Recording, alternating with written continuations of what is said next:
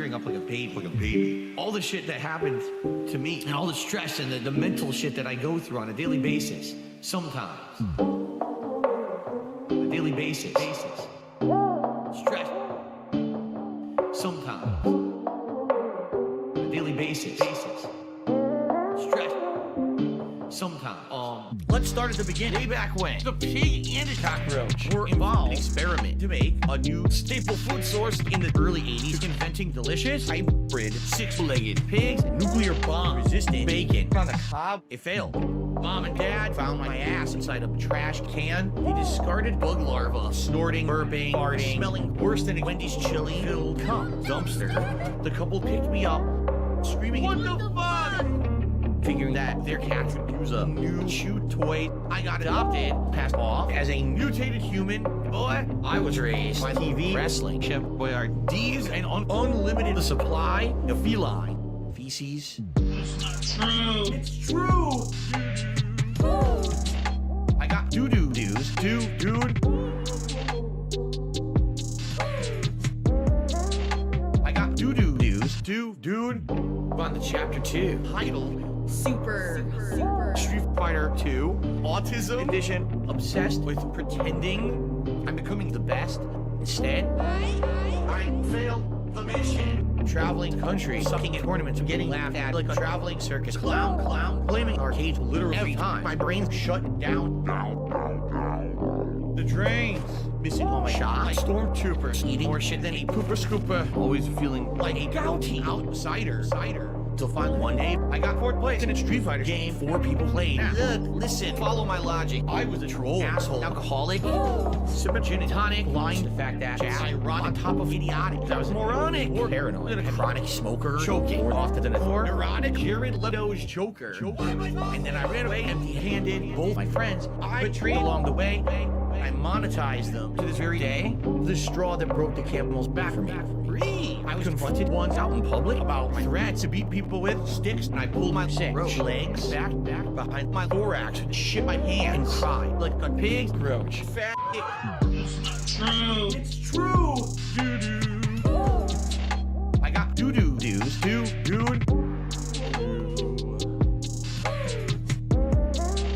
I got doo-doo dues, dude. Curses, shit got worse and worse. The 3rd verse hurts me even worse than the first. Just imagine wagging it, trying to relax, fulfilling your thirst, and blowing your load of Alfredo cheese sauce over a PG-13 YouTube stream. Riddle me this. Do you go into town, give up on YouTube dreams, turn off the computer, become a commuter to 9 to 5, earning an honest living? Or choose the alternative life like a laughing stock, eternally existing as a narcissistic, perpetually begging micro cock? It's not true. It's true. What the fuck did I do? What did I get myself into? You're my 4th place trophy. Gosh, one of those days. At least until the day for the alimony payments. Yay! I got doo-doo dues, dude.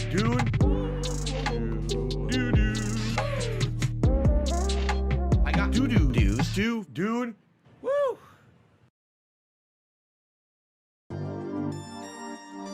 I'm going to persevere. I'm going to punch through the boundaries. I'm going to become, that person that they say I can't be. And I'm going to be successful no matter what. But even though I have done that, there's still this back here. This song.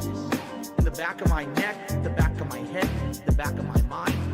Trying to hit this beat on time. Keep my eyes wide open, looking on the horizon. I'm putting my time in. Digging up this mine, searching for a cherry diamond. Looking for these nuggets of truth, I need to find them. But until then, I'll carry on grinding. 1 year older, alcoholic former. I can feel the dark side getting colder. I made a deal with the devil on my shoulder. All I can do is to keep the demons in the corner. Give my pig a fish, feed him for a day, but don't take away his bottle of Tanqueray. 1 more drop and we'll be okay. Or maybe I should save it for a rainy day.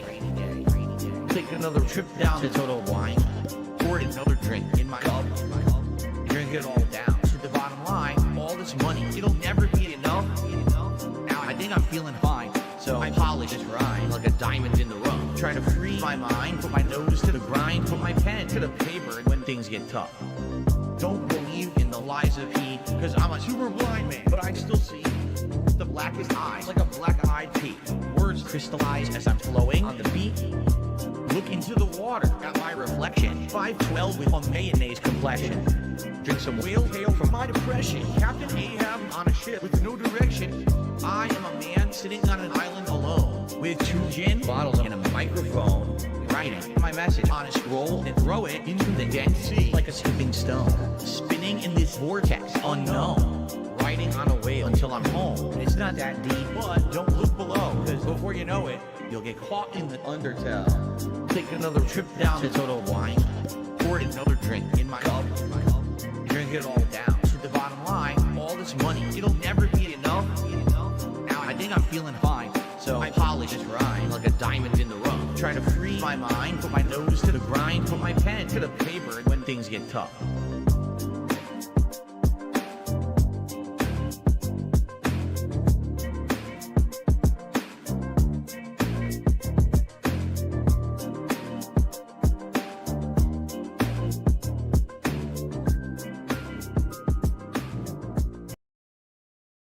We get a big ups to Dark Sea to Flow and add a song to the playlist.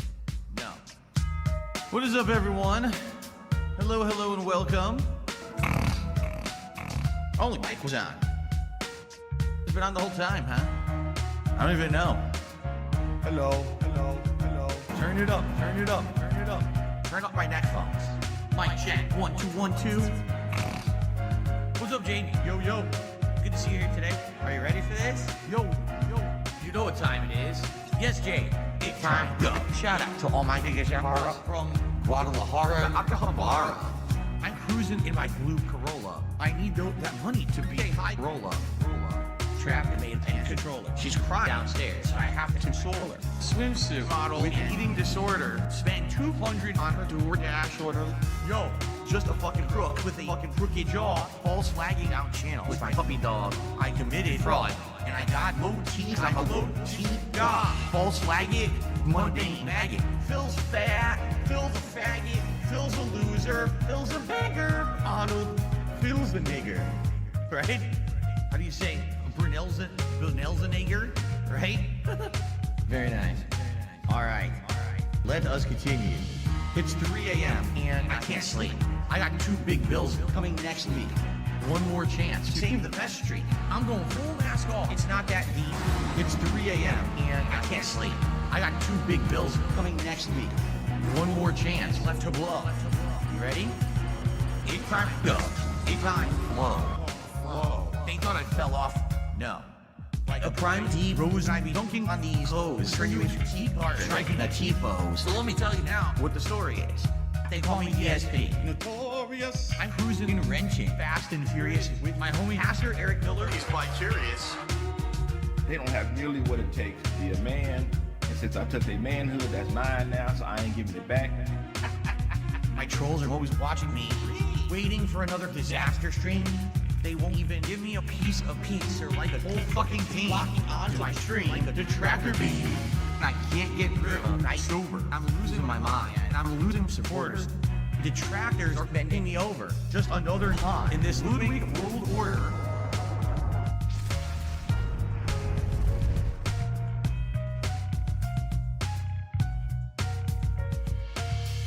And now I'm seeing so much clearer as I sit here staring into Dark Dave's mirror and all of my fears and all that I see. The raw DSP, bottom feeder, cult leader. It's 3 a.m. and I still can't sleep. I guess this is all I will ever be. This is just how time flows. Until it time go. It's gonna take years of effort to try to dig myself out of this fucking hole. It really is. And it sucks. I hope that someday I'll get out of it. I don't know if I ever will.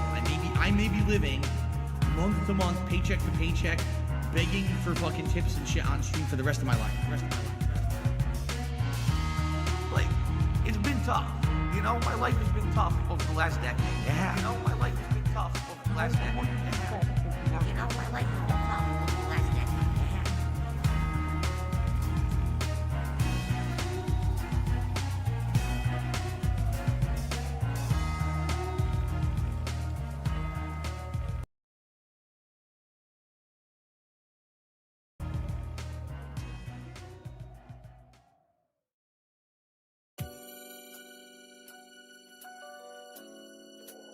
Hello, hello, everyone. It is I, Aisha Moto, joined with the one and only Dwight Race. How's it going, man? Happy to have you on. Yes, he is here. So, we were just sitting there having a conversation. Time to do non-Jewish and Muslim activities. That pork. That pork. Oh shit, man. So I haven't seen this Cultaholic interview. A lot of people have. Yeah, I remember when you explained it to me that nobody, like they even buried this so nobody could find it. Like, here's the truth. The last few detractors that watch this, and if anyone's in the chat, they could attest to this. The only time detractors ever saw this is when ALT restreamed this, and that was the only time.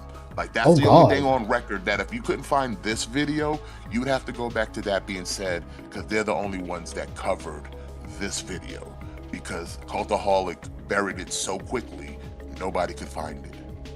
Someone had to down. Like I said, this ain't even from the source. This is someone else's downloaded copy. That's how buried it is. Good God. Like, it's the DSP curse. The fucking DSP curse. Like I said to you before, it's not even really the curse. It's the thing of the people from Cultaholic know who DSP is, because in the wrestling community, a lot of people know who DSP is. He's not unfamiliar to wrestling fans. Like I said, most of y'all will see the post of at a wrestling event, someone's holding a sign saying DSP get a job. It's not like a regular sparse thing. It's happened multiple times. I know you had that the wrestling podcast years ago where one of the wrestlers made fun of DSP by saying, "Oh, the camera was on the whole time, huh?" Yeah, that was Adam Cole. That was Adam Cole. Like I said, Kenny Omega knows who he is. Most of the wrestlers know who he is, and they all know he's a joke. In fact, ever since they learned of the WWE Champions thing, they make fun of him. I don't know if you ever seen the clip. There's two wrestlers by the name of Mace and Mansoir, known as MXM Collection.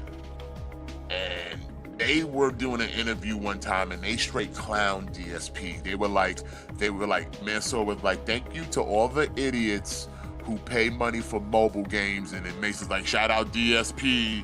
He's like, "You dummies put all this money into this game that gives me money," because he's like, "My card is a common, and I get paid every time that card gets used." And he's like, "I'm just a fucking common. You know how many commons you get?" Big ups pro side. Yeah, digging out the old shit. Definitely. What's up, Nocturnal? Good to see you, man. Our wrestlers over there sitting there laughing at him because they like, "Yeah, this dummy puts money in our pockets. This dummy puts money in our pockets." I mean, he does. I said it when he did those 3 different interviews where he's talking about how much money he put in the Champions. Remember, he told Wingo that he put at least a sports car's worth of money into that game. So as you know, at that time, 2 years ago, a sports car was easily 50, 60 grand, or 40 to 60 grand. Easy. They're well over 100 now. But so that's like, okay, so you told Craig that you didn't put 1,000 into it, but then you told Wings at least, we'll say 40 to 60 grand. And then when you talk to the other people, you turn around and told them, "Oh, it wasn't much. It was like maybe 1,000. Asman, when he talked to Asman, it was like, no, it was like at least 9,000, but below 12,000. So he's still sitting there lying about how much he put into the game because he already knows if the truth comes out, he's fucked on that. What's up, Chris? How you doing, man? Well, I don't think he's fucked if the truth came out. If it comes out, it's just gonna make people laugh harder at him. Because me personally, I know from the bank leaks at the time, the total amount of what was spent on WWE Champions was around like what, 40K, I think it was at the time. Yeah, at the time it was 40,000. And that was what, 2-3 years ago when the bank leaks dropped? Yeah, somewhere around there. And around that, like 2-3 years, give or take. Yeah, give or take. And I it was. would imagine at this point, since we never stopped, he's got to be at the 100K mark, or if not more, by now. Oh, definitely. As far as spending the Champions. Now, let's throw the kind of caveat, it's probably simmered a bit because we got the new addiction in Pokemon. But Oh yeah. but he's still logging in for those daily check-ins. I was about to say, because the login streak is still going. Hey Kumi, how you doing? When was this interview? He's still checking in with 2 his years ago. probation officer. He's still checking in with his probation officer. Oh, of course. They remember he even finally gave up the goods and said, "Oh, well, he did it because it was that dopamine drip of getting that win, and he felt like he actually could explain things to people and they would listen to him." I'm sorry, if you're gonna spend literal thousands of dollars to get people to listen to you. Say that again. So when it came out, he sat there and said that he got that dopamine hit from winning, and people would actually listen to him because he had knowledge of the game, which I challenged, because when he streamed himself playing the game, he would just say a card was good but couldn't break down why the card was good. No, see, you must have missed some streams because that was him trying to do it with the mask on, trying to pretend. Oh, that was the mask on. Okay. So let's act naive. But when it actually kicked in, yeah, he was over there telling everybody everything about the game because he knew everything about the game. So What's up, Steven? How you doing, man? If you go to the later WWE Champion streams that he done, you'll see him with the mask off. I'm gonna have to go back and skim through those then. I'm gonna have to go back and skim them. Because he starts going into, you got to do this, and you need to do that, and you have to have this, and you have to have that. Like, he knew everything. Oh, so he was really giving out the goods. Yeah, giving out the goods. Like I said, in the earlier streams, yes, he tried to play like he was just a casual player and didn't really know. But then slowly but surely, when he was over there pulling those cards and getting his little dopamine, the mask literally slipped off. In fact, I say it slipped off when he started doing the gyrations when he got the 6-star fucking Hogan shit and doing all that. That's when the mask fell off. Gotcha. He got so hyped that he got a good pull that it took the dopamine took over, and by that point he's just sitting there now just snitching away. A slave to the champions. How Scott made a fool of himself and pulled out flavored condoms, a jar, as Dwight was telling me. So there's a lot going on in Scottsville. Yeah, I saw the GIF. Oh my god, that was a definite jar. That was bigger than a mason jar, man. That was like them huge. Them egg jars. Like 5-cent candy out of. It's one of those. Yeah. 5-cent candy out of. That was like them red eggs and shit. Yeah, I'm doing that one because I haven't done this one yet. Like that. Like seriously though, if you're a grown ass man waving condoms in the camera, you're a loser. That's all. Yeah, that's straight loser, you're an right? Actual fucking loser. I'm just gonna say, point out if you're like what the fuck? If you're over the age of like 25 and up, and you're like in your 30s, and you're sitting there dangling condoms like you the Mac, you're a loser. And he was sitting there pulling them out like they were like dollar bills and $5 bills, like we at the strip club. Like dude. On top of that, the irony is you flashing all these condoms, and we know you get no pussy. Yeah, we just collecting shit now. Speaking of which, so I have pretty much confirmed, at least for me, it's a confirmation because he's given out too much evidence that states the contrary. Kimberly, if he does get any pussy, it's literally prostitutes. I remember him complaining about that because he hired one in his car. He said, "I can't bring him. I can't bring him home." And I forgot. You forgot to tell the chat. The condoms. He likes to jerk off with the condoms on. Oh yeah, you know that third intro that you guys handed me makes more sense now. I could jerk off at any time. Yeah, I can jerk off at any time, big dog. It's like, well, now I understand. It makes perfect sense why he said that now. Thanks, Scott. Thanks. Fucking idiot. I can jerk off at any time, big dog. Oh man, these fucking lol cows, man. Oh, speaking of lol cows, you heard Angry Joe entered the Hall of Lol Cows. Like Angry Joe's, he entered it going off about fucking Supergirl. Oh, yo, seriously, what happened to Angry Joe? I saw all that, and it's like, bro, I've read that Supergirl book. It's fucking mid. See, oh my god. Here's the thing. I'll say this right now because I got no qualms with it. I'm a Superman stan. I'm a Superman Yeah. stan. I got a whole shelf full of Superman action figures because I'm that big of a Superman stan. Okay. Yeah, Now ain't I nothing will wrong with say this that. one thing. As a Superman stan, you know what I'm not that crazy about? Huh. Supergirl. See, that's what About from people Supergirl I've been is reading, that's what they've been saying. except for one Supergirl, and I do have her action figure. You know the one Supergirl I have that Who? I guarantee you every person will go, yeah, that tracks. Power Girl. Yeah. Oh, Power Girl. Yeah, Power Girl. With the Definitely titty Power Girl. windows. Uh-huh. Dude, what was funny with that too, what was funny with Power Girl is the original creator kept saying each issue he was intentionally drawing her tits bigger to see if anybody would notice. I was like, damn. I was like, go ahead, man.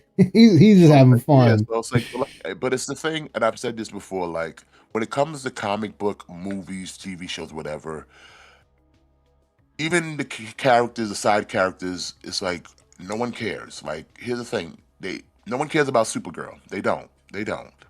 She doesn't even make it big in the animated series.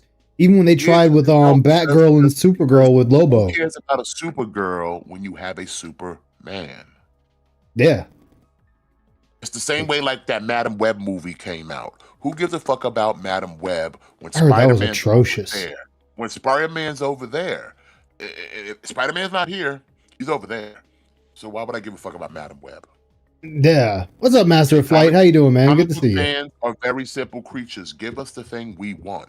And the thing we want are those characters. When you start going, well, I'm going to make a movie about Craven. Is Spider-Man in it? No, I don't give a fuck. Who cares about Craven? I'm going to make a movie about Morbius. Is Spider-Man in it? No. So why do I give a fuck?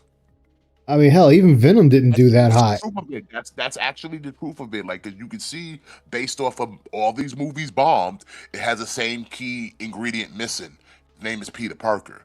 He's a Spider-Man villain. No one wants to see a villain show without some form of the heroes. Now, to be fair, the Penguin show kind of did that, but it was a good show. And because it was still based in the Gotham where Batman is still kind of looming about, yeah, you could kind of let that kind of slide. But in this instance, y'all made these movies and Spider-Man don't even exist in your world. Yeah, you know he's not even a factor.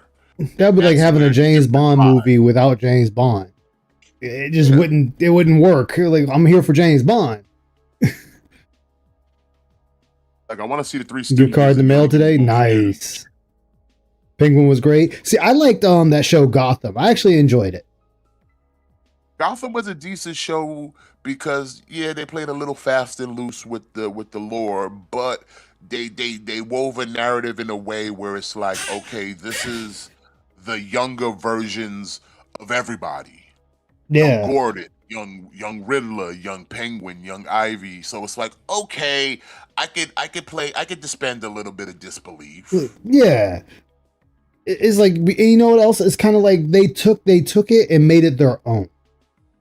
They weren't trying to say this is the lore of these characters. They were just like they didn't sit there and go, this is definitive, but they like, this is how we want to do it. Like, especially when they had that whole like the Joker thing towards the end, where it's like, is he gonna be the Joker? Is he not? Or is he just kind of like the Templar of what's to become? And that's where I kind of go, okay, you're kind of muddying the waters with that. But yeah, for the most part, everything else was pretty good. Or Star Wars without Anakin, Yoda, or Luke. Yep. That's why them 3 movies fucking bombed. That's cool. Yeah, they did that already. It's called The Skeleton Crew, and nobody cared. It was funny about that is Disney is trying to now redo the last 3 movies. Like, they're trying to rewrite those last 3 movies out of existence. It's like, too late. Y'all already got that stain on you now. Like, you guys okayed this hunk of shit. Same with the Acolyte. Another hunk of shit you okayed. Like, you got to deal with that now. But it's okay. We got Endor now. That kind of helped a little bit. Endor was good, yeah. I'll admit, The Mandalorian was good up until they started getting stupid with it. It was good. It was good until season 3. So Yeah. What's up, Season Medusa? two, How you doing, man? season two was kind of iffy, but still watchable. Well, But then season three yeah. kind of just goes, It especially was when like, y'all did that whole. And like I said, Book of Boba Fett wasn't necessary. I would say it wasn't bad, it wasn't good, and it was below mid. But yeah, technically, it didn't need to happen. But it was, no, it didn't. it was okay. But it was like, all right, we get a live action Cad Bane. Like I said, okay, that was cool. That was at least kind of worth it. You get live action Yeah. Cad Bane, and it looked good. What was that So other like I one that said, came out that was good? I'll give it some grace for that. What was the other? Because there was like two shows. You had The Mandalorian, you had Andor, and I thought there was another one that was actually pretty decent. I know Well, the only Ahsoka one I would say wasn't was decent, good. it was okay. So for all the Disney stuff, there was Obi-Wan. There was Obi-Wan, which is Mhm. I heard that and it was kind of like take your pick on that one. yeah, it's mixed divides. Some just say it's trash, some say it's good. It depends who you ask. I would say it's mid. And, it had moments of like, okay, that's cool, and then there were moments of like, why are we doing this? Yeah, yeah. Obi-Wan had his own show. Anakin's trainee, she had her own show. Ahsoka, yeah, that's what it was. Ahsoka Thank was you. another one. Ahsoka was another one where there's moments in the show where it's like, okay, that's pretty cool, and then there's moments of like, why are you doing this? Here's the thing. Yeah. Here's the thing, guys. I've watched every Disney Star Wars show that has come out to recent date. And I can tell you for a Ooh. fact, the biggest problem with this whole Disney Star Wars, and it's not even the whole what you would think it's woke or whatever. No. The problem is the storytelling of the show. In every one of them, the Republic are fucking idiots. Okay? I was about to say They that the make the writing is Republic bad. But it's not just the bad writing, it's just the character progression of everybody. It's like, okay, a lot of these things take place after the destruction of the second Death Star. So the war is over, Emperor's dead, he ain't returned yet, everything's Yeah. good in the galaxy. And the new republic that they build in those ashes of the Galactic Empire, they are all fucking stupid. Oh boy. What's up? What's up, Here's one of the Rydrake? Hey, G Money, how y'all examples doing? of stupid. So you have a group of war criminals known as the Empire now in your hands because you didn't blow everybody up in the Death Star. Yeah, a lot of them Right? escaped. A lot of them escaped. A lot of them got captured within the battle of the conflict that was happening at the time. Because remember, when they blew up the Death Star, they were fighting niggas on the moon and Endor. Yep. So they didn't just sit there and shoot them all. They took them prisoner. So in the new lore of it, the New Republic is trying to rehabilitate these people. So how do you think they rehabilitate them? Let's take a Let guess. me guess. If I was going to be a betting man, the way their writing is going, they try to incorporate them into the Republic military. Close. They Okay. put them in places where they can literally just self-sabotage everything. They got Oh they got old God. Imperials working in shipment yards. They got Imperials working within the government and facilities. Like they literally put Imperials working everywhere and ain't vet none of these niggas. Oh, that's just asking for The disaster. Empire is doing what you would think they're doing, working to shut this shit down from the fucking inside. Yeah, while rebuilding their own strength. Like in Ahsoka, here's an example. So Mandalorian, the main baddie is Moff Gideon.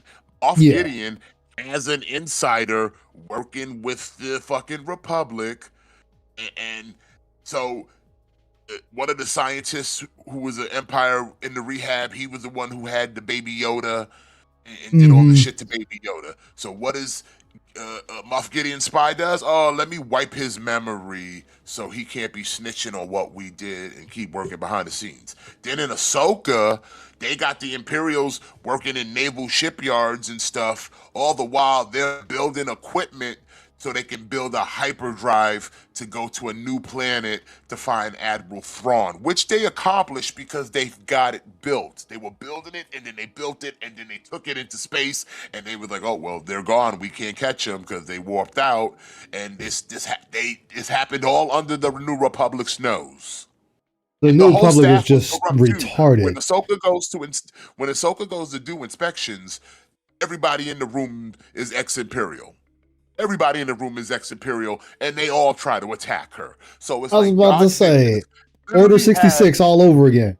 It's not even Order 66 because it's extra dumber. It's extra dumber because at least with the Clone Wars, they didn't know they were being manipulated by Palpatine. Yeah. In this instance, you won the war.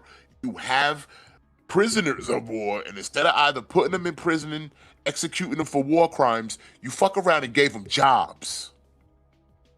Not just regular jobs in your own fucking facility. Imagine if we did that in World War II. Man, it's not like you gave these guys time to reflect and be remorseful and have change of heart. It's like, war's over. No, y'all need jobs? Jeez, like, why is the Republic so stupid? Yeah, and like I said, the Disney Star Wars paints the New Republic as fucking idiots. They are so incompetent. That's one of this mistake. And then on top of that, the use of lightsabers. 1 minute a lightsaber can literally fade you away to nothingness. 1 minute a lightsaber could kill you outright. But in these shows, a stab with a lightsaber is literally just a flesh wound. How, Sway? I've seen so Ren Sabine gets literally stabbed, not like cut, stabbed. Like lightsaber goes in one place, comes out the back. Yeah, and she lives. So you mean to tell me this bitch is stronger than Qui-Gon Jinn? Wait, what I'm about to say, because Qui-Gon got stabbed by fucking Darth Maul and died. She literally got stabbed in about the same spot. So the chest. Stronger than. And she survived. It's just a flesh wound now. It's just a scar she could brag about. Oh my god! But it's like, so you mean to tell me you stronger than Qui-Gon? Oh my no! Former Mandalorian that just started Jedi training, you're stronger than Qui-Gon. No fucking way! I mean, the only person that survived, well, two that were survived we know of was Anakin and Luke, and that's just because they got their body parts cut off, not in the chest. They got shit cut off. Yeah, it was gone. Like Anakin lost his arms and legs for that shit. Luke didn't get stabbed. Luke got a little bit of a cut. Vader's taking plenty of cuts, but like as far as actual wound, that shit got cut off.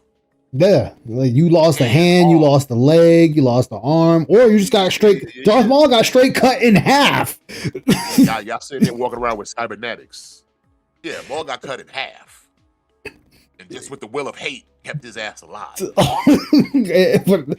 bitch gets impaled and survive. Get the fuck out of here. Like, that's death. If there was an award for a hater of the galaxy, he gets that award because you got to be a real big hater to keep yourself, use that hate to keep yourself alive. That's hate. Well, as we said, that's that Warhammer hate where Space Marine gets captured and he, like Warhammer. You're the biggest hater. You're the biggest hater out there if hate kept you alive. In Warhammer, dude has so much hate for aliens that he got captured. They had him on the table. And they're like, we're going to see if we can just corrupt your mind and make you one of us. His hate alone flatlined everybody in the room with psychic power besides one dude. And he looked at him. He said, I'm just leaving you alive to tell them I'm going to kill all of you. Besides. Oh, this is the white race that you hear, Chris. Besides Endor, the last good thing on that Disney that they just put out is that the Maul Shadow Lord. That's good. That is good. Okay, that is good. That's what's up. I'll recommend go watch that. Go watch season 1, season 2 of Endor because those are good. Yeah, Endor I knew was good. Go watch Maul Shadow Legend. All the rest of the stuff on there, you can skip all of that. Obi-Wan, skip it. Skeleton Crew is ass in a bag, son. It's ass. What about it was Medusa said it, Bad Batch. How was that? Bad Batch is good too. Bad Batch is good. Okay. Pretty Yes, much anything he at has a least YouTube in channel. animated form, Star Wars is good. Mhm. Anything animated is usually pretty good. So like Clone Wars, Bad Batch, Rebels, those are good. Hey Soul, how you doing, man? That's what's up. Believe it or not, I actually had started writing my own little Star Wars fanfic, but I'm using a Sith Twi'lek. Well, I mean, she's not. I say Sith, but we already know what actually makes a Sith. But I'm starting it after the destruction. You gotta be a hater. You gotta be a hater. You gotta Oh be a yeah, great hater. Like, don't let yeah, anybody tell you different. To become a Sith, you just gotta be a hater. yeah. You're just And straight hate. Yeah, you look at any Sith that has become a Sith or is a Sith, they just hate it. Look at Anakin. Anakin became a Sith because he claims he wanted to save his life, but at yeah. the I can end, get you the link. he was just a hater. He's just a hater. Yeah, Same thing with Palpatine. Palpatine was a hater on his master because Plagueis had the power and he wanted it. He was a hater. He was a hater. And like I said, Darth Maul is hater of the galaxy, son. He spent his whole, even in this show, this nigga's such a hater. He still got visions of Obi-Wan, son. This dude is such a hater. Such a hater, son. Like Obi-Wan is there you locked go. in this man's brain. Is he that big of a hater? Because this dude I can put that in the description. I know I forgot something. I forgot to put your channel in the description. Dude cut him in half, son. He hated him. He's still hating. See, the way I got this with this Twi'lek Sith is she's leading, like say they had to flee from the destruction of the Death Star. She was there for that. Well, the whole time, the little things I wrote out quickly is they're trying to gather strength by attacking rebel bases and whatnot. But I also have it where she uses some of her old, like, because she was a slave at one point. So, you got the Twi'lek slave garb, and she uses that at one point just to gather information while killing the people she's gaining the information from. Because I'm like, people lose that. Some people are just fucking evil. And Sith are one of those. They're just fucking evil. They don't need a reason to do what they're doing. That's how they got where they are. I mean that's true. Only there's one. Of course, there's Revan. Yeah. Revan, kind of he's the outlier. Yeah. Even though, well, technically two, if you go by the books. Hater like not just Revan. Also, Windu. Yeah, I forgot about Windu. Yeah. Windu's Jedi style is of Sith. Yeah, it is. Because I know in the books, Luke went to the dark side and came back. The purple is the ambiguous blade. Ah. That means you practicing that you will adopt certain Sith techniques. So, like I said, because Mace was all about that shit too. He was all about the Revan thing of embracing the light and the dark. Yeah. What's up, Philip? How you doing? I know we talking about Star Wars and we got Phil on the screen. but yeah, that's kind of the idea I'm running with. I might speak to you about it later to get some ideas. But I know Luke in the books went to the dark side and came back from the light. Like, I know he went to the dark and came back, and I think he had 3 children, and I know one of them killed 2 of them. And he has the spirit following him around. He's like taking pills, trying to get rid of the spirit. The spirit's like, I'm not going anywhere, right? It's like, I'm here with you. Guy having a fun time talking about Rassle. Yes, we're going to definitely get into this, because I haven't seen this. I know Dwight has, so he can definitely fill me in on a bunch of this. I can only imagine the lies he's going to tell this guy. Like, I know he's going to lie to this guy. You're going to hear all the hits, all the classics. You're going to hear it all. Oh man. All right, guys. I'm sorry we've been going on for 30 minutes of talking about Star Wars, which, oh man, we could do a whole show on that. Like I said that. Because I do not like the current Star Wars. I fucking hate it. I hate it. Nobody does. Nobody does. And the ones who do like it, it's one word. They're actual shills. It's Angry Joe shill. It's literally that. It's literally that. Like the YouTubers that'll sit there and praise everything Star Wars does, they are shells. 'Cause they do get the come to Disney. Come Oh, get that's this what's up, bag Philip Lee. swag. Yeah, because I mean the new shit's just garbage. Yeah, and there's a whole community of like reactors, and everybody knows that like yeah, you guys are the shills. You're the ones who will sit there just like Angry Joe's doing, where y'all sit there and y'all praise it for Supergirl. everything because y'all want to get those invites to the premieres and get the first looks, and most of them, the ones that are considered the shills, get those perks. They get the Yeah. invites, they get the early access, they get the things because yeah, they know they're gonna run back to the channel and say, "Oh, it's the fucking best, it's the greatest thing ever. It's the greatest Star Wars I've ever seen." What was that one with the guy crying when he saw Star Wars? What's his name? I don't know if you know about what's his name. Star Wars Theory. I've heard the name. I just haven't seen the channel. He's not a chill. So like while all these people over there shilling, you got Star Wars Theory like, yeah, this shit sucks. Like this is garbage. Like I said, I just remember that one with Star Wars episode, was it 10? And the dude was sitting there crying.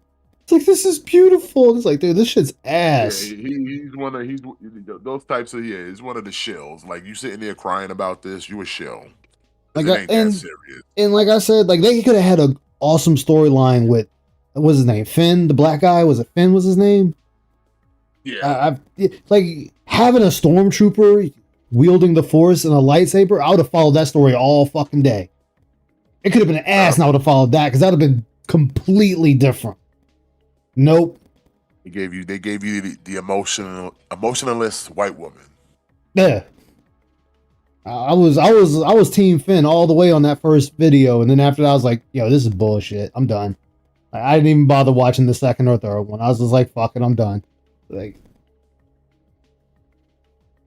you're publishing your books, nice. Then they sack him. Then they sack him with the little pug Asian, and on some bullshit. Oh, I know. Like, some bullshit B plot that don't do nothing for nobody. Yeah, that did nothing. Just a waste of camera reel and Benicio del Toro's time. That's all it is. Just a waste of. Yeah. It's like, man, just like, you know what, guys, I'm done. Fuck it. Yeah, I'm done. Fuck it. I'm done. Like, and then even the only reason I liked Mandalorian is, you know me, I like mercenaries. That's my whole thing has always been based on mercenary. So I liked it, but then after they got rid of Gina Carano, I'm like, yo, y'all really going downhill with this show now. Pedro Pascal, I want my helmet off. I want more screen time with my helmet off. You're not supposed to take the fucking helmet off. Yeah, you're not that kind of Mandalorian. Like, you keep that shit on. You keep saying this is the way, but every time we look up, the helmet's off. Like, what the fuck, man? Just keep the fucking thing on. Is it that much of an ask? Just the dude who played the actual part? That's why I give it up to the dude that played Dredd. Hey, do you have a problem with taking the helmet off? No. I want to leave it on. That is Dredd. He leaves it on. You do not see his face. Yeah, I don't. Like I said, I don't understand the thing. Like people need to see. Like, bro, you're playing a character. Your face is not meant to be seen like that. If it was meant to be seen like that, you'd be Superman. Okay. If it was meant to be seen, you'd be Superman. You badges? Hell yeah. You're the Flash. Put the mask on. Yep. That's why I had so much. That's why I gave so much praise to the dude that played Dredd. He was like, "No, I want the character to be Dredd. I want to play him as he's depicted in the literature, in the comic books." I was like, finally, somebody that wanted a character to be the character. But even in that, though, even in Mandalorian, you know, you have the dumbass dude in the Empire where you can't tell your soldier is losing it while you're talking about how you just sacrificed all his friends. It's like, dude, how fucking dumb are you? Dude's just sitting there like reveling in it, and he's like, I guess the Empire can't read sarcasm. I guess they can't. I guess they really can't, because I'm like, you could just look at him and be like, yeah, this dude, he ain't stable. The more you keep talking, he's more and more unstable. He over there amping up. Yeah. And then just shoots everybody in the room. Then shoots everybody in the room. It's like, hey, they didn't see your face. I'm sitting there like that commander was a fucking dumbass. Any commander should be able to read their soldier. But all right. What's up, Lock On? How you doing, man? You could be filling Pokemon Champions far better than DSP at Champions. Oh yeah, I mean, it was funny about Champions is DSP. He finally said that, oh, I'm learning match types. As I've said before, you've played every single Pokemon game and you don't know at least the basic match types. You don't know how the game works on a basic level. And that shows how he just goes through the motions. Yeah. When it comes to games, like you're not really absorbing any information. You're just kind of going through the motions to get the point A to point B. And it's like, cause like, yeah, how it's the same way how he'll sit there and play Street Fighter or whatever fighting game and go, I'm a little rusty. You played it last week. Exactly. Well, Like just how like rusty how rusty do you get in 7 days? exactly. Well, it was like with Star Fox. He's like, oh, I haven't played it in so long. I don't remember this. I don't remember this. I don't think you ever played it. I don't think you ever played the game. You're literally going through the tutorial of how to do it now. Oh, exactly. So, like, there's no excuse if, okay, you can say, I never played it before, fine, but you're playing it now, and, you know, they factored that in for people like you, Phil, so they go, you know, if they're not sure, let's remind them. You know, let's remind them. I mean, hell, when you start the game, you go through a tutorial level. Hey, here's the R-Wing, here's how to pilot it, here's how to boost, here's how to slow down, here's how to barrel roll. You had all that fun of doing the barrel rolls, right? So, like, again, unless you're just a child and you can't retain or, like, stay focused, that's not our problem. But, yeah. Like, it just made no sense. And then, dude, he was just... fucking Team Star Wolf was just dog walking him. And I'm over here like, dude, they're not that hard. Like, even if you haven't played it in forever, they're not that hard to beat. Hell, the game itself isn't that hard to play. Oh, all right. let's get into this shit right here. You were gaslighting a lot of people about what you were doing with WWE Champions because you were ashamed. Oh, so I should pause it already. This right here, I'm glad that this, even though it says coming up, I'm glad this was brought up because Phil says he wants to talk to people that don't want to talk about his past or his drama. But that's all he's fucking worth to people. He's not worth anything else. Nobody wants to talk to him about anything else other than his drama. What's up, Roman Sanchez? Have you noticed that, Dwight? How he sits there and says that dumb shit and it's like, dude, this is all you're worth, though. Like, you have nothing to your name. A goddamn thing. There's no, the fact that he thought that all of his old quote unquote legacy collection of videos was going to continue to generate money, and now he found out it makes zero is crazy. Like, you really thought. Like, why did you think that? What was it? Spider-Man Shattered Dimensions. It's like, dude, nobody gives a fuck about that. That's ancient. Nobody gives a goddamn about that. Like, and then he still brings that shit up today. Like, well, why does everybody else work so hard? They put out these videos and they sit there and get all this money and all these views. And, you know, well, why does my stuff get pushed out of the algorithm? Nobody's shit from 20 years ago is still in the algorithm. Nobody's shit from 5 years ago was in the algorithm. Hell, nobody's shit from 2 years ago was in the algorithm. The fuck did you think was gonna happen? Like I said, they made their views. They got the money out of it then, and it moved on to new content. They didn't sit there and thought this shit was gonna sit there like just keep regenerating money. Like who told you that? Yeah, exactly. Who told you that? Like, why did you think that was a thing? That's not a thing for anybody. Like, nobody on this planet or on this platform. And what happens? You see people always updating their content. What is Phil doing? Still the same content he did 15 years ago. Aim to show it. It was a huge mistake. I absolutely shouldn't have done it. It's something that is a shortcoming of mine once I told the one lie, it's like, how do you get to out of the next one? It steamrolls. Welcome back to Cultaholic Island. This is where we invite guests to talk about 3 wrestling matches they would watch whilst metaphorically stranded on a desert island. It's Desert Island Graps, and our castaway today spent 16 years in the YouTube streaming realm, and it's not unfair to say that he has longevity. He has stuck around. He's also quite infamous, and I mean, longevity doesn't mean he's useful, though.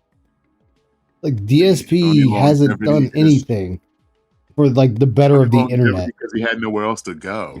Exactly. You know, and we gotta, I say we, you know what I mean when I say we, need to stop giving him this delusion that he's got longevity. It's like, no, the dude just has nowhere to fucking go. As he likes to say about the tractors, he's the boil on your ass you just can't get rid of. He's just gonna be there. Like I said last week, he's that bum that goes to the shelter, the soup kitchen. Like I said, they don't turn nobody down. YouTube doesn't turn nobody down. They'll kick you out if you misbehave, but they'll always let you in. As long as you do enough not to get noticed to get kicked out, they'll let you in. So it's like he thinks he's achieved something because he walks into a homeless shelter every day and then begs for money in the corner where the group counselors don't see him because they know, hey, don't be doing that begging in the shelter. Don't be begging other mentally disturbed people and homeless people for money. Don't be begging in this corner. And that's what he does. He walks into the shelter, goes into a corner, and begs. And he thinks it's a legacy and longevity because they allowed him to come in. Like I said, they don't lock the doors. It's open every day, even on holidays. Hey man, come get your soup, come get some bread, and get some water. Yeah. And that's this. That is this. And it's funny because he always wants to point out, well, I've been here for 18 years. So, what have you accomplished in that 18 years? Nothing. Like, as I said before, he did all this, right? 18 years, 200 plus, or 2 million plus in the course of his lifetime. And the only thing he has to show for it is a car. That's it. A car. You know how depressed I'd be if I've done this for 18 years and all I got to show for it is a fucking car? You got to change that. I see the thing he's got to show for it is a Pokemon card. Yes. Yeah, there's a car and a Pokemon card that's going down in value. That's what we've achieved in our internet time is a car and a card. He doesn't own his place. He should have been paid off that damn condo. Like, should have been paid that shit off. I always think it's crazy to buy a house that's attached to other people's houses. Like that's. Dude, I don't want that. Like, it's like, oh, I don't want to have to mow my own lawn. Okay, you know what? There's a thing where I can just call up people and be like, hey, how much does it cost for you to come mow my lawn? How much does it cost for you to like take the trees out my yard? I pay a kid $20 every week to cut my grass. Okay. Yeah, that's what I'm saying. Phil over here, well, that's all taken care of. Yeah, and you getting fucking ravaged on the back end with that HOA. Over what? I think it was like $2,000 a month he pays or something. No, $800 some dollars in HOA fees. Man, fuck that. It's crazy. Yeah. To hear all about him, let's throw to him. Dark Side Phil, how you doing? Here he is. Dark Side Phil, right? Oh, how you doing? And Jasper is with us as well. Always with the lame fucking jokes. I know. Like, dude, come on. Get some better material. Hey, he's in the office today. While Jasper appears, I just shooed Pablo out of here. We could have had a meeting of the minds. My black cat Pablo was here just a second ago, but we've just missed him. But nice to see Jasper here as well. Yes. I'm going to be honest, Phil. This is the 210th episode of Desert Island Graps. Nice. And when it was announced that you'd be joining us, we got heat. And I don't think we've ever had as much reaction from a guest being announced. Why? Yep, go for it. And this is why the video got buried, because they got heat. Yeah.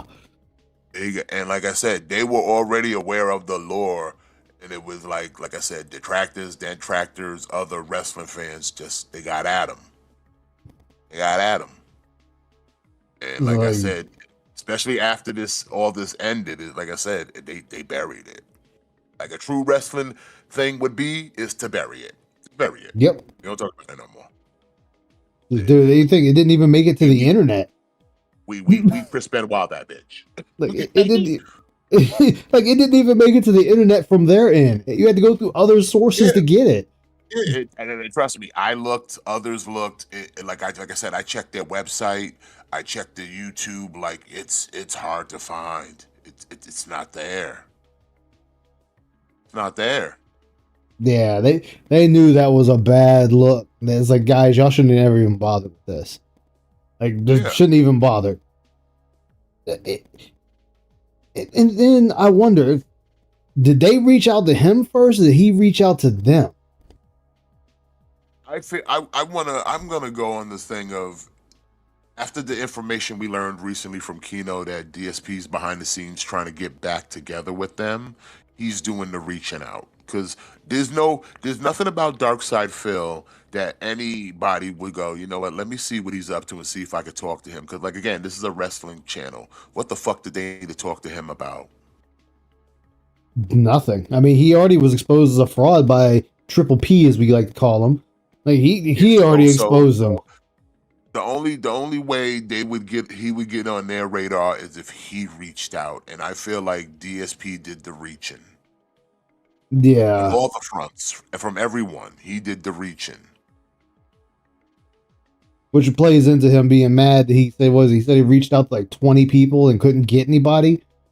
Because everybody knows all about you. He was out here spitballing, and like I said, some people ignored, some people were like, you know what, why the fuck not? And Cultaholic was one of those because they were already in on the meme. Yeah. That's what makes this the thing of, like, you can see where how this all makes sense is, like, the only reason they would take on that offer is because they know who Darkside Phil is as a meme. Because, like I said, wrestling community knows DSP very well. Like I said, a lot of detractors are wrestling fans. Yeah. Okay? They're gonna fill you in. Word spreads fast. And shit gets out there. And like I said, because of his whole champion's life, which has been a very long tale, let's remind people, it ain't something like that just happened a couple years ago. That's been a thing for what? Since when? 20s, like after the 2010s?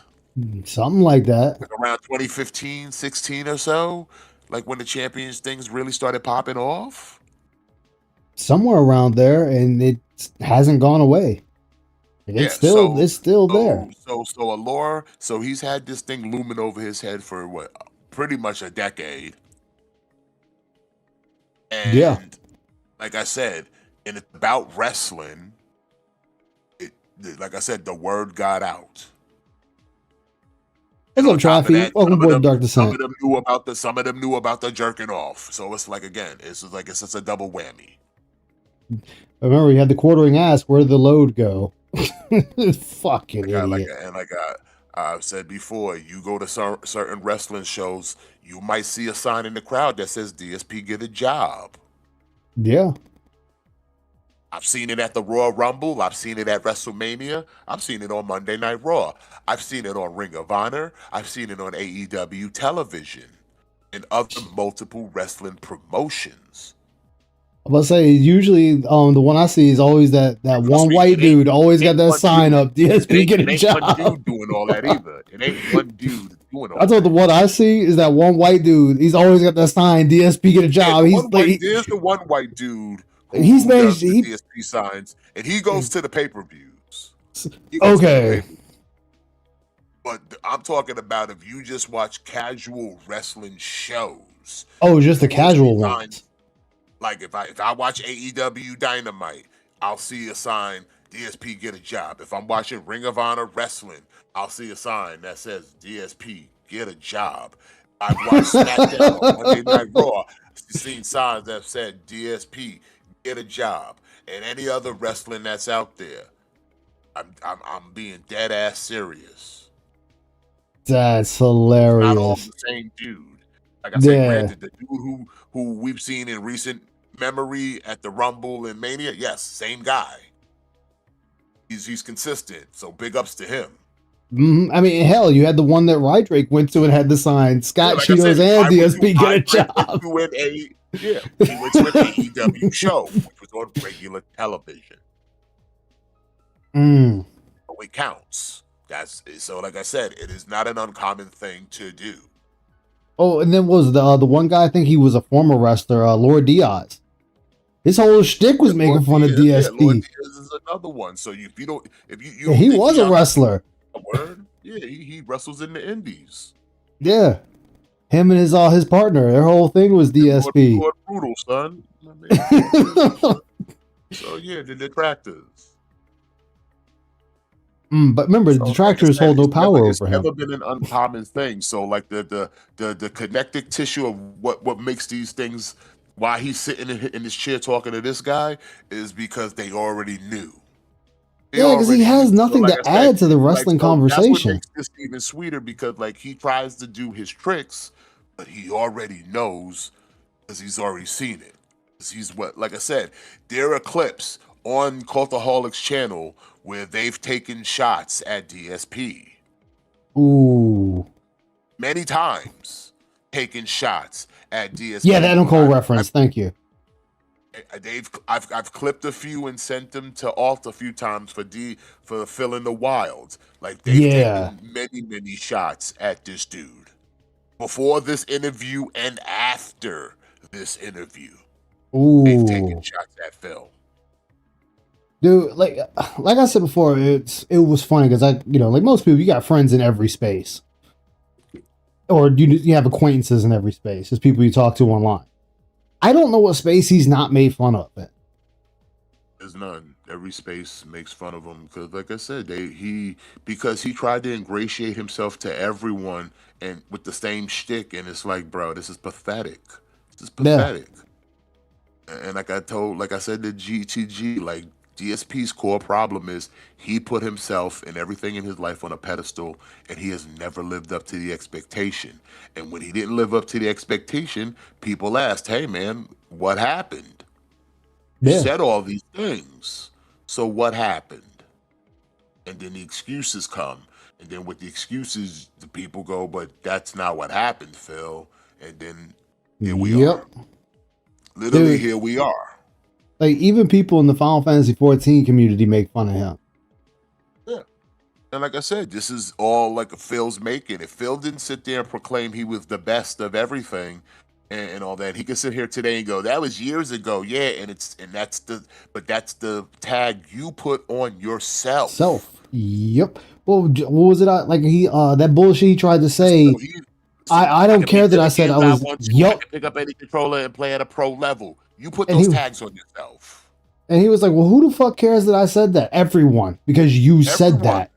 It's like, you're the one that said that shit. And on top of that, you wanted to be rewarded for it. That's the other thing. You wanted to be rewarded for those things. So now you're sitting here now wanting to be rewarded, and you're not living up to the expectations that you put on yourself. And you got to sit there and eat crow. You got to eat the crow, and you mad because nobody's like when his own dents is sitting there calling him out for it, it's like, Phil, it's done, dude. It's done. Nobody's going to let you let that go. Nobody. Yeah. You put the same way, like it's the same thing goes for the whole Cat situation. You put Cat on a pedestal and she doesn't live up to the expectation. Yeah. Well, it was just like the one with Cat could be a bikini model, all that other nonsense. Yeah, that bullshit. And now fuck around and she out here fat. And now she just swole up like a goddamn balloon. Here's the thing. They have every right to make fun of her because you put her on a pedestal. Yeah. You put her on a pedestal. It was like, well, oh man, making fun of Kino Casino the way the guy said his name, Mina the Swallower. This dude sit there, King of Retro, and you can't beat a retro-like game. We actually fucking rage quit Mina the Hollower? But it's retro. You claim you're the king of retro and you love retro. So why can't you play this game? It should be pretty simple, shouldn't it? You would think. Yeah, you would think, but no, not with dumbass. And he getting laughed at because he didn't quit that game. And he's like, why do people care? Because you're the one claiming you know the game is fucked up. You're the king of retro. You know, you can play a game at a professional level, and what happens every time you say that shit? You just get bodied. It's a single player fucking game. Single player game you getting bodied in. Although it was last night was funny when he was playing Dark Souls 2 and someone came in as Camby and whooped his ass with her fist. Why do you think that might be, Phil? Well, it's like you said, I'm infamous. I've been in this game for 16 years, and I've had my highs and lows. There's people who like me. There's people who absolutely hate me. And there's an entire detractor community of people that follow me around and make, videos about me every day. So whenever I get involved in anything, they got to jump on that. They've got to get their big circle, after whoever the heck wants to get involved with me. But I thought they had no sway in your life or what you do. Kind of sounds like they have sway in what you do. Sounds like they have sway in shit that affects your life and the moves you can make. Recently, in the last couple of months, I've actually had a bit of a resurgence on YouTube because I started branching out and doing collabs with other. No, you hitched on and sucked the Kino Casino dick, and they spent 8 months with you. Let's stop lying. Let's just stop lying. People, and now there's different communities buzzing about me. It's not just the detractors anymore. This is the one thing, like I said, that I don't like about artificially inflating dummies' heads. Because then they sit here and spit these narratives that can be obviously just like proven to be false. Because it's like, oh, these people, I'm like, who? No I'd one like was to know talking who. about you outside of the same circle that talks about you. The reach of your content wasn't sitting there hitting the masses. It wasn't going mainstream. Like he makes it seem like he was on the trending page of YouTube, and it's like, bro, none of these things happened. So No. like we're speaking in such a grandiose way, and it's like none of this happened. I'm trying to figure out who was rolling out the red carpet for him. Because I didn't see and anybody. the only thing he could actually say is the success is that he made a lot of money. That's it. You made a lot of money. That's the one thing you did. But it's like he uses that as I'm having the resurgence of money. People seeing me in a new light of money. Like it's like where's the trending? I'm in an upswing. Okay, where are the numbers to show it? Your videos still are making shit views. Your channel's Yup. still dead. So like, where's the success? Because I cannot see it on the surface. That's what I was trying to find. That's what I was trying to find. It's not there. It doesn't exist. Talk about, oh, everybody's changing their mind about me. Who are these people? Name them. And the one that I laughed the most about is when DSP sat there after that Asmongold interview, and that shit died in a week or two. Yeah, a week later, that shit died, and Phil got on there and said, "I need someone bigger to say I don't care about his detractors. I'm gonna work with Phil." Why do you need bigger people to work with you? Why can't you stand on your own 2 feet? Besides, Asmon's pretty fucking big. So One of the biggest. So because honestly, who right now in the space, who's bigger than him that you could try to dick ride right now, Phil? Like, please name that person, because I can't even think of a person at this point. Like I said, there's like Moist Critical, there's Asmongold, and like you could probably say XQC, but he's so out of your fucking league. He wouldn't. It'd just be a retarded show. So many people, it would have to go up so many chains to get to XQC. Many fucking chains. But I'm like, who else is bigger than that? Like, I'm trying to think, like, in just the not too out of the, because like I said, the bigger ones are like the edgelords and the grifters. So it's like, yeah, you're not on a Hassan Piker level. So you're not. Hell no. I mean, what do you think? Like, maybe he's thinking Markiplier will grab him and bring him up. Markiplier's he's making movies now. He ain't. I said that dude. He's in his own league now. He ain't even looking at YouTube like that anymore. Hell no. Like I said before, Markiplier became a brand. It's no longer a person. That's a fucking brand. Like I said, Mr. Beast ain't gonna fucking hook up with you. You ain't gonna show up with I show speed. So like, where in this whole people are seeing me differently? Who is seeing you differently? Who? Hell, even Jesse Smalley will shit on him.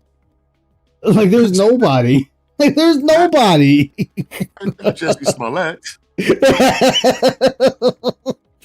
Like, there's nobody left.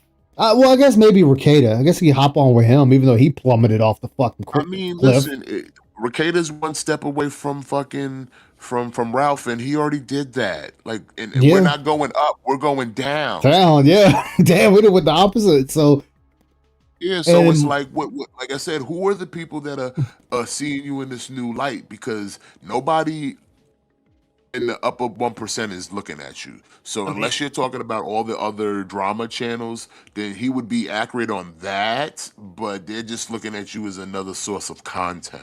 yeah, and like when he tried with June the King, I mean, June the King already told him, like, dude, you're not a credible source. You just told too many lies. You know, well, why didn't you? How come you believe some of my detractors and John and them over Phil? They're more credible than you. That's it. They had receipts. Yeah. Their arguments made sense, where yours is just nonsensical ramblings. Where, like you said, you did a whole paragraph, and the one thing you needed to say was in that one word, "I misspoke." Okay. Yep. But you weaved the whole fucking narrative first, a whole essay first, It's to the just say yep. the one thing. Hey, Baltzy. Like I say, you know what? You seen the show American Gods? I never heard of it. Oh, damn. First season was the best season. But anyway, there is a character in there, a black character. His name is Anansi. I think it's African or Egyptian, one of the two. And he's the weaver of tales. So his whole thing is to weave stories. Phil is him, but the bad version. Oh, absolutely. Absolutely. Yes. He's African. It's a spider, the weaver of stories, Anansi.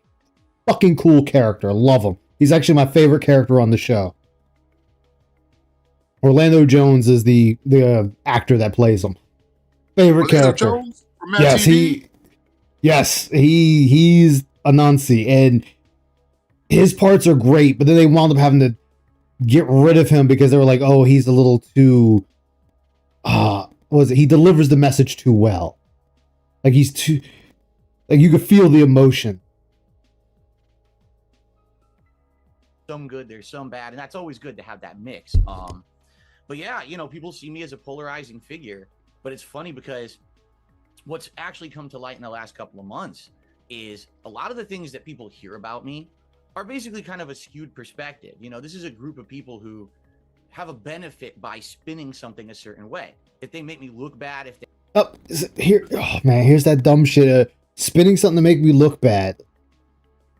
You know, if you turn around and say that I'm going to use current, so we're going to use current, Phil.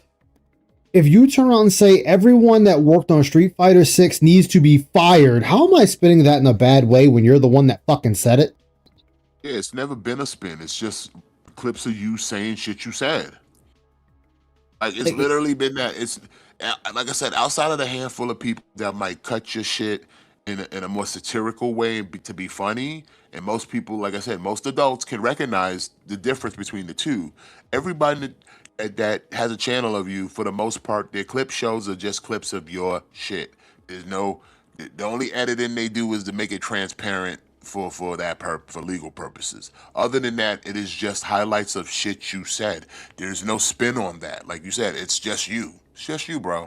Like, what was it? Mad. Like I said, he mad that cats remembered. He mad that cats listened and could comprehend what you said, and what you said sounded fucked up. It was like, Strangely Lex. I mean, he called her a fucking slut just because she does stretches and workouts on camera. That makes her a slut? Okay, Phil. Well, my detractors spun that. He got mad that people How? had shit to say, because it's like, yeah, so you allowed to call her a slut, but no one's allowed to call you out on saying that shit? Exactly. Hey, Shile, how you doing? This is Cultaholic. He did an interview with DSP. This is my first time watching it. And Dwight actually handed it to me, so big ups to Dwight, definitely. He's here with me. And they never released this. This is from another channel. They did not release this, besides when it aired the first time, and then it was gone. What's up, Mars Champ? How you doing? Yeah, there's no spinning. It's never been any spinning. And for some odd reason, Phil wants to weave this tale that my detractors, make up these stories. They like to clip me out of context. And then, like he said, oh, they only paint me in the bad light. They only grab when I have that moment of weakness. I'm sorry, if there's like 15 videos coming out a day of you, that's a lot of moments of weakness. If these are 15 different moments in the same day coming out of shit you said, that's a lot. Like I'm saying, but like maybe you need to deal with that if you keep having these moments of weakness. How about that?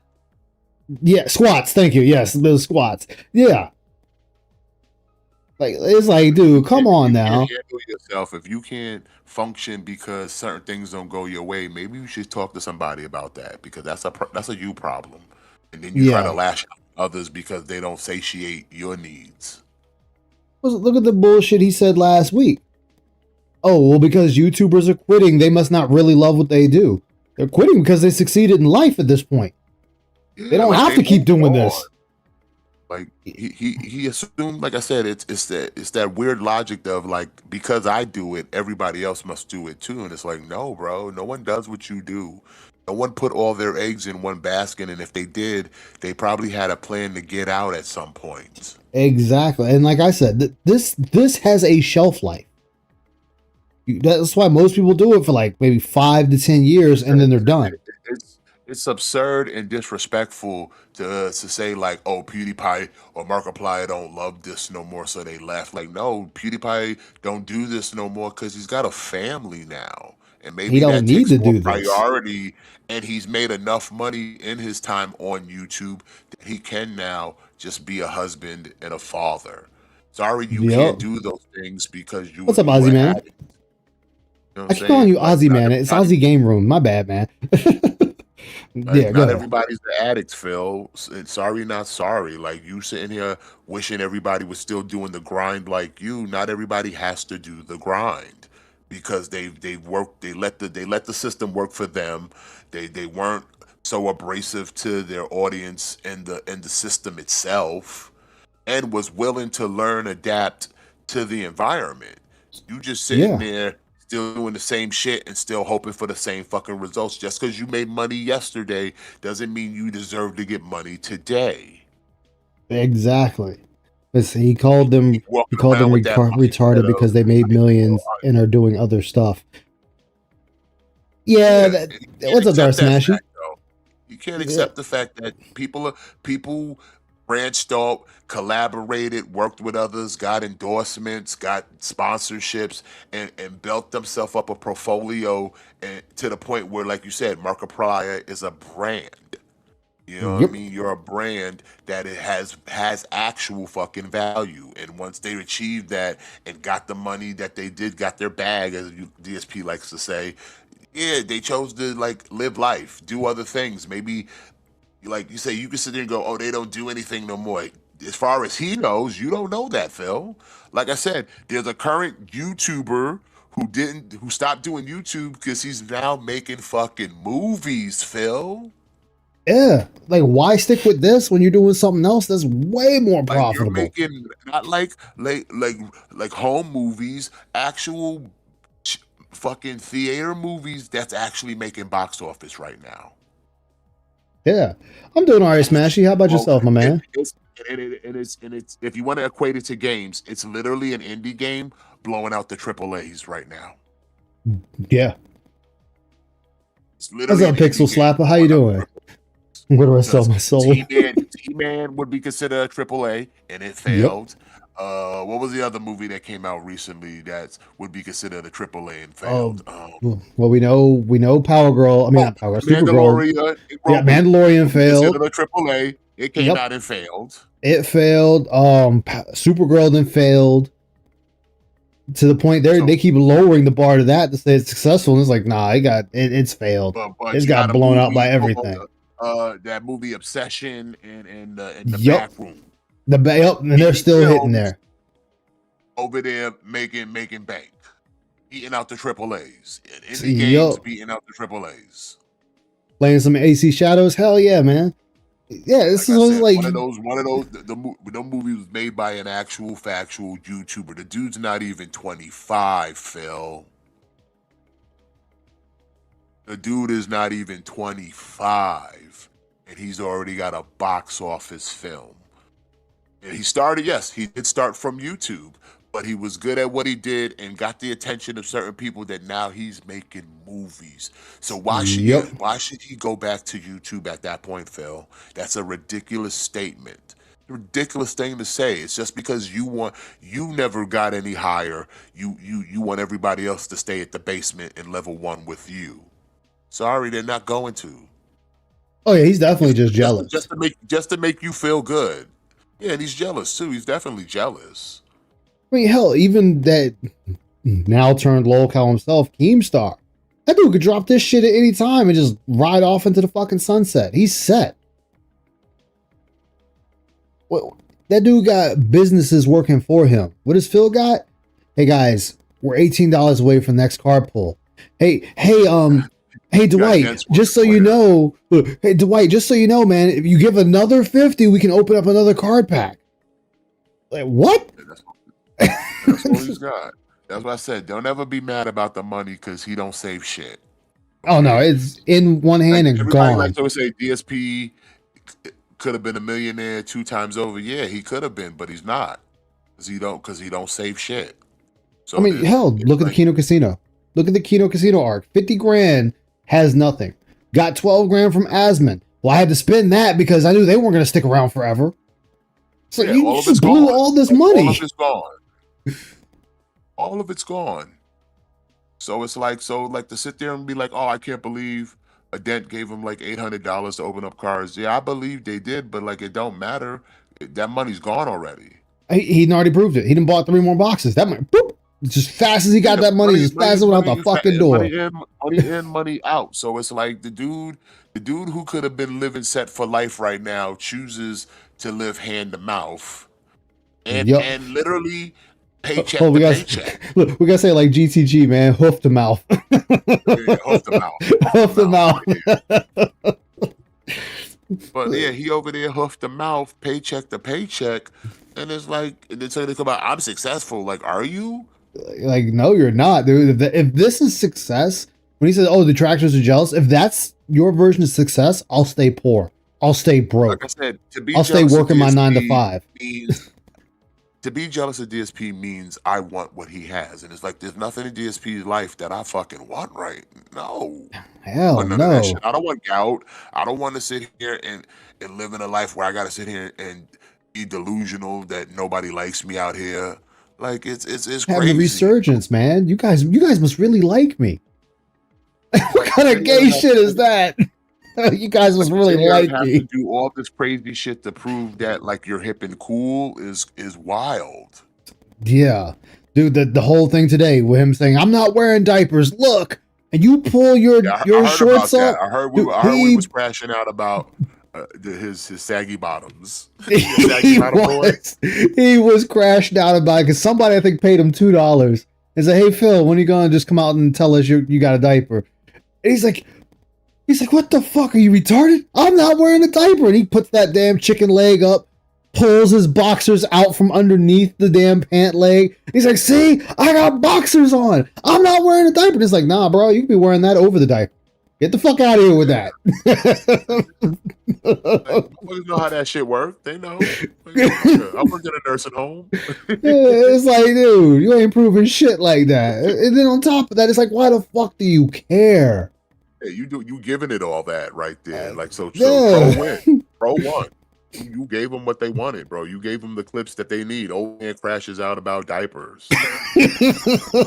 And what happened? Now people are just titling their damn videos with him wearing a diaper. So it's like you just gave more fodder to laugh at you. That's like I said. Where's the upward swing of people seeing you in a new light? Because I keep saying this. It's like if anything DSP said was true, his ass would be in a better place. Yep.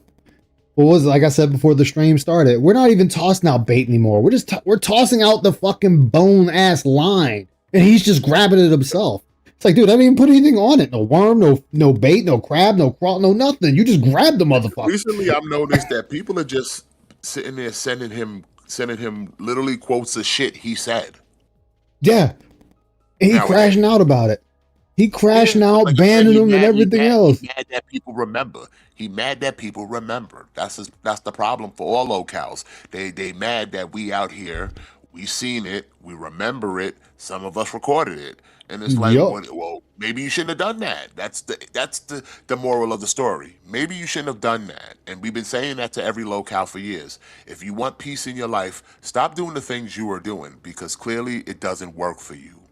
Get down from the Pampers. If it did work, like for all content creators out there, if what you do works, you will be in a better place. Yeah. Period. There's no argument of that. Anybody in the chat, you can't argue me with that. Like if you're on the internet and what you do is good, your life will be in a better place. Like I Yeah. said, he crying about the dudes who leave it because they shit was good enough that they got themselves into a better place. Just like when he's crying about when he has them 3 or 4 days where he ain't getting no money, he crashing out. I'm like, yeah, them sponsorships sound real good right now, don't they? You know what I'm 'Cause saying? then you ain't All got to the worry things about you that shit. claim are beneath you, or you're above it, or all that other things. Like, these are the things that would put your life in a better place. You know, and what kills me about that too is he's like, oh, well, it's my detractor's fault that I can't get sponsorship. Well, you just said you don't want to be a shill. So, but now you're saying it's the detractor's fault you can't get. So which one is it? Do you want them or do you not? Yeah, pick one, man. You can't sit there and try to have it both ways. You can't sit on the fence on something when you want to complain that, oh man, this is my life. Well, then do something then. And then Plus, think about you it sit there too. and go, well, I'll sue. You make these bullshit puff in your chest. I'll sue, or I'll do this, or they can't do this, or they don't affect me. So then act like we don't affect you and live your fucking life. Exactly. Eventually they'll get bored and move on because it's like, shit, I'm not getting a response from the guy. Like I said, if motherfuckers want to come see you in IRL and test your chin, it is what it is. You asked for this. Yeah. You asked for all this. Like I've always said, people are gonna feel some type of way about situations, and they're gonna move in they're gonna move in certain type of ways. It might not always be the choice that everybody thinks should be made, but you're not them. Yeah. Like I said, people got mad and wanted to play moral fag about the whole bank leaks, but like I said, that person felt some type of way, and then he moved in a type of way that he got the results that he needed, and we all reaped from it. Look, same as Comcast guy. We still eating good off of that shit. Look, same as Comcast guy. Yeah, I'm not saying I agree with it, but dude did what he did. He did what he did because he felt some type of way, and he felt the results that he wanted wasn't moving fast enough, so he expedited some of that shit. Yep, Okay, it is what it is. It happens and then every day left. in life. And then left. Same as the other guy, Bankley's guy. Ice, I'm pretty sure you do it, I do it. Like, you're gonna, in any part of life, something's gonna make you feel some type of way that's gonna make you move in some type of way. And nobody can talk you out of it either. You going for it. What's done is done. My mind is made up. Yep. Or what they said, the time for talk is over. Yeah, time is like, I don't want peace. I want problems always. Yep. You know what I'm saying? So like people can sit there and get mad about it, but it is what it is, and it's always people like DSP. It's gonna continue to keep happening like that because he's always gonna make somebody feel some type of way. Yep. In fact, that's why detractors exist. That's why we exist, because we all felt some type of way. Yeah. And decided to move. But the coincidence is we all moved in the same sort of direction to make content, to expose, to laugh at. Yep. It is what it is. But we all felt some type of way. Look, even Darziak felt some type of way. He left. People, like I said, his trolls have felt some type of way where they decided they don't want to do it anymore. Yeah. And that's just life. That is a literal life thing. You're gonna always feel some type of way about something, and then you're gonna move in that way. Oh, he's yeah, Pixel. He is shit at games. That shit's always funny. What was it? What's the one that happened? Oh yeah, Baldur's Gate 3.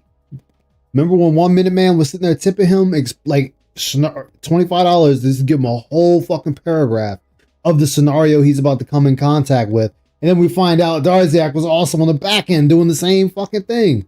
This dude had 2 human guides for one game and still fucked the game up. How you have 2 actual guides and fuck up? I'm not letting that go. I'm not letting that go at all. If they make a mountain out of a molehill, Like what? I mean, I would love for you to start giving examples of this shit. Make a mountain out of a molehill. Okay, so like what? right? They benefit because they can make videos about it. They can make money on it. They've been monetizing this kind of content for, a decade. So the truth of the matter is, I don't necessarily think that half the stuff that's said about me or causes the infamy is really true, but I've learned to roll with it, It's the shit you've said and done. Oh wait. Remember that package of hate? Or the racist package? Last I recall, you're the one that had DSP's top 10 most racist moments on your channel. Mm-hmm. So how did the detractors make a package of hate when you already laid it out for them with your own comments? I mean, you called yourself the king of hate. Like, well, what? Like, Yeah. it's just wild that he tries to spin this, and it's like, bro, you created this.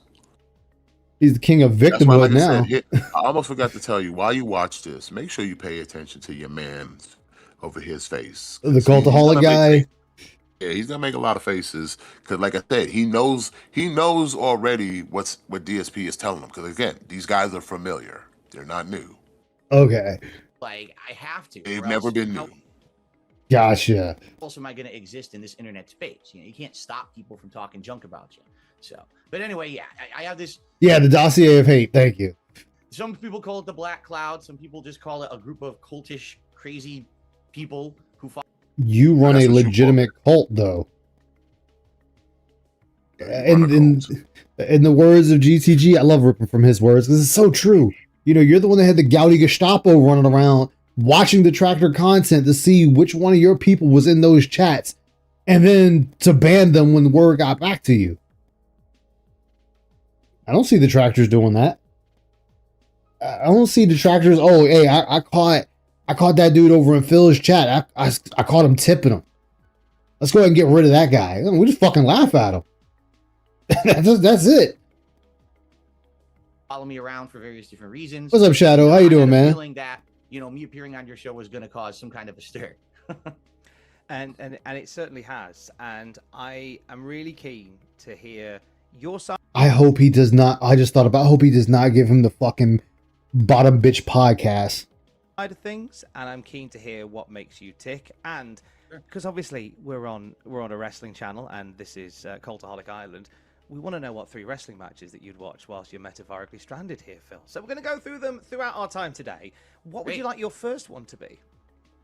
The first match, it's funny, last night I watched all 3 of these to refresh myself on them because I really wanted to pick matches that I remember really well as being memorable for me. I grew up in the 1980s watching pro wrestling, first with my godfather and then with my own father. And that was the era of Hulk Hogan. We got to tell Ronnie these Blake. long-winded stories. Just give him the shit already, bro. We already Exactly. going into a goddamn monologue. It's like we don't. This is the personable. It's part of the pig gnosis. Like, let me try to lull you in by giving you life story and shit. Like, nobody. Hey, needs Pops, this. how you doing? Just say, hey, the one. All you had to say is the one that I'm more fond. Like I said, and also this shows how he's a fake fucking fan too. Because Yeah. here's the thing: if you got a favorite match, the easy short way to answer that is the match I'm fond of is blah blah blah because this, and then just What's up, move on. Severely Dented? Maybe talk about the match, but we about to go into a whole diatribe. It is like, come on, Phil. This is the shit that lulls people into sleep. This is his way of trying to keep us from clipping him by making it so fucking boring that we end up rage quitting ourselves. Yeah. Thanks, Rydrake, for being a cadet for 11 months. Message, let's get some pack open. Hey, Ross, how you doing? Get your scissors out. I know, right? Actually, you know what my most memorable match is since it's wrestling? I think I'm going to have the wrestler wrong, but I know the other wrestler was Mankind. I think it was Undertaker and Mankind, Hell in a Cell. And he fucking choke slammed him off of the Mankind went through the goddamn ring. Like, he went from the top all the way down. That shit was insane. I think it was the Hell in the Cell. Yeah, I think it was Undertaker and Mankind, or it was in the cage match. His ass off the cage. Yes. Off the cage. Yeah. Yes. That was like, oh my god. Even I'm sitting there at home like, is he dead? That was a long fucking fall, dude. That one, and I have to say, my second one I would actually say would be Hulk Hogan and Andre the Giant. When you got that big slam from Hulk Hogan. That was memorable back then. That's what's up. Like me, I got deep because mine's a little more personable. Like there one from ECW. I forget the match because it was just ECW. But there was a dude. There was this black like kind of jobber wrestler named JT Smith, which is funny because they put JT Smith in the FBI, which is the full-blooded Italians. Oh shit. But he had a match and he botched a move because he was on the top turnbuckle and he fell off the shit. And when he came back up, that motherfucker had the biggest speed knot on his forehead. Oh, damn. Hell, boy. Like, I don't remember most of the rest of the match because I just remember my man JT Smith had that speed knot on his forehead, son. Oh, he just had the biggest speed knot. But like, yeah, I can sit there all day and tell you favorite matches because I'm an actual wrestling fan. But you see how fast you and I just came up with two of them. Two each, right there. We didn't have to give you no long-winded ass story, bro. Like you didn't have to sit there. And my uncle, and I'm going to my father, my godfather. It's like, no, here's my matches. All this, like he gotta give you all this fucking explanation for like just tell them what the match is, bro. There's no need for all this exposition, bro. There's really no exactly. Hulk versus Andre was what got you in the wrestling. Dude, it was a hellified match. Like, I mean, but again, like we're actually talking about it where Phil, he wants to tell you the life story of when he first watched this match, like nobody fucking cares. Dude was just like, hey, what's your match? Saturday morning and I have a bowl of cereal and I watch cartoons and it's like, bro, just get to the part where you watch wrestling. Like you can skip all this because then that's when the whole context, like I said, it's all part of his. This is why I say he's evil, because it's all methodically done if you really look at it. Because he does all this long-winded shit because he doesn't want us to watch it. He wants us to get tired. But then he does the thing of we take him out of context, and it's like, how much do I need to watch that is for you considered in context? Do I, like I said, if you do a fucking 15-minute rant about something, and you do a 6-hour stream, am I supposed to sit here and watch the whole 6 hours to be in context of a 15-minute clip? Because that's what he wants. Oh, absolutely, that's what he wants. And it's like, no, nobody's doing that. Like no one's doing that. But that's all part of the plan. That it's like I need to try to do these obstacles at people and all these fucking edicts that make no sense, and like no one cares because it's like, bro, it's dumb. I'm just gonna give you the clip that is the context. Because after that point, you do nothing else related to this clip, and if you do, we'll add it to this clip. It's called editing. Yep. Like if you had a rant about something in the pre-stream and you continue some of that rant in the gameplay, it will be included. That is the context. That is the context. Like in most attractors, when they do the clips, they show what led up to the rant itself, and the after rant. Yeah.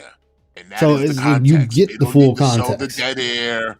They don't need the begging. They don't need the extra shit that had nothing to do with this topic. But he wants you to sit there and go, well, I need you to give me the whole 6 hours. No, bitch, you don't. No, this Cultaholic face. The whole 6 hours. No, the Cultaholic dude's face is like, well, I'm regretting my decision right here. Because he knows he's about to catch the story. He about to catch the story. He just closes his eyes like, Fuck. He wanna hit him with the fucking card right now. Like, Oh man. Man and Andre the Giant. And the one match that I want to start with that really stands out to me was the unification title match between Hulk Hogan and the Ultimate Warrior at WrestleMania 6, I believe, where Hogan currently was, the WWF World Champion and Ultimate Warrior was the Intercontinental Champion. And to see these two guys, unification of belts, you dummy. The moment Warrior won the title, he just vacated the IC belts. It wasn't a unification, stupid. Wait, that's all it was? It was never a unification. It was just title for title. Well, technically, it wasn't really even title for title. It's just the thing of the booking was it was always gonna go to the Warrior, so you were gonna have a champion with 2 belts. But like I said, the moment he won the world title, he vacated the IC belt. So it wasn't really a unification. And on paper, to the uninitiated and the stupid, it looks like, oh wow, unification of belts because Warrior has 2. No, trust me, if Hulk Hogan would have won, he'd have had 1 belt. Yeah. If he'd have retained, he'd have had just the 1. But because the idea is they're passing the torch to this guy because he's the new hotness, he happens to have 2 belts. That's it. So kind of like I know it was 1 belt in that when The Rock and Hulk Hogan fought and The Rock won and he got the belt. And then what was it? The Rock fought what's his name? The John Cena, and then he passed the belt off to him. Kind of like that. Yeah, like you lose the title, someone else wins the title, but it's like the idea of a unification means one person has a belt, the other person has a belt, and then those 2 belts become one. They are now one. Gotcha. But that's not what happened. The belts did not become one.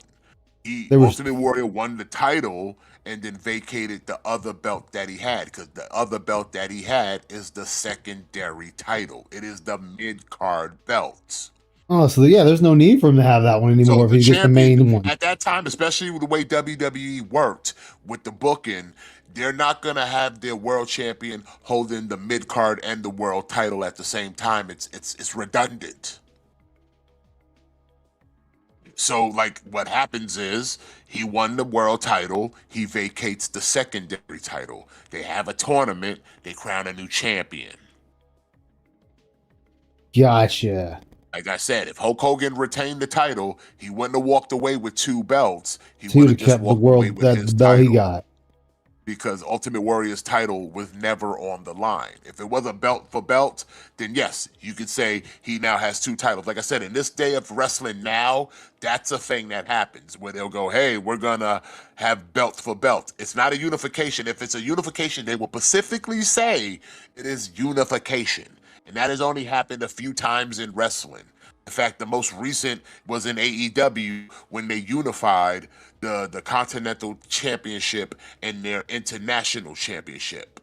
And they literally unified it and then made a new belt and called it the Unified Championship. That is what it means to be unified. You take 2 titles, you bring them together, and you make a new belt. Because the lineage still stands, but the belt is new. And then guess what happened? When Okada lost one of those belts, he was no longer the unified champion. He was just the Continental champion because he no lost longer the belt. had. He lost the belt. Makes sense. Leave the DSP to not know it. Can't be unified if you don't have the thing that makes it a unification. Yeah, missing the key ingredient here. Yeah, you ain't in the fusion state if the other person's not here to do the dance. Okay, you ain't in the fusion state. The other person's not here to do the dance. So that's what it means to be unified. Now, like I said, there are wrestlers out there that'll have 2 belts or multiple belts. That just means they're just a double champion, or as we like to call it, a belt collector. Okay. Where you just go racking up titles, and you just like, yeah, I got 2 belts. I got 3 belts. I got 4 belts. I'm trying to be Ultimate Dragon, where that motherfucker had like 10 belts. You know what I'm saying? Just a belt collector. Yeah. but that's not a unification. So, like I said, when the Warrior won the world title, he didn't unify anything, and he wasn't even a double champion. He, like I said, immediately after that title got vacated, the IC title, the secondary belt, the mid card belt got vacated, so they can give it to another mid carder. That makes a You know what lot I'm more saying? sense than what he's saying. Yeah, because he don't know shit. So he's just exposing himself to being a fraud right here. Yeah. It was never a unification match. It was never booked as such. You can go back and watch the tapes, and no words have ever been spoken that the match was a unification match. It was for literally the WWF Championship. Hmm. When Hefner held the belt up, he held up one belt, because only one belt was on the line. Hmm. For the The title Warrior use. won it. Yes, they acknowledged he had both belts, but like I said, immediately after he vacated it. That he Didn't need it anymore. yeah, he got the top belt. The other one's just Yeah, you pointless. don't need the secondary belt. Look, what was that anime? They weren't having Afro Samurai back then. The number 2 in one headband. Someone was gonna walk away with all So the that's gold. how they operated back then. Like I said, today's Yeah. wrestling's a little bit different, but it still kind of runs in that system of like you get one belt, unless it's like the World Championship for WWE. They've played fast and loose with it, but Yeah. for the most part, like I said, if it's unified, then they'll still say it's They'll unified. announce it and say Not it's unified. it's not unified. Like for a while, the WWE title was unified because they had a Universal Championship and the traditional WWE Championship. When Roman Reigns had both belts, they decided to unify them, and he became the undisputed, unified WWE champion. Hmm. Well, they kind of got rid of the unified, and they just changed it to he's the undisputed champion.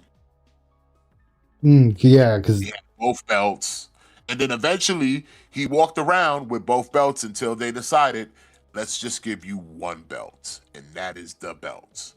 yeah. Again, the lineage from both belts still carries through within that one belt, but now you have one, and it is now referred to as the undisputed WWE Championship, currently held by the new champion, Sami Zayn. Oh shit. DSP is not authentic a fan of anything. He's just a poser and a tourist at his core. Well, yeah, because he just wants to be accepted by anybody. And he's just not. Like I said, I've said it many times.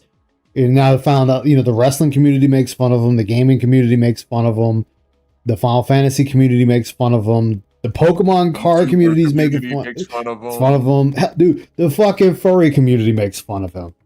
Like, how the fuck you get made fun of by them? That's just laughable. Like Yeah, the that's ones a that low bar.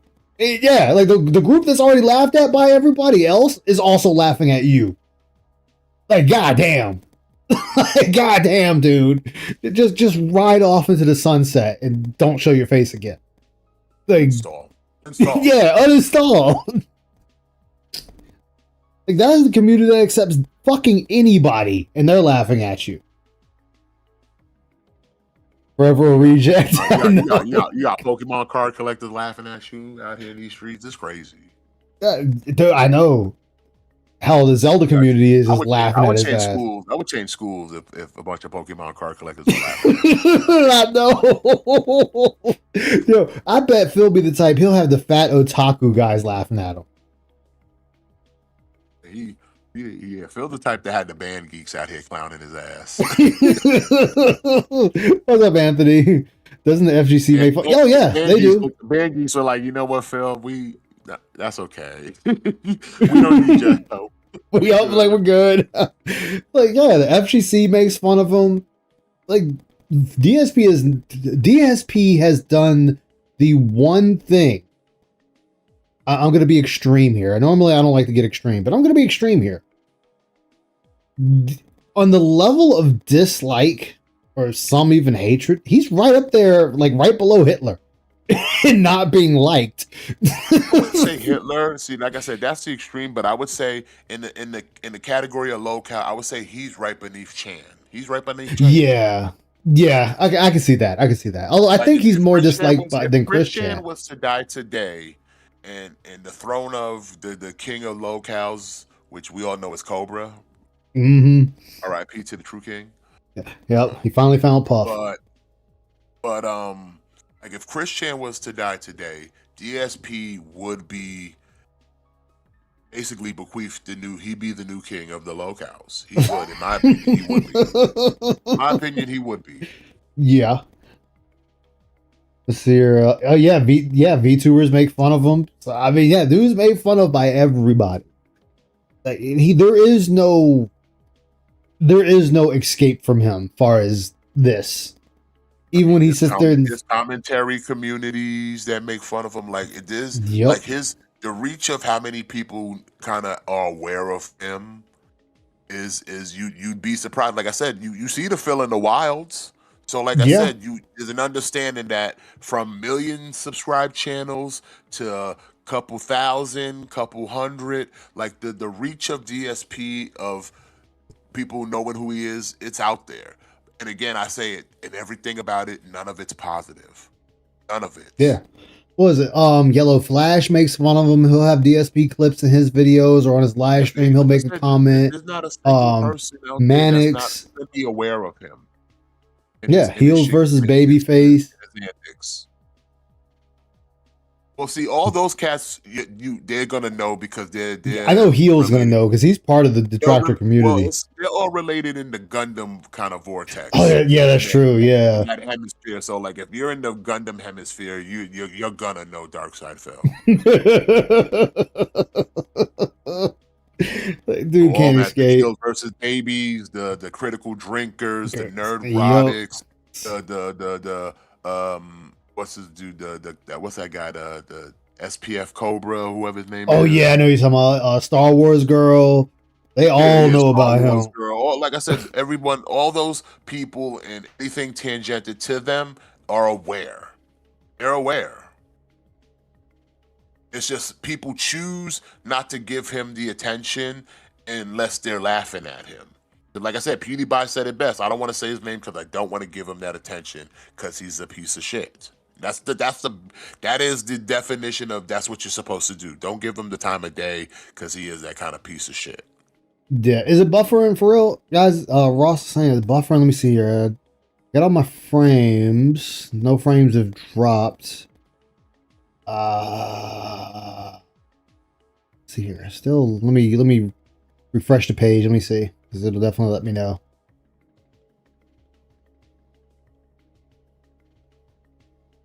Okay, it might be better now. Okay. All right.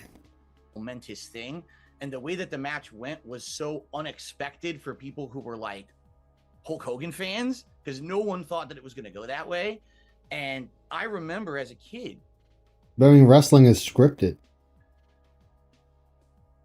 I mean, it's gotten worse, more and more obvious as time goes on, but watching this match, and I had friends who were wrestling fans as well in school. And one of my friends was like the most hardcore Ultimate Warrior fan, right? He had like an Ultimate Warrior jacket and Ultimate Warrior. Look at your man Tom over there, son. Like, just get. I know. Like, yes. Like, I don't need to know about your friend, bro. Like, what is the point of this? Like, it's like I said, it just shows like just. Come on, man. This feels like artificial. Like you're doing too much. You're giving too much exposition to explain how much of a fan you are. That you're now talking about another person's fandom. Yeah, it's like it's supposed to be you. School with, and I liked Hulk Hogan, so I was like, dude, Ultimate Warrior sucks, you know. And we had this rivalry back and forth talking about this match, and I thought, what does this have to do with you just saying, "Hey, this is my most memorable match"? Yeah, we like I said, it's so much exposition. Like for what? Just be like, I like the match, but we're going to this. Me and another kid had a rivalry. Really? Did you? Were y'all squabbling in the streets? Throw milk cartons at each other or something? Yeah, like it's just so much weird exposition that is really not that necessary, bro. If you to try to come off as like personable, like just say the thing, man. Don't do all this because it feels fake. Plus the minimal eye contact we're given just reeks of I'm making some of this up. Yeah, I think ALT Like said it. The longer it goes on, the more he's making up. Look at Tom, how he's been like just dead staring into the camera this whole time. Yeah. Bill's head is dotted in so many goddamn directions other than the camera. It's ridiculous. And when he does look at the camera, he gives you the bug eye. Like, just watch. Yeah. Like, look how his head is. It goes everywhere. It goes up. It goes down. I see this. Like, he can't stop moving. When he does look into the camera, he gives you squint eyes because he's not telling you truthful shit right now. It's like, dude, hey, I just like this match. Like, I like this match. That's it. Move on. Does the job, right? He's gonna win this match. He's gonna continue on, cement himself as the greatest pro wrestler of all time. But that match looking elsewhere completely shocked me when it happened. I still remember to this day. I was on my feet, jumping around my sitting living there room. looking this. Oh wait, he's sucking dick right now. He's sucking dicks right now, 2 of them. Like this, watch. Yeah, he dual dicking himself. God damn, dude! Like, go back a few seconds. I'm gonna go back 20 seconds. Like, look at your man Tom. Your man Tom starts laughing because he also knows he's sucking dicks. Talking about this match, I thought the entire time, of course, Hulk Hogan's gonna go over. He never does the job, right? He's gonna win this match. He's gonna continue on, cement himself as the greatest pro wrestler of all time. But that match completely shocked me when it happened. I still remember to this day. I was on my feet, jumping around my living room like this, watching on TV. So he's like, is he for real? The Cultaholic's like, is this for real, dude? Yo, I bet Cultaholic's like, wait, what was my original question? Like, what was my question? I don't remember. Because it went such a wacky way. Yeah, he gotta take a sip. I remember the end of the match when it ends, and it's that shocking ending where Hogan does the big boo. Yeah, ADHD. I know. Warrior, look, we're doing this. We're reenacting we're telling the story of a match that everyone has seen. We don't need you to go over the finish. We know how it ends. We all seen it too. And remember, at the beginning, he said he rewatched these 3 matches. Yeah, because he don't remember them because he probably didn't. Like I said, I feel like a lot of his shit is just fake. Yeah. Like I said, he rewatched it and then made up this whole narrative of this is what was happening when I saw these things. And it's like, whatever, bro. Like, it sounds like I could tell you what happened when I watched WrestleMania, but I don't need to do all that. I'm not gonna go into that whole diatribe. All I need to say is when nigga had cable and other niggas didn't have cable, all of a sudden people show up at their house that never show up to your house. Because they know you watching wrestling. Yep. That's all I know. I remember that back when I was a kid too. I still watched it anyway. So we had the big TV at the time, what was considered big back then. Had this big ass satellite dish outside. Family members, hey, you watching the game? You watching the wrestling match tonight? Yeah, we watch. All right, come on in. Yeah, that's how it used to be. Like my brother's friends, especially my brother's friends, them niggas stay showing up. Like, he's like, I'm gonna start charging y'all admission. And then like, next thing you know, and I'm like, yeah, and I'm like, that's kind of whack because I'm like, yo, my brother don't even watch wrestling. There's some fake ass, closet ass wrestling fans. Like dead ass. The wrestling was for me, nigga. I'm gonna say it straight up. I was the spearhead that got wrestling into my house. There would be no wrestling in my home at the time when I was a kid if it wasn't for your boy Dwight Race, because I was the only nigga watching that shit. Damn. PPVs at your cousin's house. My pops would watch it with me sometimes. My moms knew I watched it, but like everybody knew I watched it. But like, nigga, the moment cable came to our hood, the only thing on my mind was, nigga, WrestleMania's coming. And I have to convince my fucking parents to order this shit. I want to watch WrestleMania. Yeah. I sold shit like a car salesman. And guess what happened? I got to watch WrestleMania, fucking WrestleMania 4, and watch Macho Man win the fucking world title. That shit was hype. But like I said, yeah. in every wrestling event that happened for the longest time that I can remember, I was the one like, yo, wrestling. Even when I moved in with roommates, nigga, them niggas were Damn. closet wrestling fans too. I will expose every closet wrestling fan you have out here in these streets because I will force niggas to watch wrestling. Dead ass. I'm not even joking. Like I said, me and my homies from back in the day, we grew up together, and like we were in our 20s. Niggas rented out a house, and we was like I said, living the bachelor life, whatever the fuck. And like I said, on a Yeah. Monday night, on a Friday night, and if it was a pay-per-view on Sunday, nigga, I was like, yo, son, watch, it's wrestling, nigga. Like, it's on, man. It's on. And all of a sudden, niggas who don't watch wrestling just start showing up to our house, and now we got like 15 niggas in the house watching wrestling, eating pizzas and shit. And like, yeah, y'all some closet ass fans. Yeah, y'all don't ever talk about wrestling. I'll be what? Y'all know I watch this shit on the regular. We could be talking wrestling all the time. Y'all some closet ass fans. You know what I'm saying?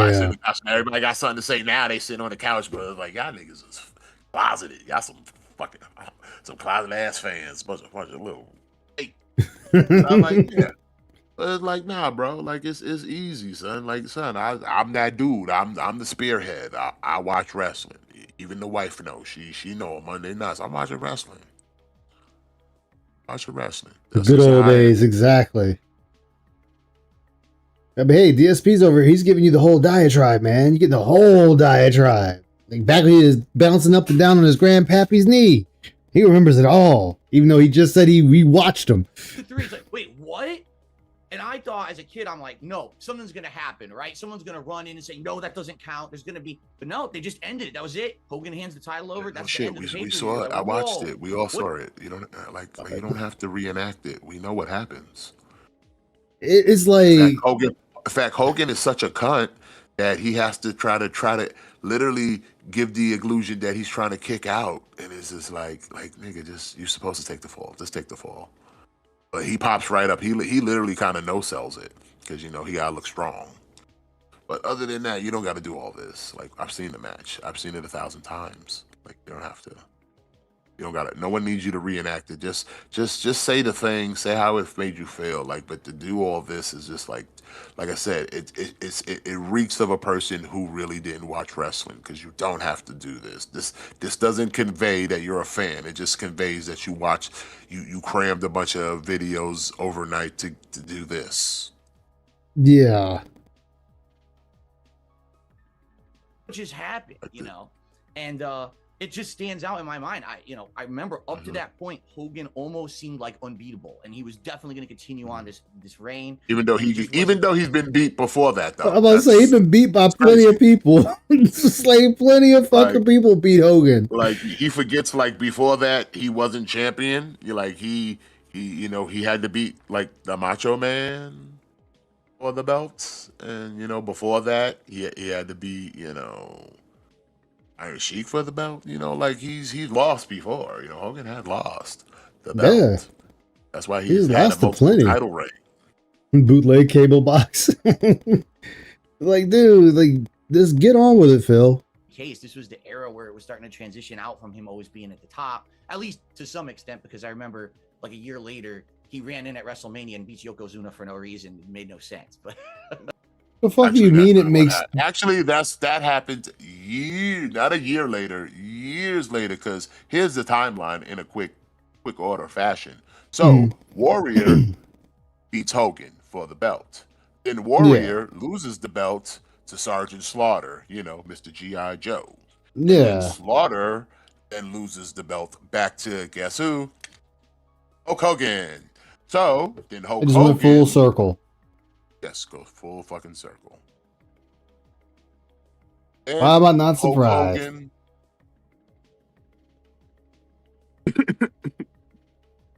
Then Hulk Hogan loses the belt to Yokozuna. No. Not Yokozuna, my bad. No, he does lose it to fucking Yoko. He loses it to Yoko, which he wasn't supposed to because he fucking It's a long story. Just play the tape. All right, it's just one of those. Yeah, that was a thing that happened. Like right there, yeah, that was the thing that happened. Like, oh man, he finally shut the fuck up. It's like something that happened, sure. Go back to when you were watching it as a kid. Like you say, you watched some other shows with your godfather or with your mum as well.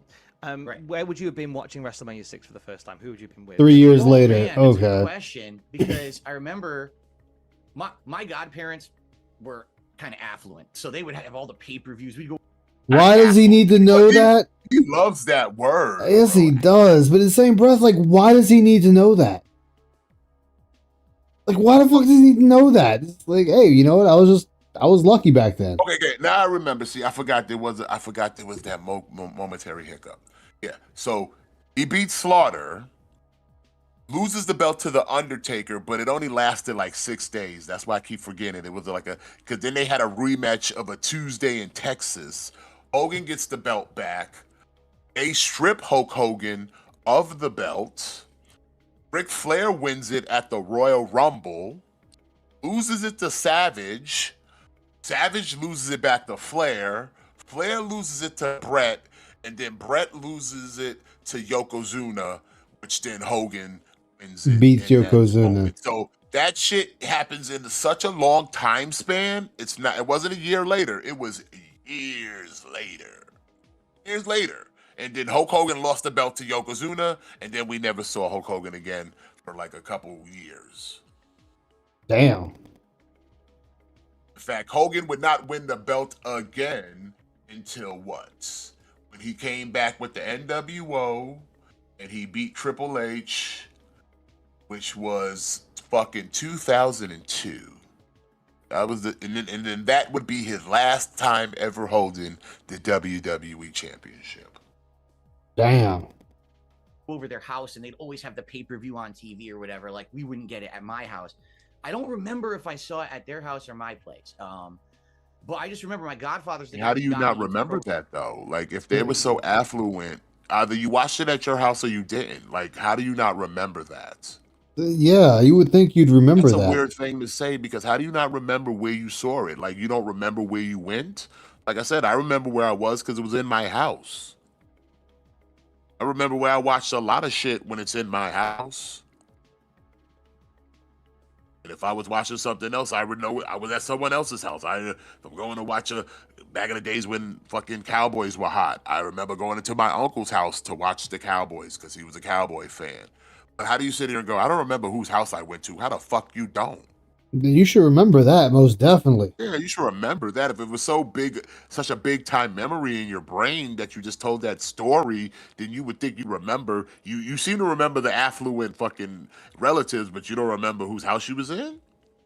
Yeah, I don't remember any of that. That's crazy though. He remembers they had money, but he don't remember anything else. That's crazy. You say that. I don't remember. Which is kind of one of them things, man. That tells you right there he lying. He making this shit up as he goes. Wrestling, because I had never seen it before. And then we were over there for like a holiday, and he was like a hardcore love WWF. So he's watching it, and everyone's coming in the living room like, what the heck is this? Like, I never seen this before. By the way, pause again. Yeah, go for it, man. Go for it. Remember that we're supposed to be going over his favorite matches. We've only done one. Yeah. Like, there was one, and we went through, like, what, 15, 20 minutes just to get there. To the one. We still haven't got to the second because we're still telling all the story, which is like, why? What is the point of this? Like, he really, like I said, this is how DSP thinks he's supposed to sell himself to the general public. I'm going to tell you these long-winded fucking stories, and it's supposed to endear you to me. Yeah, and it's like, dude, nobody cares. That's why every time you pause, he's got these weird faces of like, please believe me, please fucking accept this, please embrace this, please accept me. See, I'm just a pitiful old man. Look at me. Look at me. I like. Look at my Philomania shirt. I'm such a cool wrestler fan, right? Like, I'm a good Mark. I'm a good little Mark boy. Yeah, I'm a good Mark. and I got like addicted to it because these are like larger than life people, right? They're over the top personas. They're almost cartoonish in a way, but it's good. It's entertaining. It's fun. And, of and course, again, during the all of these buzzwords he's using are things that have been said when advertised, when like reporters, little journalists talk about wrestling. Yep. Over the top characters, larger than life. These are literal buzzwords that have been said about wrestlers for years from journalists. And this is the games journalist guy. So how ironic. Very. How ironic that the Games Journal guy is quoting Games Journal shit. So it just tells me that you're a fake because you're sitting here literally pantomiming the way news reporters would talk about wrestling. Actual news reporters. Big over the top characters, larger than life. Like no real wrestling fan ever says that. None. No. I mean, unless Like they're running a athleticism. podcast, then maybe They like they'll the say it. athleticism. They like the gear. They like the belts. They like the characters. But like to express it in that way he just did is actual journo speak. Actual Yeah. journo speak. Every time I've ever watched any type of like newscast about wrestling, any kind of like periodical like on wrestling, that's usually one of the like opening lines they use. Larger than life, like I said, what he just said, literally that. Yeah. Literally that. And if you think I'm lying, please, by all means, look it for yourself, and you will see. Oh, let's do it. Let's rewind it. because I remember my godparents were kind of affluent, so they would have Kinda like, affluent. pay-per-views. We'd go over their house, and they'd always have the pay-per-view on TV or whatever. Hey, we Fox, would where get it at Fox? My house. I don't remember if I saw it at their house or my place. But I just remember my godfather's the guy who got me into pro wrestling because I had never seen it before. And then we were over there for like a holiday, and he was like a hardcore love WWF.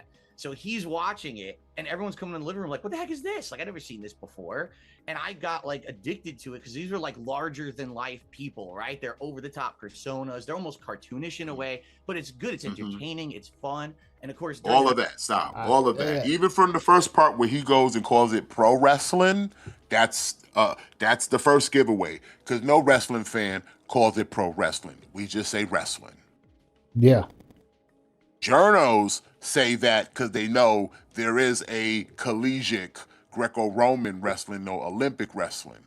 So to just differentiate, they call that Olympic wrestling or whatever, collegiate wrestling, and they always refer to regular wrestling, TV wrestling, WWE wrestling as pro wrestling.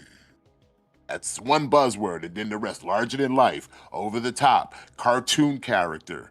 All those words, those buzzwords, is what the journals would say all the time. Yeah. It's part of their intro to when they do a report about wrestling. Every time. Every time. So like Never I said, tell me fails. you're a fake fan without telling me you're a fake fan. You're literally pantomiming what journals would say about wrestling. The same way he would do the shit about gaming, it's the same energy. Same energy. You're just repeating what you read off of Twitter. Twitter Using all the regurgitating what words. they're saying. Yeah. And he does that even in the gaming space. He'll say you think right now, a game, nobody's talking about a game if Wario 64 is not talking about it. And it's like you know that's just a person that just puts out tweets, right? It's not the entire gaming space. 1980s, everyone kind of thought it was real, at least if, certain age range. I thought it was a real, hardcore sport, and this was real stuff going on. I didn't know it was scripted. And God, he's such a fucking mark. And I remember him being so into it kind of got me more invested. Pause real quick. Go for it. I knew wrestling was janky the moment, like I said, cable opened my eyes because, like I said, before cable, only wrestling I had on regular TV was WWF and Glow, which was Gorgeous Ladies of Wrestling. Very eye opening for a young Dwight at that time because you learning, growing. So you got a bunch of scantily clad women, attempting to wrestle. But besides the point, once cable came along, I got the WCW. There was a UWF, and some things they were showing some old wrestling. And what you seem to start to learn is it's like, wait a minute, that character that I'm watching on WWF was somebody else over there. So the illusion of, is this real? It's real blurred because now you're seeing certain realities. Like before people thought Booker T and Stevie Ray were Harlem Heat, they were the Ebony Express and they were from Houston, Texas. Shit. Because that's where Booker T really is from. But when he came to WCW, him and his brother were now from Harlem, New York. He ain't never been in Harlem. See what I'm saying? Yeah, so he's got to play a character. If you're a mark and you don't know that there's history with these dudes and they've been other places under other gimmicks, that's how you know the line is blurred. If this is not real, this is a show. Because how are you this guy here and now you're this guy? Because here, I give you a proper good example. When The Undertaker debuted, I looked at the dude and go, I knew who that was because prior to being The Undertaker, he was in WCW as Mean Mark Callows. So he had another name. Now I'm supposed to believe he's a dead man when I literally saw him in WCW literally like 6 months ago as Mean Mark Callows. And what the giveaway was is when his ass walked the ropes. Because his finisher used to be he walked the ropes and he drop an elbow on you. But he said that shit fucked his shit up and fucked his hips up. So then we changed it to just, I'm just going to walk the ropes and then jump down on my feet and hit you with an axe handle. But his old finisher was I ran the ropes and did a dive-in elbow off that shit. And it was like, oh, when I saw him get carted out as the Undertaker, I'm like, that's Mean Mark Callows. And then that's when the light bulb just kind of clicked. This shit is fake. Or at least there's something going on here, but it's not on the up and up. And Yeah. That's when I went from being a mark to a smart mark. Because I know, like I'm willing to suspend the disbelief, but I am aware that this is not real. He's not an Undertaker, and the guy who used to be known as Percy Pringles, now known as Paul Bearer, actually Paul Bearer, Percy Pringles, Paul Mooney, real name, it was an actual Undertaker. He worked out as a mortician. So Paul Bearer was a real Paul Bearer. Really? Like his real life job was a mortuary. He worked at a mortuary. No, I did not know that. Yeah. So his gimmick was kind of true to life. Yeah. But when he was in wrestling, he had other gimmicks. He was known as Percy Pringle. And he had blonde hair and everything. And he became Paul Bearer. He died, all that shit. But yeah, he was a manager in the Mid-South and all that. He was Percy Pringle. And yeah, managed a lot of cool people. But like I said, that's DSP don't know none of that shit. That's obvious. Like, that is real obvious. On watching it, and then when I went back home, I said to my dad, well, can we start watching this together? And we did. We started watching like the free show. But wait, you didn't even remember who else he was watching it at, though. Yeah, I was about to say, he said his grandparents were affluent. Affluent Family, the Godfather or whoever. Whether the Godfather was an uncle, because I'm kind of confused because I thought it sounded like he said uncle first, and then it changed to Godfather. It was like, so then grandparents. I guess they all were. I guess they were all affluent. Phil's the only one that's not. I don't want to say go back, but don't. Yeah. Because I feel like he said so many different types of names. Because I feel like he said uncle first, and then it turned into a Godfather, and like now it's like a grandfather. Hey, Diet, how you doing? They were all affluent. Like, again, he does this shit. No, you're not bugging because he didn't list it off 3 different people. Yeah, right. Remember, he said his grandparents were affluent. But we went from the uncle, the grandparents. The grandparents came later. He said an uncle. Yeah. Yeah, the uncle. He said, So, yeah. he said an affluent uncle, and then it turned into a godfather, and then it turned to a grandfather. It's like who? Like, you know what? Go back. Let's go back. Yeah, let's just go back. Let's go back. Let's go back. He I said think, multiple. I'm not bugging that. I'm not Mandela in myself. He said multiple different people. You're yeah. like, whoa, what just happened? You know. All right, we gotta go back a Something's little gonna further. Happen, right? Someone's gonna Hold on, we run gotta go in a and say, little "God, this is like further. a Right here, hardcore right here. Ultimate Right here. Warrior fan, right? He had There we like an go. Ultimate Warrior jacket. Actually, you and can bump it up Ultimate a little Warrior faster. You go a backpack little that came to school. My up a mind, little bit. I remember up to that point, Hogan almost seemed like unbeatable. Yeah, and right he here. was Let's go right definitely here. continue on this Go reign. right here. And it just wasn't the case. This was the era where it was starting to transition out from him always being at the top. At least I to know some this extent. motherfucker because I said remember, multiple like, a different year later, people. He ran into did. WrestleMania and beats Yokozuna for no reason. It made no sense. But Like on top of the yeah, fact we can't remember that whose was the house thing we that was happened. at. That's the Yeah. crazy part. It started there. It started around there when he couldn't Oh, yeah. remember whose house The it house. was. When you were Yeah. watching, where would you have Oh been? man, that's a good question. Oh, wait. Where would you have been watching WrestleMania 6 for the first Okay, where would you have been watching it for the first time? Okay. time? Who would you have been with? Where would you have Oh been? man, that's a good question because I remember my godparents were kind of affluent. Okay, godparents. Okay, godparents. Godparents, So they would affluent. have All all the right, pay-per-views. that's We'd go over one. their house and they'd always have the pay-per-view on TV or whatever. Like we wouldn't get it at my house. I don't remember if I saw it at their house or my place. Okay, so he doesn't know if it was their house or his place, even though he just said we didn't have it. They did. So I would think you would have watched it at their house. Yeah, that would be the logical place to do it there because you didn't have it. You didn't have cable. You weren't affluent. Yeah, I mean, unless you were watching the cardboard box And I with like binoculars and the neighbors. It's godparents, so they're not even blood relatives. They're No. just people who agreed to take on the responsibility of taking care of you if your real parents died. Yeah. But And I you just were remember my godfather's the affluent. guy who got me into pro wrestling. Because Okay, so we never got that answer. So his godfather got him into wrestling, but he doesn't remember where he watched it. This is supposed to be a historic event for him, or a historical moment for him, and he can't remember where he saw He it. got amnesia. He got amnesia now. Yeah.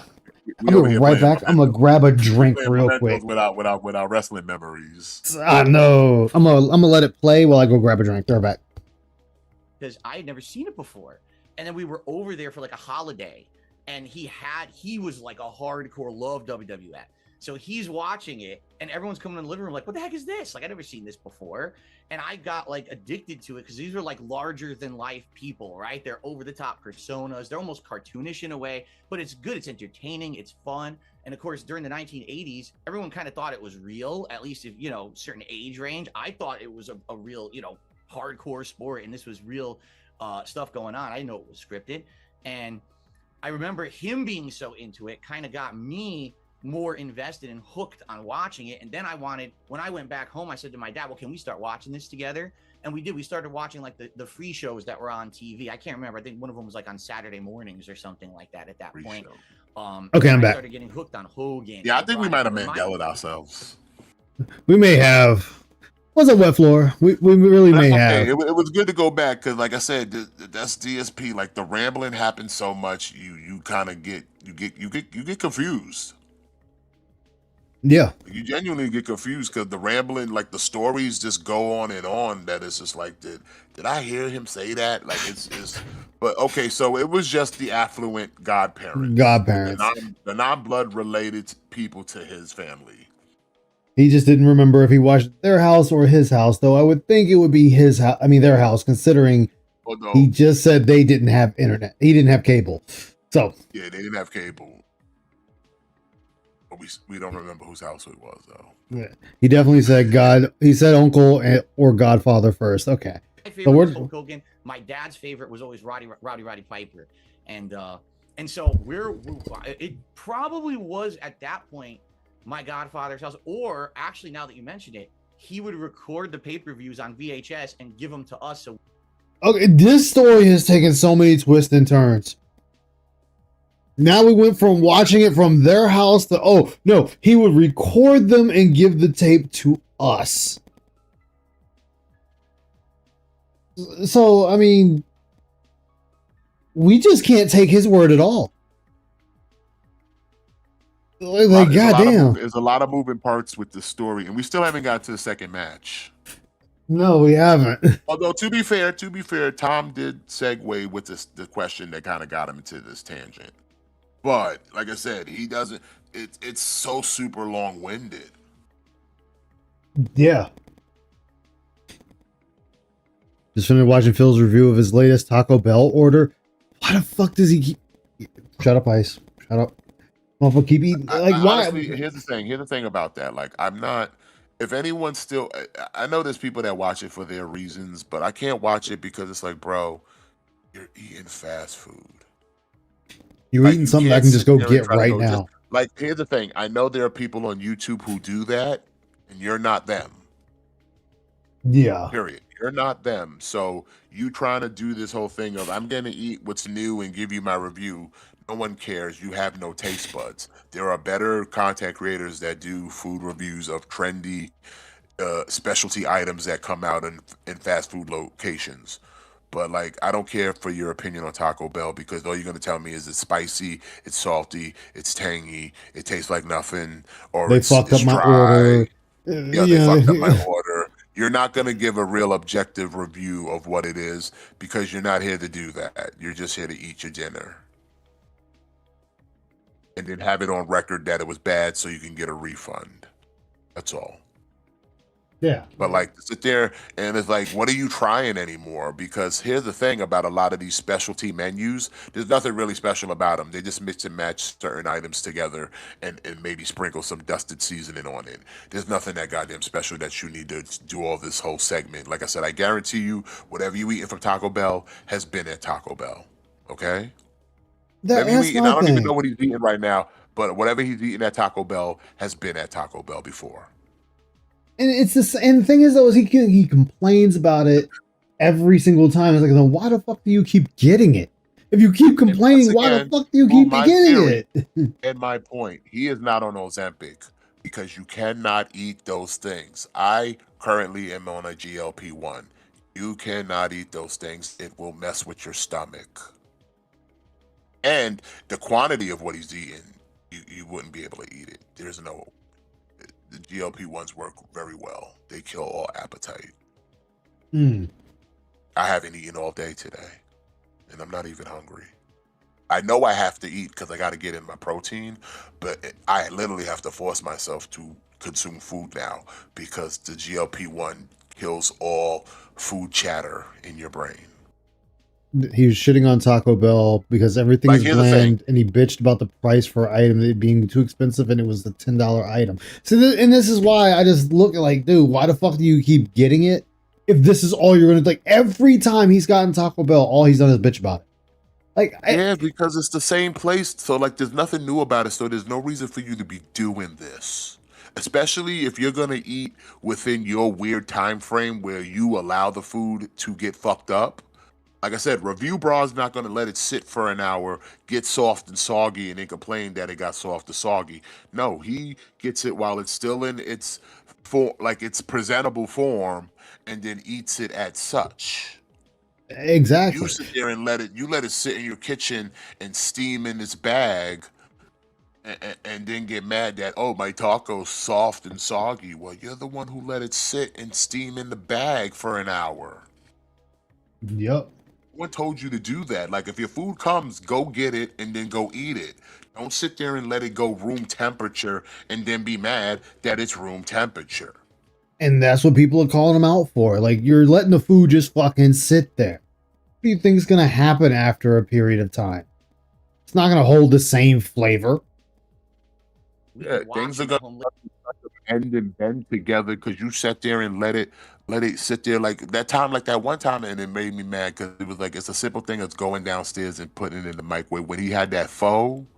Oh yeah, the stuff is cold. How am I supposed to? Well, go back and reheat the broth then, dummy. Because I'm pretty sure when they sent it to you, it was hot. It was hot, and you used the broth to cook the food.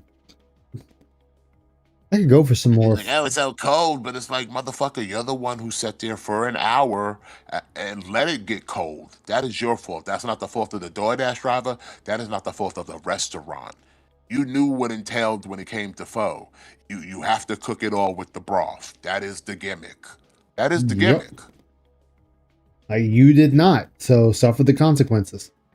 Yeah, and like I said, you were too lazy to do the most simple thing is taking the broth back downstairs, put it in a different cup, heat it up, and then do the thing. You could have prepared it in the kitchen and then just brought it upstairs. Instead, you want to do this whole like show and tell, like you literally are talking to children with your fucking food. Yeah. But they got the nerve to bitch about review bra and say, "Oh, you know he don't like that food he eats. You know he hates that food." And why is he Listen, doing whether it? he hates it or not is irrelevant. He makes the content for the people. It's not for him. Exactly. Like I said, DSP does content for himself. Review Bra is making it for the people. So regardless of whether he likes the food or not, is irrelevant. If he's giving you the honest review of what he thinks the sandwich or the pizza or whatever the fuck it is he's eating, if he gives you the honest review of what he thinks it is, that's all that matters. I could give a Yep. shit if he likes it. I could give a shit if he even finishes it. Exactly. He can take one bite and be done with it, but still give me his thoughts. And I mean, we've gotten great memes out of that shit. You know, my day is ruined. You know what I'm Yeah. saying? So it's like it's one of those things of like what he does. That's what I say. You sitting there trying to compare yourself to him. You're not on the same level. Okay. For first off, his content is nothing but food reviews. He's not a gamer. He's not a variety streamer. It is literally food reviews. Yep. And you know what he does that you So- don't do, Phil? He does everything on the menu and everything that comes out. Yeah. He's And not he'll picking sit and there Tell choosing. you what it comes with. He'll give you all the things, and then he'll try it. But he don't sit there and be like, "Now, guys, give them a 30-minute monologue before he eats it." No, he jumps right into it, and he's not sitting there complaining, "Oh, it's cold, it's hot." No, because he's probably eating it as soon as he fucking got it, Yep. so he could give it the most honest review because it's still hot. No one, like I said, you sitting there wait till your food gets room tempy, and then get mad it's room tempy. Yep.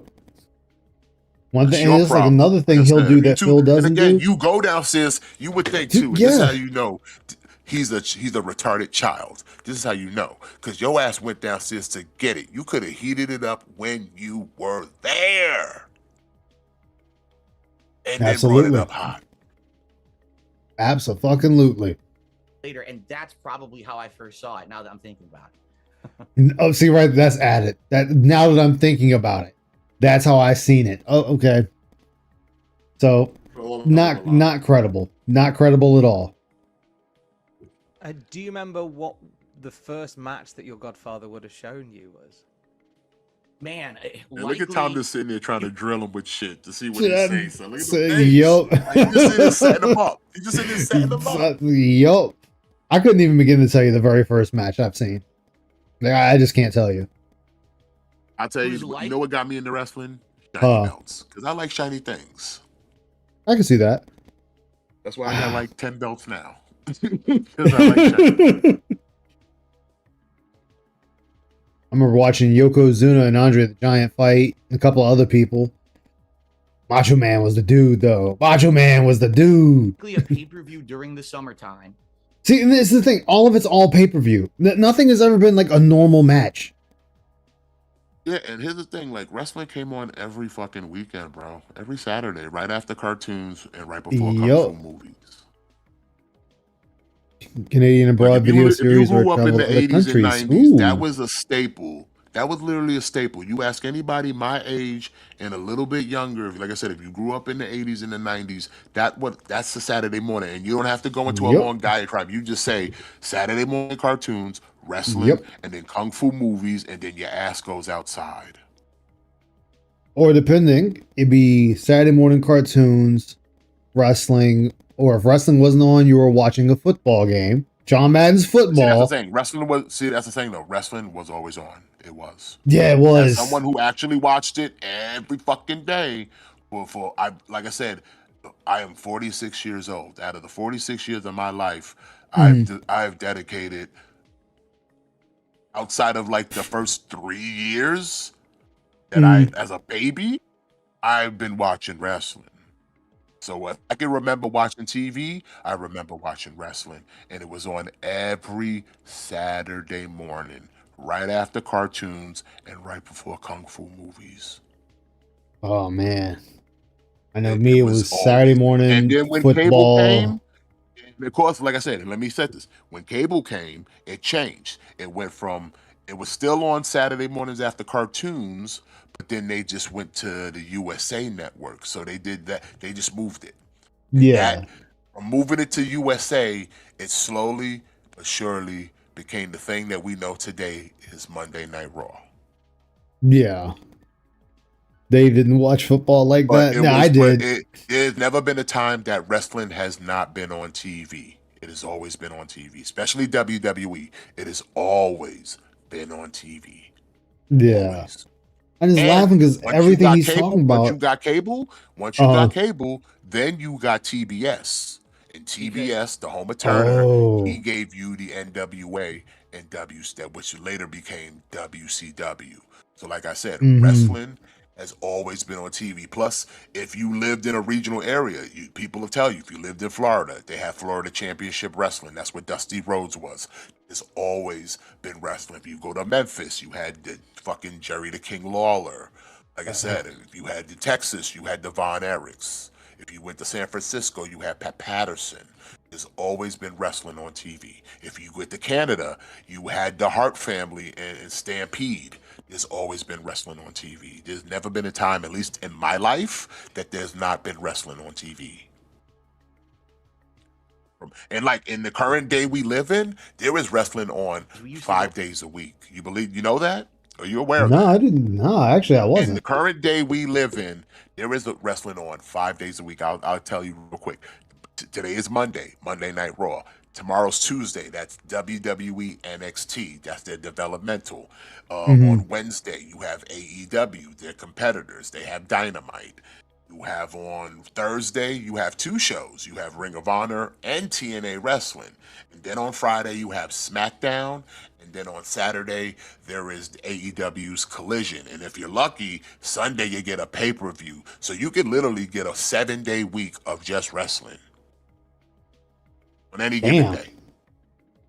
Full Hey, course wrestling meal. just this weekend, bro, there was 4 pay-per-views. Fucking WWE had their Night of Champions in Saudi Arabia. And then on Sunday, TNA had a show, their Slammiversary. NXT had their show, The Great American Bash. And then AEW had their Forbidden Door. You literally had 4 shows in the span of just 2 days. Damn. So like I said, in the modern day of wrestling, there is not a day that goes by that you can't catch wrestling. None. It's impossible. That's how it's so Wrestling to be easy to had. suss out fake fans like him. Because wrestling is on every fucking day. Every day. Monday through Saturday and sometimes on Sundays. Can't escape it. I would say I'm not surprised. Like I said, there's a reason why a channel like Cultaholic exists, because that's how rampant the wrestling scene is right now. It is everywhere.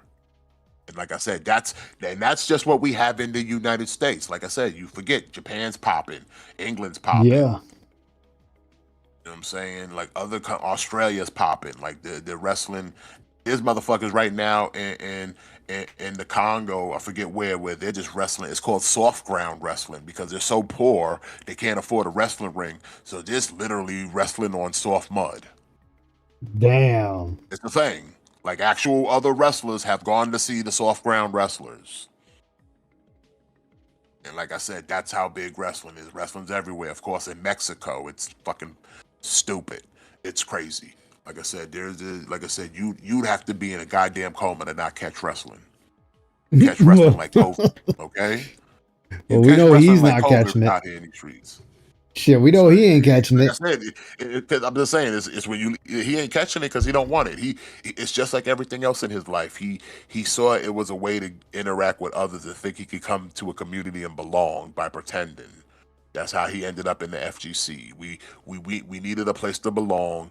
It didn't seem like it was much of a challenge, and it was easy.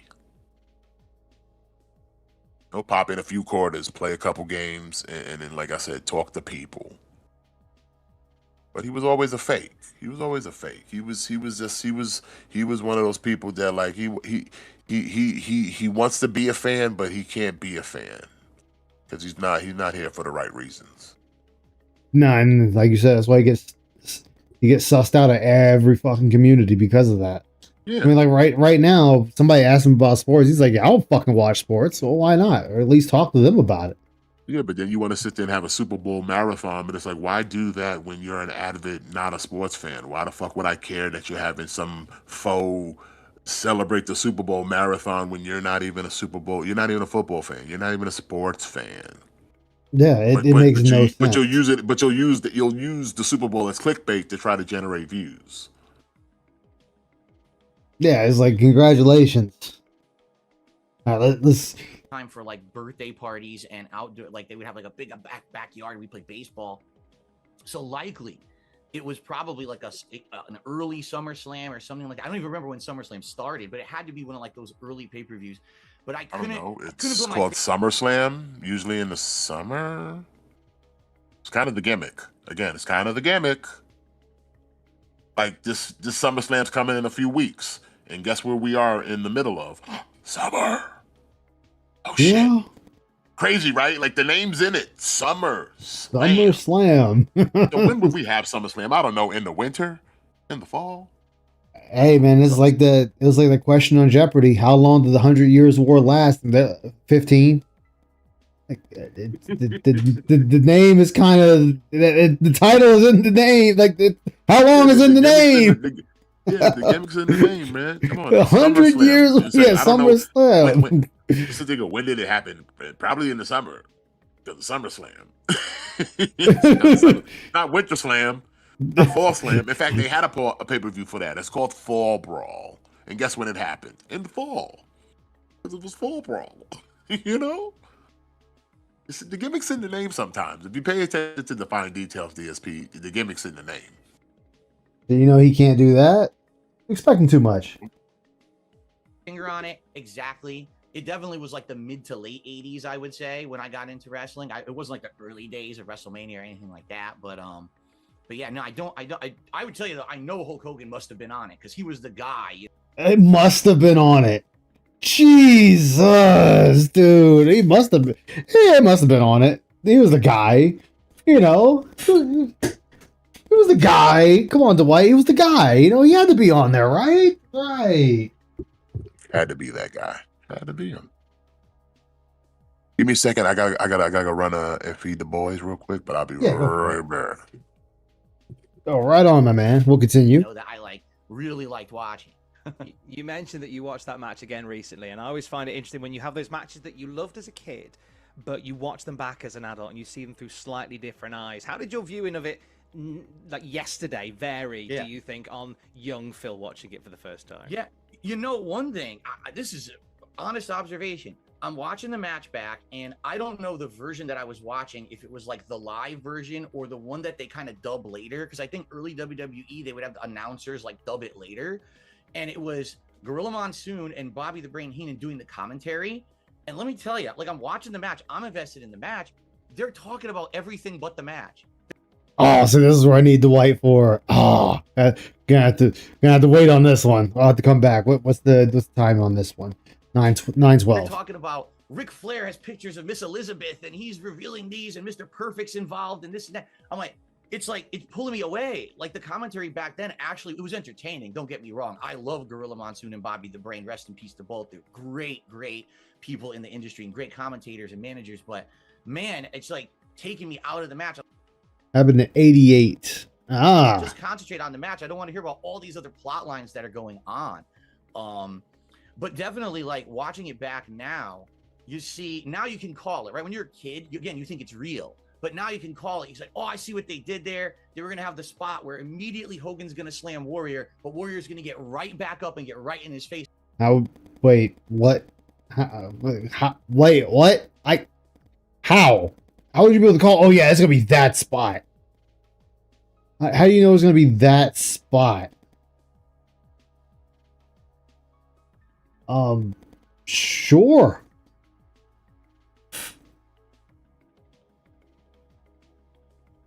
To show I'm just as big and definitely a poser, mean as you know, and you're kind of equal. Before then, people were wondering in the match, would they be equal footing or would one like squash the other? And in this case, you could see how they planned all that out. You could see the spots, and you know, How do you see the spots? for the match at the time, I mean, I think it was like about a 20, 25-minute match. And they went at it too. These are two guys that, you know, maybe they could gas because they were big guys, but they went pretty hard in that match too. And it's pretty good to watch it back as an adult and appreciate it more than just seeing like these two superheroes, you know, in the ring when I was a kid. Did you ever get a chance to go and watch it live? Did the wrestling ever roll into town when you were younger? When I was a kid, no. Later on, when I was in my teens and early 20s, I actually Attitude Era. I've seen some of the era he's talking about, and I've seen Attitude Era. Down in Bridgeport, and that I saw SmackDown live once, and I saw Raw live once, and I also attended WrestleMania. Man, I can't. Whichever WrestleMania was 2012, that was the one that was like the New York, New Jersey crossover. It was the first Rock versus Cena. I actually was there in person for that WrestleMania too. Get a jab, you bum. I'm intrigued to know which SmackDown you were at, because it would have been one that rolled through Connecticut. I remember exactly which one it was. Oh, go on, it then. was the steel cage match. It was the silliest one. Brock Lesnar. Silliest one. Here we go with them words again. Silliest. It was the silliest one, guys. Wrestling. Oh God. The manager. Well, God. From Paul ECW. Heyman? I can't remember his name. Paul Heyman? Paul Heyman. Yes. Yeah. I mean, it wasn't even a match. It was a joke, right? And so here's the thing. Back then, SmackDown was recorded, not live. It was recorded. And they had a giant botch during the match. What was supposed to happen was that they get locked in this cage, and you know, Brock Lesnar was gonna destroy Paul Heyman, and then all of a sudden, like Kurt Angle was gonna hit the ring and he was gonna save him, but they screwed it up. He couldn't get the ring open. He's standing there. He's like going crazy trying to get the chain off the door, and it won't come off. He has a key. He's like trying to open it. It doesn't fit the lock. They gave him the wrong key. So he's like, what the hell? So they had to actually, first they tried to give him like bolt cutters, and he couldn't cut it. So he just, screw this. He just climbed the whole cage and went over, which wasn't what the spot was supposed to be. And then on TV, they edited it completely different. So it looks completely like a different thing happened. Looks like he hit the ring right away to save Paul Heyman. But it was funny because Heyman's like, I mean, is that true, guys? Is that true? Do they do that? I don't know. I don't know. I didn't watch it. So I'm asking. This doesn't sound right coming from Phil. just trying to avoid Brock Lesnar for a good like 10 minutes, running around the ring, which obviously isn't realistic. Brock's going to kick his ass in like 10 seconds. Who would you have gone to those shows with? He sounds like those smart kids that think they know the inner workings of wrestling. But yeah, that's what I'm saying. Like, it just don't make any sense what he's saying. Like, oh yeah, you can tell that's where he's going to slam him at, and he's going to get up right there. How? I don't understand how you would know that. It could be anywhere in the ring. Hell, it could have been outside the ring. Those SmackDown those live shows when they rolled in. Back then, my teen years and my early 20s, I had a bunch of friends who were into like video games and Street Fighter. I was actually a Street Fighter. Oh, here we go, Street Fighter player, pretty heavy, and we also were all into pro wrestling. So I remember I went there with a few of my friends. Pretty much every time that I went to a show, it was always like that group of friends who were into pro wrestling, and we would hang out together, make a big deal of it. It's one of those where we always remember sort of how the journey began for us as wrestling fans, but we never quite remember where it all fell off. And you've said as well on your channel that you were a big fan of it growing up, and find the silly Phil Pig explaining wrestling to a guy who's with a wrestling show. Exactly. And you've almost said like there was a bit of confusion as to why you were being brought on, because, well, I haven't watched for ages. Because you said that you'd missed out the whole Attitude Era. Oh yeah. I was a big fan during the 80s and the New Generation era. And then during my high school years, I actually stopped watching. I'm the opposite of everyone. Everyone jumped on during the Attitude Era, right? I'm the opposite, where all my friends in high school were always talking about wrestling, and I was so into competitive Street Fighter that I kind of didn't really care. I wanted Street Fighter to be my hobby at that time. And then after a while, I kind of got back in around that invasion angle when WWF bought out everything, WCW, ECW. That's when I started watching. And I watched all through the 2000s and the 2010s, and I actually stopped like cold. Wait, 2000s and 2010s? Then he watched the Attitude Era.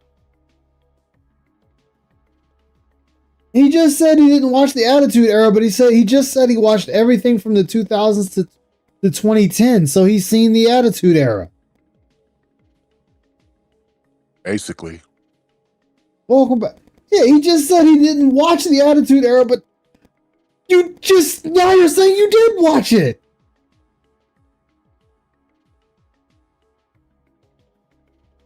I am so. Oh yeah, I'm glad you're back. Because there's a thing he said. I need your input on it. It was right here at 9:12. I'll start right here. Watching the match, I'm invested in the match. They're talking about everything but the match. They're talking about Ric Flair has pictures of Miss Elizabeth and he's revealing these and Mr. Perfect's involved and this and that. I'm like, it's pulling me away. Like No kid says that. Like right there, like no kid says that. I mean, it was part of the storyline, and it was just a thing. But like, no one's like you said, no one said that. No kid was like I said, no kid was talking like that. Oh man, it's pulling me away. No one ever said that. That sounds like a journal speak. Yeah, like nobody fucking says that. They talk about something else completely, and I'm still watching. I'm not pulling away. Oh, it's pulling me out. Oh man, it's pulling me away. commentary back then, actually, it was entertaining. Don't get me wrong. I love Gorilla Monsoon and Bobby the Brain. Rest in peace to both. They're great people in the industry and great commentators and managers. But man, it's like taking me out of the match. I like just concentrate on the match. I don't want to hear about all these other plot lines that are going on.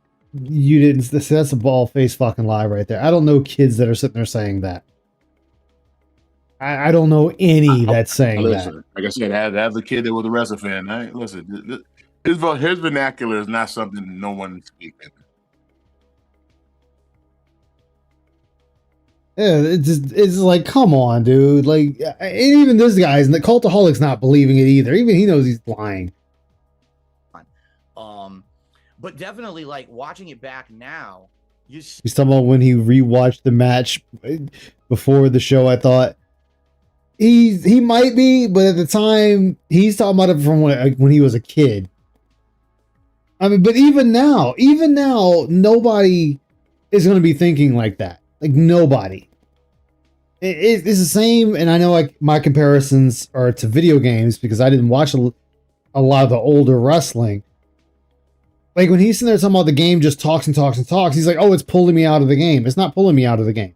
So I know if the game talking is not pulling me out of the game, I know a wrestling fan like Dwight, it's not pulling him out of the wrestling match either. Yeah, I'm watching wrestling right now. Monday Night Raw's on. See? Told you. Oh, there you go. So it don't matter if these guys are in the ring beating the hell out of each other with sticks while the announcers are talking about Triple H and what's the daughter's name? I forget her name.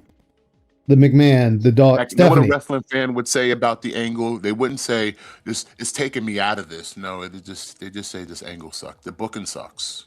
Booking sucks. Yeah. But they're gonna watch it anyway. The angle part of the booking. The booking is meant to sell you to the next match or next show. And if the booking sucks, then the booking sucks. Now the whole angle he's talking about with the whole Flair and Miss Elizabeth, yes, that was an angle for Flair trying to antagonize Macho Man. So he photoshopped him with Miss Elizabeth, saying that they had a relationship. And his homie Mr. Perfect co-signed the troll, you know what I'm saying? It's basically trolling. He was trolling, like, yeah, I had your girl before you, and then Mr. Perfect's like, yeah, I was there, I seen it. You know what I'm saying? Yeah, Stephanie. Like they're gonna talk about these people, but you're not gonna be pulled away from the match. Yeah, like the camera's still on the match. No, because it's part of the angle to get you to the match. Yeah, like and prepare you for the next one. Does what he does, and then you're more excited to see the match between the two. So if that's your mindset, then you weren't a real fan to begin with, because that whole angle is what's supposed to get you to the match. Because he's doing all these things to antagonize Macho Man. And when Macho Man sees him, he goes crazy on him. He goes savage. So, yeah, that's the point. That is the point. Yeah. See, now you can call it, right? When you're a kid, you think it's real, right here. But now you can call it. He's like, oh, I see what they did there. They were going to have the spot where immediately Hogan's going to slam Warrior, but Warrior's going to get right back up. Like, what the fuck does that even mean? You know where he's going to slam Warrior. No, this is all fake because no kid was talking like that because no one, we didn't listen. And like I said, Well, no, I right was here, there. right here, he's I've been in saying the now that trenches. he's I've been in my older. trench. I've been in those trenches for 40 plus years. Yeah. No one became nobody became a real smart mark about wrestling until maybe about the 90s because that's when the internet came around because there was more availability to trade tapes and other information, and then it really blew open the doors is when ECW became around because ECW was over there shooting, which means telling the truth, and they were Yeah. shooting. Okay, they were telling reels, and like I said, they smartened a lot of people up. That there's more to this business than what you see. There's a lot of crazy shit that goes on behind the scenes. And like I said, no one was talking like this because no one was a smart mark at that time, Phil. It wasn't until maybe about the YouTube to, like I said, to the YouTube era of wrestling when we started getting the shoot videos and you know, you had more people breaking down how wrestling works that now you can look at it and kind of say it the way he's saying it now, but no one would say it like that then because nobody knew. Nobody knew. Well, it's like he's saying We were right now still the all current marks. him. We were still all marks. But see, right here, he's talking about the current him, and he's like, "Oh yeah, I can see that we're gonna slam." There's like, how can you tell where they're gonna like a wrestler's gonna slam another wrestler? I mean, obviously, if the fight is moving in, say, the left turnbuckle, sure. Now here's how today's modern wrestler would actually describe that because they now know to see the signs. Because here's the signs. Like when I watch wrestling, I know wrestling so well that I can see the signs of how a match is going to end. I can literally do the thing DSP's trying to do to you, but I can explain it to you in how I know it's going to happen because I've watched enough wrestling that I can give you the odds, and I'm usually right. And here's the thing with wrestling, if you pay attention to the product, like there's parts of wrestling when two men or women in the ring, you can see them talking to each other at certain points. You just need to know when to look and you know when it happens. You can see the parts of when the referee's talking to them to let them know, hey, you got 5 more minutes. Yeah. You have this much time. Or if they do a big bump, the ref will go up to them to squeeze their hand to make sure they're okay. And it happens very quickly, but no one really notices. But like I said, if you watch you gotta really pay attention. Yeah, I see the Matrix. Okay? Mm-hmm. So I can see a part of the moves where a guy's about to tell him to do something, and I'm like, okay, that's about to happen because I just seen him tell him. Okay, so that must be like that one with certain wrestlers, to their credit, can be quiet with their telling each other what they're gonna do next, and then there's certain wrestlers who are just damn right outward loud, and you can literally hear them like, body slam, suplex, whip me to the rope. Because I knew with the chops, I noticed they'll put their hand over where they're gonna hit, and then they'll hit their hand as the chop. Well, the chops is real. That's just skin to skin. But like when they do kicks, they'll slap their thigh to give it more of an effect. So it gives like that echoing boom. Hard. So like, but if you, like I said, and they do it quick that you don't notice it. But when you really know that's what it is, you'll never unsee you'll know the it. tells. You'll never unsee it. And I'm in that mode when it comes to wrestling. That everything I've seen, I can't unsee. So it's like I see when they're talking to each other. I see when they're slapping thighs to give hit moves more impact. Okay, because I know there's one floating around of Undertaker and Kane when they're both laying on the mat, and they show like the tip of Undertaker's finger hit Kane's hand, and they both sit up. Yeah. And like I said, you don't see it then, but like when you really sit there and you know what goes on in actual wrestling, like the behind the scenes workings, like the actual bits and pieces, you just start to see. You see, like I said, you see the Matrix, you see the numbers. Yeah. Like I said, I could watch a match and I could tell you based off of who's in the match, what is the situation and how did we get here, I can tell you who's probably going to win the match. And 9 times out of 10, I am right, because the history dictates that wrestling is cyclical. They're always going to do the same thing. So the Yeah. outcomes are usually more predictable if you know what to look for. Like I'm watching a match right now between Chad Gable and JD McDonough. Now, JD McDonough is a well-known jobber. His role in the Judgment Day is to take those L's. Chad Gable right now is on an upswing because he just turned babyface. So the chances that he's probably going to win this match are very more greater, especially now the fact that Dominic, who's part of the Judgment Day, was going to help with the interference, got distracted by Danhausen. So now fucking he's not there anymore. So what's that do for JD? JD's probably shit out of luck because he's a jobber guy. He's not the main event guy. Okay, so what is a jobber? And What is look, a jobber? what happened? JD McDonough just tapped out to Chad Gable because Chad Gable is the new babyface that they're trying to get over. So the laws of wrestling dictate he was always going to win this match. He was always going to win the match. So what's a jobber? Because I don't know all the stuff with wrestling. Jobber is the guy that there's many terms for it. It's enhancement talent. But like I said, the disrespectful word is jobber. Your job is to go out there and lose. Your job is to go out there and make the other guy look good. Oh, okay. So kind of like the fall guy for the other guy. Like I said, because Chad Gable is the current guy that they're trying to get over as the new hot baby face, because he was recently just a heel, but now he's the new hot baby face. So it's like, okay, put him in a match with a guy that can make him look good and then get him over. Like I said, JD wasn't meant to do that. Plus, we're still doing the Danhausen segment because now something's going to happen because Danhausen left them a briefcase allegedly full of human monies. Oh, no, it's a powder of cocaine in your face. That's what happens when you're cursed. Damn. Okay, so Danhausen takes the New York Knicks jersey from him because Danhausen's the reason the Knicks won the championship because he uncursed them. Damn. But see, still, you were able to explain that to me, and Phil can't explain it at all. Like he's just saying, "Oh, yeah, I can tell where they're gonna do it at."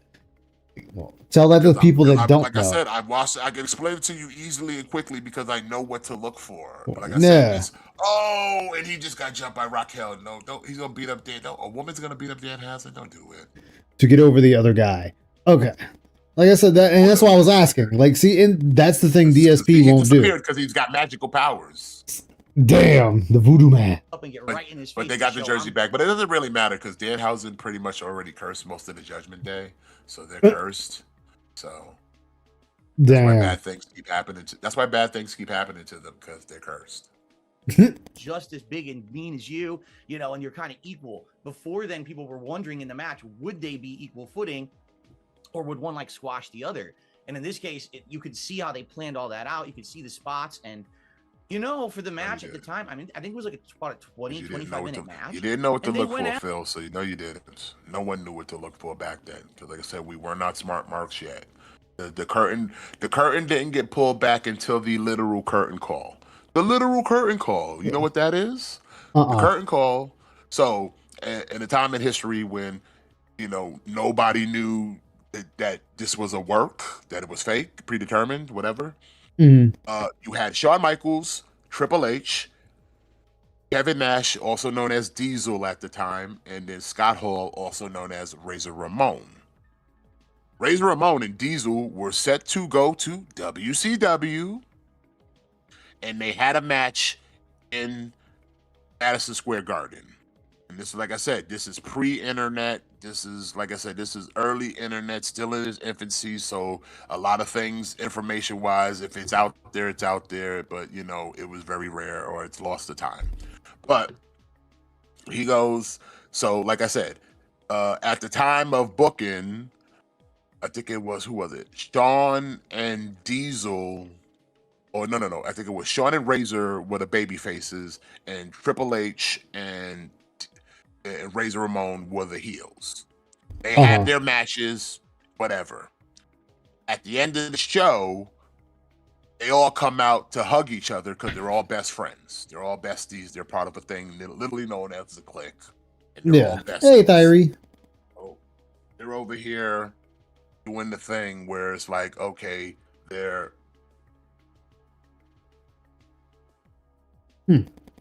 I knew Razor Ramon was a heel. No, yeah. Well, sometimes he was a heel, sometimes he was a babyface, depending on at the time. Yeah. He went from both.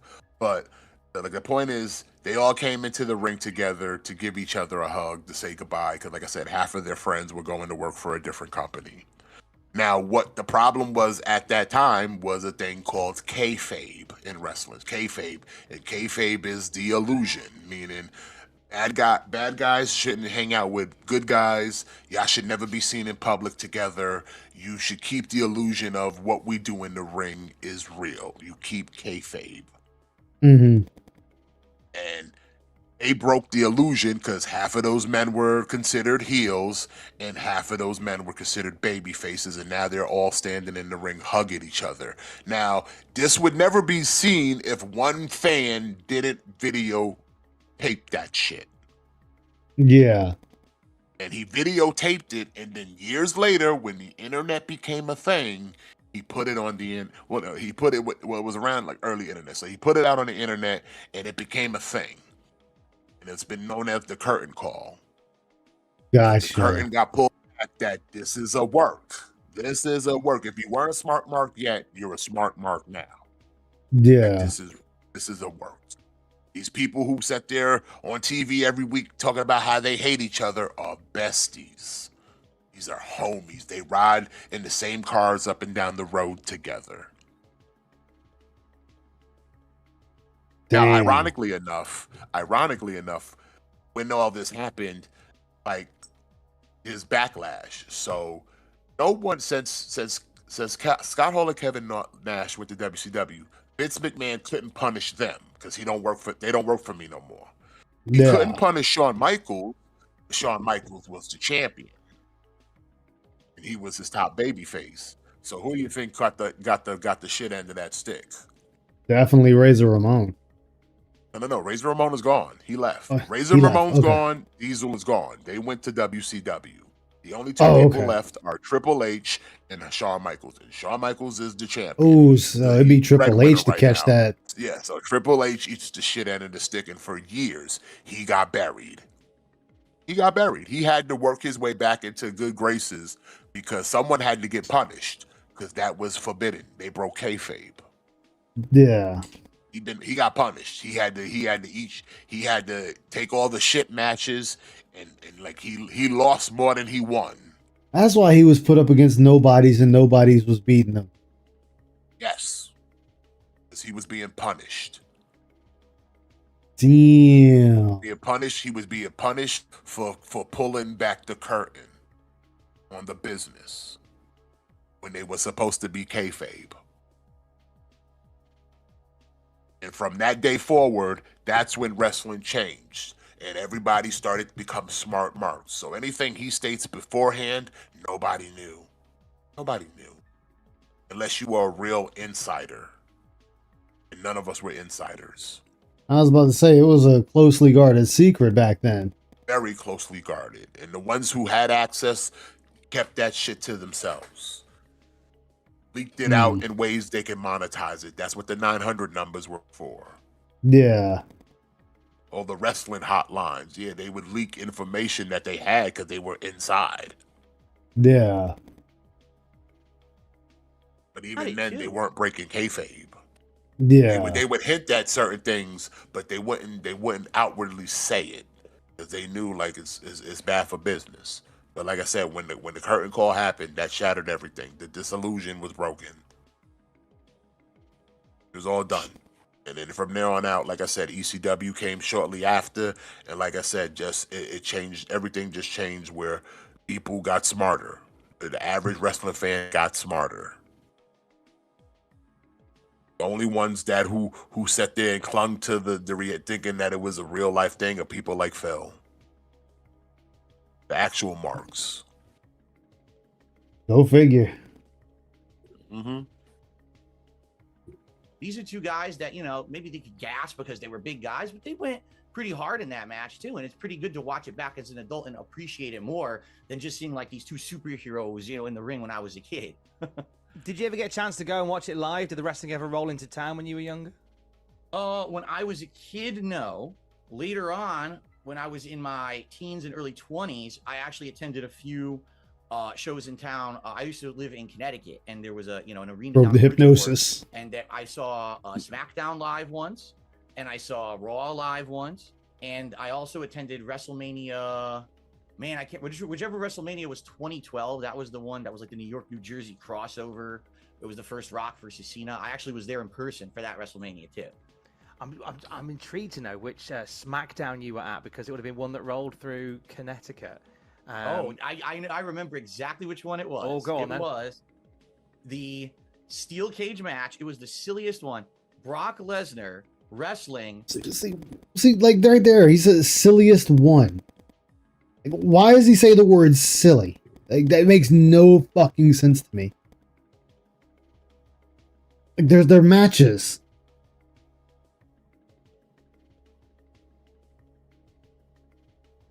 Let's hear what he says. Let's hear what he says. Oh God, the manager. Well, God, from Paul ECW. Heyman? Why can't I remember his name? Paul Heyman? Paul Heyman. Yes, yeah. I mean, it wasn't even a match; it was a joke. Again, right? see, this is how you know. So Again, here's the thing. not a wrestling fan, just a mark. Because again, what you're describing was an angle of things. This is how booking works. They do things to set up other things. Like if I'm vaguely recall, like I said, if any time they have a situation where somebody's beating up on a weaker person, 9 times out of 10, if they do get their hands on a weaker person, whoever is accompanied by that weaker person is gonna get their lick back on that guy, and usually in the same time if he got his lick. Okay. Yeah. So I'm pretty sure whoever got if Brock got his lick, the person after him got a lick back. And if I'm not mistaken, at that time, Paul Heyman against Brock, that means he was managing the Big Show. So Big Show got his lick back. Trust me on that. Because I'm pretty sure they were booking for a bigger match. And that's how wrestling works. So his silly is literally just storytelling.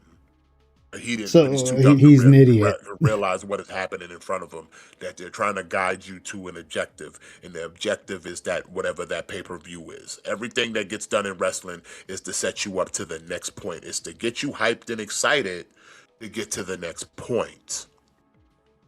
And sometimes to get people hyped, you got to give them what they want. There are certain characters that most times don't get touched. They're elusive. But the payoff is when they do get touched, because the thing is they rarely do. So when it happens, it's special. It means something. Or it's like DSP likes to say, it's meaningful.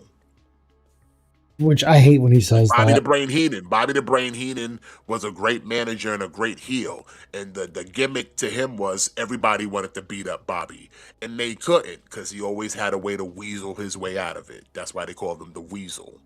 And he would find ways to weasel his way out of getting an ass whooping. But then there'd be those rare occasions where people got their hands on Bobby. And when it did, it got the crowd hype, because it's a thing they were all waiting for. It. See this guy finally get the comeuppance. Yeah. That's how wrestling works. It's a build-up of anticipation to a crescendo. It's not, we're just going to crescendo. We're not jerking off here. Okay? Yeah, there's got to be a payout. Wrestling, in the most simplest terms to anybody who's not familiar with wrestling, it is a marathon. It is not a race. Because good wrestling is going to slow build you to a point. There's always an end game with wrestling. Like the wrestling currently, right now that I'm watching, everything that they are currently doing is to set up to a point.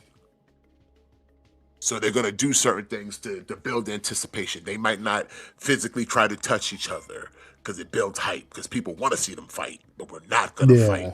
Not now, until we get to that point, because we want you to get to that point, because that's where the money is. In wrestling, they always say, don't give that shit away for free. Hell no. You don't give it away for free. You take it to the bigger event that's the money maker. That's your pay-per-views. That's your premium live events, whatever you want to fucking call it. But everything that happens in the intermediate in between is just the setup. And DSP can't see the fucking setup. Well, of course not. That's the problem. That's what makes him a terrible fan or a fake fan, that you don't even see what the product is trying to sell you. You're the heaviest consumer, and you can't even see them trying to sell you the product. It's not homogenized enough for him. It's not dumbed down enough for him. Some of it's a little bit too highbrow, and that's crazy to say coming from wrestling. Well, that's because he is the ultimate consumer. Just get excited for next product, not even caring what's happening. But this is what wrestling does. But it's over his head. He can't see that that's all wrestling is an advert to get you to the pay-per-view. Every show that wrestling has ever done from day one is to sell you the big event. The little shows are just to sell you to the bigger show. That's why it always pays to have a wrestler who could talk on the mic, because their job is to sell you the show. That's why people like Paul Heyman, because he's good on the mic and selling you what is about to happen. Yeah. The objective is to get more people into the seats. The objective is to get more people to buy the pay-per-views. And the only way you could do that is to give them a story that has something that they're interested in, and characters that they gravitate towards, and a story that's captivating them to want to know how this ends. How is it going to end? And if it's done right, you're like, the bad guy, I hope he gets his ass whooped. The good guy, I hope he gets what he deserves because he's worked hard for it. And that's wrestling in the most simplest way to describe it. Really. Really is. Yeah. And this dumbass can't see the forest for the trees. Nope.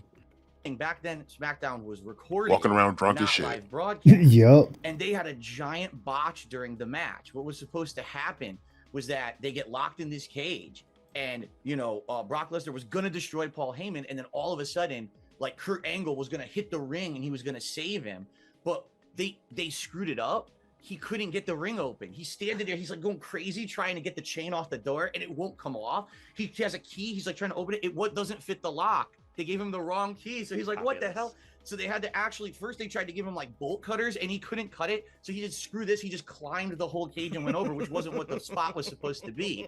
And then on TV, they edited it completely different. So it looks completely like a different thing happened. That right there, I don't know if that's a true story or not. I didn't watch it. I mean, they've done it a few times where if they botch something, because at that time SmackDown was a tape show, so they could do shit like that where they just did it again and just edit it. But they done it in a way that's so smooth you wouldn't have known until you did know.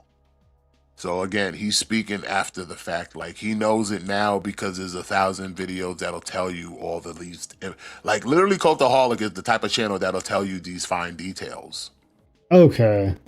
He probably watched Cultaholic. He never knew it when it happened. So, like, him trying to sit here and act like he saw the blueprint. He didn't see the blueprint. You watch somebody who told you about that blueprint, but you didn't see the blueprint. Because WWE is so good at what they do. Like, in fact, ironically enough, myself and a couple of detractors were watching just the type of example of WWE. Like, there was a botch, and they just reshot it. And when the way they edit it is so smooth, you would have never fucking known. Damn. Editing is so smooth, you would have never fucking known. And the only way you could known is if you paid attention to the original, to where the edit was, because where the original was botched was not on the hard cam. Where the new spot was done, it was on the regular cam. And like I said, in wrestling, when a wrestler botches a move, they're just gonna go back and do it again, and they always do. They'll just redo it. They might not do it immediately. Sometimes they'll do it immediately, and sometimes they'll do some extra shit and then go back to the well and do it again. But they'll always go back to doing it. If they botched it, they will go back and do it again. That's just how wrestling is. Like I said, there's nothing about wrestling you can't tell me that I don't know, because I've seen enough of it that, like I said, I can tell you how the cookies are made. I can tell you how the cookies are made. Like, he hit the ring right away to save Paul Heyman. But it was funny because Heyman's like, just trying to avoid Brock Lesnar for a good 10 minutes, running around the ring, which obviously isn't realistic. Brock's going to kick his ass in 10 seconds. Who would you have gone to those shows with? Those SmackDown those live shows when they rolled in? Back then, in my teen years and my early 20s, I had a bunch of friends who were into video games and Street Fighter. I was actually a Street Fighter. John and Howard. We don't need to know that. We don't need to know the FGC history. This is the wrestling channel. This ain't a gaming channel. Let's not. Yeah. I remember I went there with a few of my friends. Also, remember because we got the photo of him with the crown on. Like I said, this is all going down towards during the Kino arc. So like I said, Yeah. Yeah, he has the we're chip high on the there hog. too. The Kino stimulus package is coming in nicely. The Davoon. That I went to a show, it was always in like the that. King's coffers here. Yup. Friends who were into pro wrestling, we would hang out together, make a big deal of it. It's one of those where we always remember sort of how the journey began for us as wrestling fans, but we never quite remember where where it all fell off. And you've said as well on your DSP, we all know where it fell off because he's told us 100 times. channel that you were a big fan of it growing up, and you've almost said like there was a bit of confusion as to why you were being brought on because, well, I haven't watched for ages, because you said that you'd missed out the whole Attitude Era. Yes, he says that, even though he's going to tell you he watched the 2000s through 2010, which means he watched the Attitude Era. Oh yeah. I was a big fan during the 80s and the New Generation era.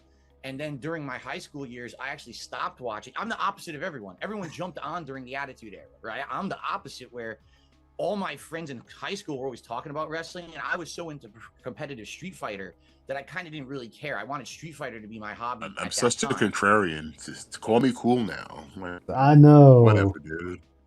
Like, Jesus Christ, man.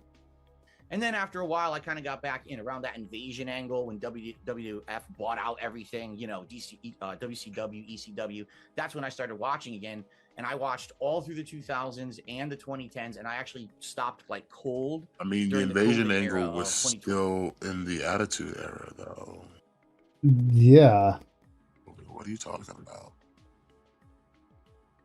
Again, Make that make that's sense. Phil. That's what I'm saying. Like, it doesn't make sense.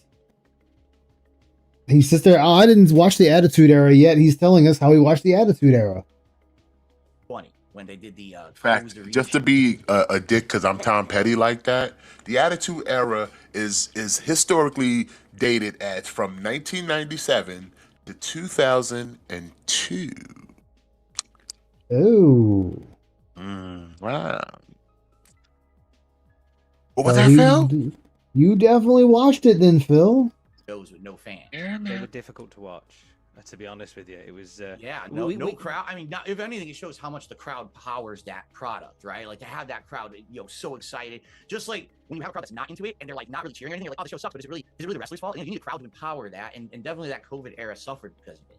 And it lends itself to Hogan Warrior again, because that match is one thing in the ring, but the crowd in the Sky Dome that night just buzzing for it. And watching that match on mute, or as you did with I think, because what they tended to do was you'd have like commentary for the show that was live, but then when they put it on videotapes, they did it on Greatest Hits, or if they would for some cases redub it. I know that happened when Jesse Ventura got let go. So even with the commentary distracting or with the sound off, it is a different match. Yeah, for sure. And now, go ahead. Look at that. He got nothing to add to that. Nothing to add to that. Nothing. Not a goddamn thing. To say, I love it when a crowd really gets into a match and makes it feel like it's real. Like for me, if that crowd wasn't so into it, I don't know if I would have thought so much about that match when I was a kid. But I think really those matches. How would you dude? Stop the damn line. Like seriously, stop the damn line. Oh, the crowd wasn't. I wouldn't be that interested as a kid. Like, dude, come on. Here's the thing. We have a measuring stick of what that is like. It's called Pandemic Era. Okay? And all the wrestlers literally wrestled in no crowds. It is the most saddest fucking thing you can ever hear. Why? Because you hear all the bumps. You hear all the talking. You hear all the talking. All the fucking talking. Because there's no crowd to muffle out the talking. That's how you know this shit is work. Cause like that's the only thing. Like the pandemic era showed us how much goes how the audience being there is definitely is something that needs to be, because without it, it is fucking sad to watch. It really is. Yeah. Like watching wrestling with no crowd, no cheering, no booing is damn near depressing. On top of that, you can hear them calling spots. You can hear the refs talking because, like I said, there's no crowd to muffle them anymore. Yeah. And Yeah, like when they Stone had to Cold start cut the pumping. They King of had the to start Ring pumping in promo. like artificial audio because, like, yeah, it was a sad sight back then. That's all I gotta say. It was sad. Oh, I bet. Where the crowd is so hype. But Those are again, the he's ones that- speaking of something that hasn't happened yet. So it's like, how could you in that mindset when we weren't there yet as wrestling fans? We weren't there for that type of stuff. So like you're speaking because you're now in the past tense of pandemic wrestling, but you're trying to speak about it was stuff. It was kind of like that the crowd shit. You're just saying that now because that's what people again. You're pantomiming what people have said after the fact. Yeah. No one But never had that mindset because we never lived in a world where like the crowd wasn't a part of the wrestling. We all knew the crowd was part of the wrestling. It's just you don't know how important the crowd is part of the wrestling when there is no crowd to be had and you still have wrestling. And like I said, the pandemic era showed us that shit is sad. Okay, watching wrestlers wrestle to no one is fucking sad. yeah. It is downright, and like I said, it's no disrespect or discredit to the men and women in the ring. They just trying to do their job, but it's like when you have nobody to cheer you on or even boo you, it is fucking sad. It got to a point where most of the companies, WWE and AEW, just started putting their extra wrestlers who was ever in the building at the time, and they put them in the crowd to make some noise. Because it's just like it's Damn. so like it is so deflating if you have nobody in the crowd to make noise for wrestling. It's a dead thing. It's just dead. But again, he's speaking about it as if that's what they were talking about then. Nobody was talking about it because we never had that. We never had that as a possibility. There was never that in a possibility at that time that we were going to find ourselves watching wrestling with no crowd. You know what I'm saying? That was never a possibility in anyone's mind that you could actually watch wrestling with no crowd. That's just unheard of. Yeah, pandemic fucked over a lot of things and a lot of people. Yeah, but like no one ever had a mindset of what would this be like if no one was here, because that wasn't a possibility at the time. So what is he talking about? You're speaking about stuff from past tense that we had. Like you're speaking in the hindsight of what we've been through. But like I said, if you're trying to speak before that time, that wasn't a thing. It was never a thing. No, it wasn't. It's so obviously fake because like it wasn't a thing. I mean, like nobody thought that the majority, actually almost all of the US would be under lockdown either. Yeah. That wasn't a possibility. Same way no one could predict a 9/11. It wasn't a possibility in our mind. Like I said, when people look back and go, wow, man, the world was different before 9/11. Like it was a lot more liberating and free and we didn't have all these restrictions and rules. Yeah, because that was before a time when we didn't have that possibility of thinking that this was going to happen. But then when it did happen, shit changed. Now you can speak about how it was and what it is compared to whatever, because now you've experienced it. But like your DSP's over here, like with this and the crowd, and no one was thinking that way because that was never a thought. It was never even a thing that we thought could possibly happen until it did. Yeah. But then when it did, then we got to experience it. So then we can have that kind of like history and like I said, have that hindsight and just have that like kind of thoughts of like, wow, how what was the experience like now that you watched it without this extra component? Was it better? Was it different? How did it feel? And like I said, everyone had the same boat with it's bad. It's bad. Very bad. I mean, like I said, I forget who I was talking to, but I said, we sat there, we had we had these people in the government, that they're supposed to plan for stuff like this, contingencies for something like that. And it just fell apart. It fell apart around the fucking world. Nobody was prepared for something like that. Nobody. So that was a There's different a lot of things right now in this world we are currently not prepared for. Oh yeah, most definitely. Like, and honestly, if anything, In COVID fact, taught me in that. fact, in a few more years, I'll tell you this now: most of the East Coast will get hit by a tsunami at Oh some point yeah. Well, shit, what is it? There's because parts of California the that's East selling as Coast beachfront is in property. the path. They're in the path of an island that has an active volcano that is set. It's not if, it's just when it's set to erupt, and they already have said that if it goes off, the ripple effect that it has will knock out at least a good portion of the East Coast. Not surprising. Like at some point, like this is not even like a thing of like we made it up. Like no, scientists have already like did the homework and it's like yeah, this is a thing that's probably gonna happen. And guess what? The U.S. has no measures for this. We're not even thinking about it. It's not even on a to-do list.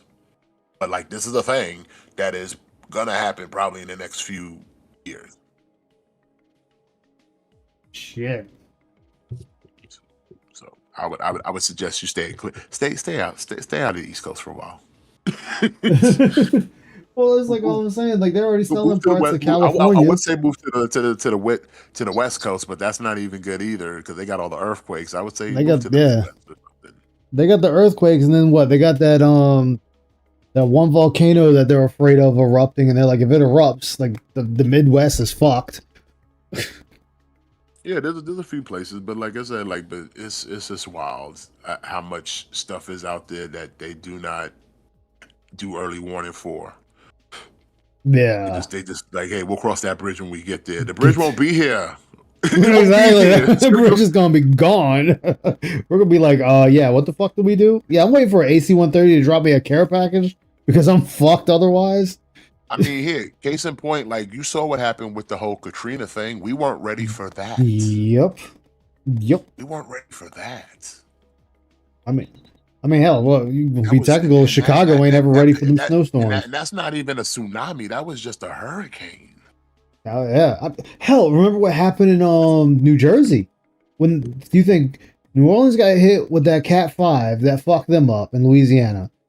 And then New Jersey got hit with that Cat 2 and it fucked them up. And they're like, yeah. Don't forget Sandy Yep. jacked up fucking parts of my neighborhood. Yep. In Far Rockaway, jacked up the whole ocean side. So, Dude, that's like where I live at. We were not prepared. We were not prepared. That's like where I live at. We got hit by a tornado back in 2017. And it left a lot of our shit fucked. And it was just like, yeah, we weren't prepared for that. No place is prepared for most of these things. I mean, it's easy to say, oh, well, we're ready for a natural disaster, but how big of a natural disaster are you ready for? And the worst part of the crazy part is we literally pay people to track these things, and then they track them, find them, tell them, and they go, okay, whatever, nigga. Exactly. Caught a bit earlier. Phil is done. Stand out. You're going to see in the other two matches that I'm going to bring up. I remember the crowd is like electric for those matches and make them as hype as they were.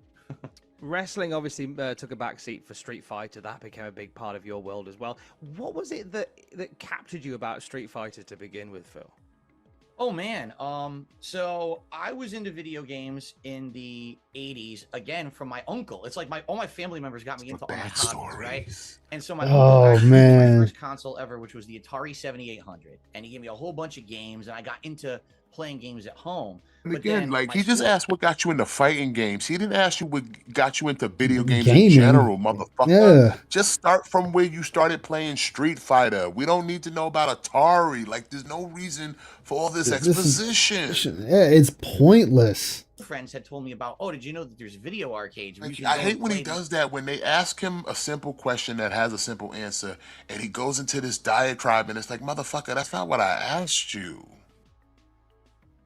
Not what I asked you. I didn't say what got you into video games. I said what got you into fighting games. And you can start right there. You don't have to go to Atari. You can just say, I saw Street Fighter, and that shit piqued me.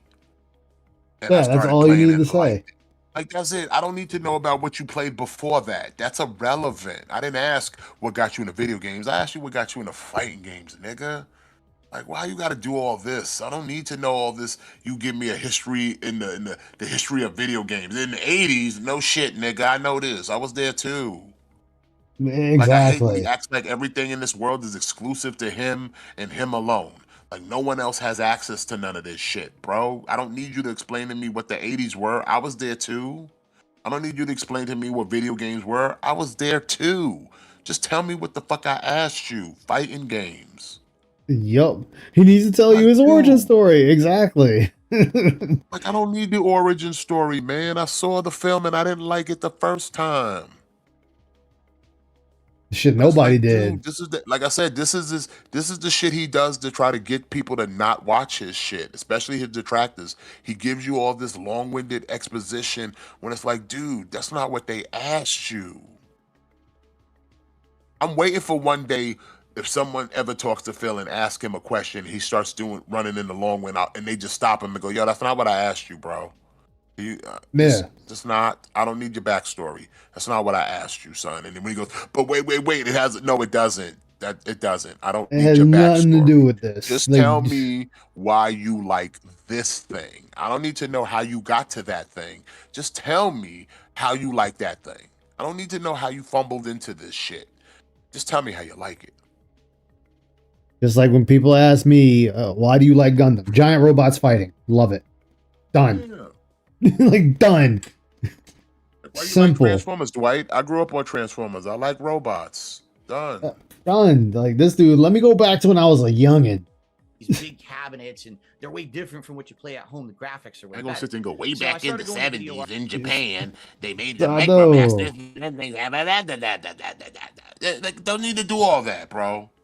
Oh, just, hey, you know what? You went to the arcade, saw Street Fighter 2 Turbo, enjoyed it. Done. Arcades every once in a That's while, it. occasionally. And then I was actually there the day Street Fighter 2 debuted in the United States. Like the day that cabinet was released, I was there, and my God, there was a crowd around. Wait, you know, do this you was- have any like real proof that verifies you were there at the first one? Like, I could sit here and make that same argument too, and I probably be wrong. Like I Nigga, said, I because, remember, bro, real quick, the Yeah. original Street Fighter 1. oh, Road Warrior. The only reason I know this game exists because we used to have a Street Fighter cabinet in our little bodega known as Sweets and Treats. And we Yeah. used to go back there and play it. Everybody used to play that shit because it was like the first fighting game that we seen that had those kind of graphics. Yeah, and it was the first one, not Street Fighter 2. It was just Street Fighter. And then a couple years later, 2 came out and blew everybody's fucking dicks off. That's it. Yeah, because the first one was Road Warrior, and then Street Fighter 2 came out. Which, and like I always say, because Phil always wants to talk about the golden age of Street Fighter 2, they came out with like 4 to 5 versions of that game. Capcom didn't even know they Like I wanted said, Street Fighter 2 like to I be. said, that's the golden age. But like, I like how he forgets that there was a Street Fighter before Street Fighter 2. If you was real about it, Yeah. you would acknowledge Street Fighter. I always acknowledge Street Fighter because it was the Street Fighter before 2. Like, Yeah. But I know Medusa and I have a difference of opinion on this. And I said, there's only one way, like for me, it's only one way he could have got there when it came in. And it was just lucky. His parents, his dad specifically, brought him there the day it was put in his arcade. And that's the only way I could see him playing it. He neglects to forget that the rest of the country also probably got some too. So you can sit there and go, I was the first. Can you prove that? Can you? That's a bold statement to be like, I was the first. Because that's like I said, it's him putting himself on a fucking pedestal. And he can't prove it actually happened. He can't prove it for a fact that I was the first that my eyes to gaze on this box. Like other countries didn't get, other arcades around the country didn't get that shit too. And no one's sitting there crowing that I was the first to see it. I was the first. Like, that's a bold claim to make with no receipts. Did he give you a certificate for that? And here's the thing too, like, okay, if he's saying he's the first, whatever, cool, whatever, you can have it. Then how come T was better than you? How come everybody else was better than you? Yeah, how you the first, but you ain't the best? Yeah. And you didn't You the first, you discover should be the anything. best. And you didn't discover anything. Everyone else discovered it. They discovered how the inner workings of it and you were watching them to learn how they were getting the inner workings of this game. You know, that's the same thing I was saying just the other day. I don't know if you caught the Dead Sea Scrolls this weekend. No, I missed it because I was streaming my catch-up stream. Well, they were going over the whole situation of DSP telling his stories and then kind of fact-checking him. And Yeah. from all accounts of DSP's story and what the reality is, he was just an onlooker. Like his story, he was like, we were doing this and I was doing this and I was doing that. But when you go back to the actual forums and people who talked about it other than DSP, it makes it sound like he was an onlooker. Because when they described the same thing that DSP described, he was never mentioned in any of it. Like he wasn't involved. But when you listen to DSP's account of it, he was in the thick of it. But everybody else's accounts who retold the story at the day after it happened on this forum, nobody mentioned you. So that tells me if you might have been in the room and you saw it happening, but you were not involved. You were just onlooking. You were lurking. Well, it's just like how he's on no pictures of anybody. Mhm. Like, oh, when T convinced him to go to the tournament, there's no pictures of him with T. He's in the fucking background. Yeah, this is supposed to be your homie. You ain't got no pictures with your homie. Like I got homies and I got pictures with all them homies. It's like, dude, Like you we never weren't really had right. friends. Like I said, he just like I said, he is literally what gravitational pull is.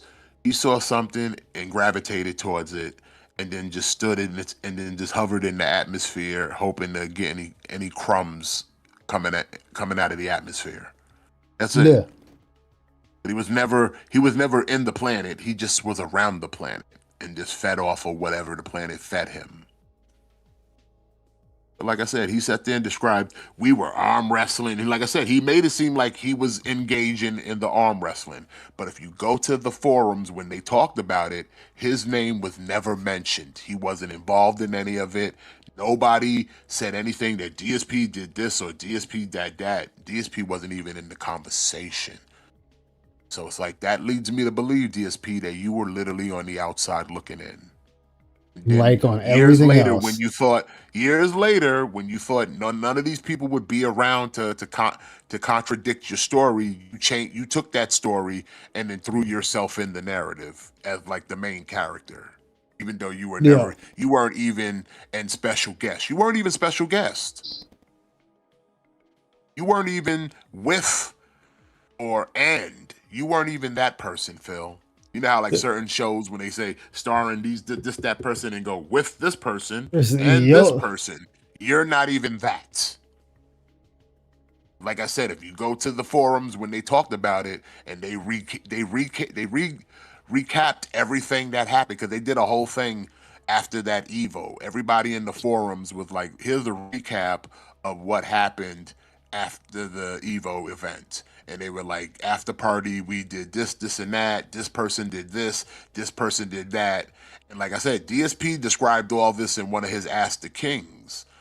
But the way DSP described it, he was in the thick of it. But then you go back to the actual telling from the forums, like I said, he is nowhere to be found. Except for one point. And that point was literally out of convenience. Like he tells, oh, everybody came to my room. Everybody came to your room because they knew you were the only person in a room by themselves. So they came to you out of convenience, not because they wanted to hang out with you. They came there for convenience because they were running from hotel security. Yeah. But like I said, he tells the story as, oh, this was happening and they all came to me. And like, no, they didn't. They really didn't. They really didn't. They only came to you when it was convenient for them. And they knew you were the only motherfucker that had no friends and you were sitting in a room by yourself. Because apparently the hotel had a rule of if a room had more than 4 people, they had to leave. So all the other dudes had rooms of 4 and they needed to get in a room of 4 so they wouldn't be, told to leave. The only person they knew at the time that had no one in a room with them was Darkside Phil. So is that them coming to you because you're cool and we want to hang out with Phil, or are they coming to you because you're the only loser that had no friends in the room and they're trying to act like they're there for the moment so they don't get escorted out? He was a means to an end in that moment. Literally. Literally. Go ahead, Phil. The heart of the party. Like mano on mano, a spectator sport, kind of like wrestling, right? Where it's two guys, they're facing off. There's a crowd around the cabinet watching. It was competitive, while other arcade games weren't like. Wait, what the fuck does that have to do with you being part of this, getting in your first fighting game? Yeah, all the backstory. He's got to give the backstory. I just realized like we were supposed to be talking about the fighting games. What got him into it? And what the fuck? All right. That it was just like, I'll beat up the computer or whatever. This was you against another human in a competitive way, and man, did it catch on, and it just hooked me. Like from then on, Yes, people were fighting each other in Road Warrior again. The very first Street Fighter, Road Warrior, Phil. Also, I don't know if you noticed this, that so far within the little bit of time he's talked, he's mentioned several times how things he discovers, he gets addicted to. That's a good point. Things he discovers in his life, he uses the word specifically that he's hooked or he's addicted now, like an actual addict. He easily is susceptible to whatever you put in front of him, and he will. And if he gets some kind of dopamine out of it, he becomes addicted to it. Yup, he was the alphaism as a guest. Yeah, and getting bitched out all the time. Or when he tried to tell Bunkei how to lose weight. You just got to lose weight, man. He told us about his affluent godparents, and he got addicted to the wrestling, and now he's talking about the fighting games and how he got addicted to that. What's next, Phil? every weekend whenever I could go. I was there whenever I could go in between. You know, instead of it just being about plunking some quarters in and beating up, you know, a boss, instead it was about being the best, right? Being the best in the arcade. It was a competitive thing that I got hooked on. Did you, at that point, were you aware of like how big these sort of tournaments would go and how far that would take you? Because that's another big part of your... No, because he dropped out before the pot actually started getting big. After he lost multiple did he drop tournaments, out or did he get pushed out? Because I feel like I mean, he got pushed out. He got pushed out, but let's be generous. We're being generous in saying he dropped out. He dropped out, and by his words, because there was no money to be made. Even though he then switches that story up to say, you know, there was no money and we only did it for the love of the game. Yet when he did play, there was a pot of $2,000 at the time. Now, the very next tournament after 2006, the very next tournament was a $10,000 pot that he lost. I think he got either 8th place or he didn't rank at all in that one. And that was a $10,000 pot with... I don't think he ranked at all because the 2006 he ranked 9th. No, 2006 was his 4th place. That was his 4th place. Not 2006 because, like I said, Dead Sea Scrolls just went over it. He did not. No, that was 2004. That was 2004. He was 4th place. Yeah, 2006 he placed 9th. 9th. Okay, so yeah, so the 2005. It went up to 10. The pot was $10,000. First place getting $5,000, and then second and third getting $3,000 and $2,000. And the pot only went up each Evo after. So he dropped out after 2006. He didn't go back because he lost, and his reasoning was, oh well, there was no money to be made. There was money. You just sucked. You just weren't placing. There was no money to be made for you. But don't sit there and put that on everybody else. There was no money to be made for you. That's the true answer. There was no money to be made for me here. You can't speak for everybody else because there are people that made money, and don't forget the money matches. They made money off of you. There was no money to be made for you. That's the true answer. There was no money to be made for him. Yeah. Everybody else profited. They profited off playing the tournaments. They profited off of playing him in money matches. So everybody made money, just not you. No, he was the bank. He was the ATM that people were getting money off of. Yeah, you were literally their food money. You were their food and fun money. Oh, we're gonna have drinks tonight. Who paying? Phil.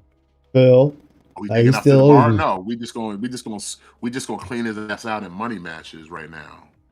Yep. We about to get this quick lick. It was We about to fourth get this place. quick It lick was on this fourth place. motherfucker. According win. Yeah, fourth place win according to Phil. Yeah, and what did Justin Wong say? You don't get nothing for fourth place. Stories. Your journey Back through then, the Street back Fighter- then you didn't. Now you do actually. That's the crazy part. Now fourth place, you can get a little bit of prize money. You can get very little prize money, but what really gets you good is the sponsorships. The sponsors you can get for getting just fourth place. Hell, getting within the top 8 can get you sponsors. And then See, that's the crazy thing. DSP could have probably did that back then. He could have parlayed that to sponsorships if he did it right. Yeah. But he didn't.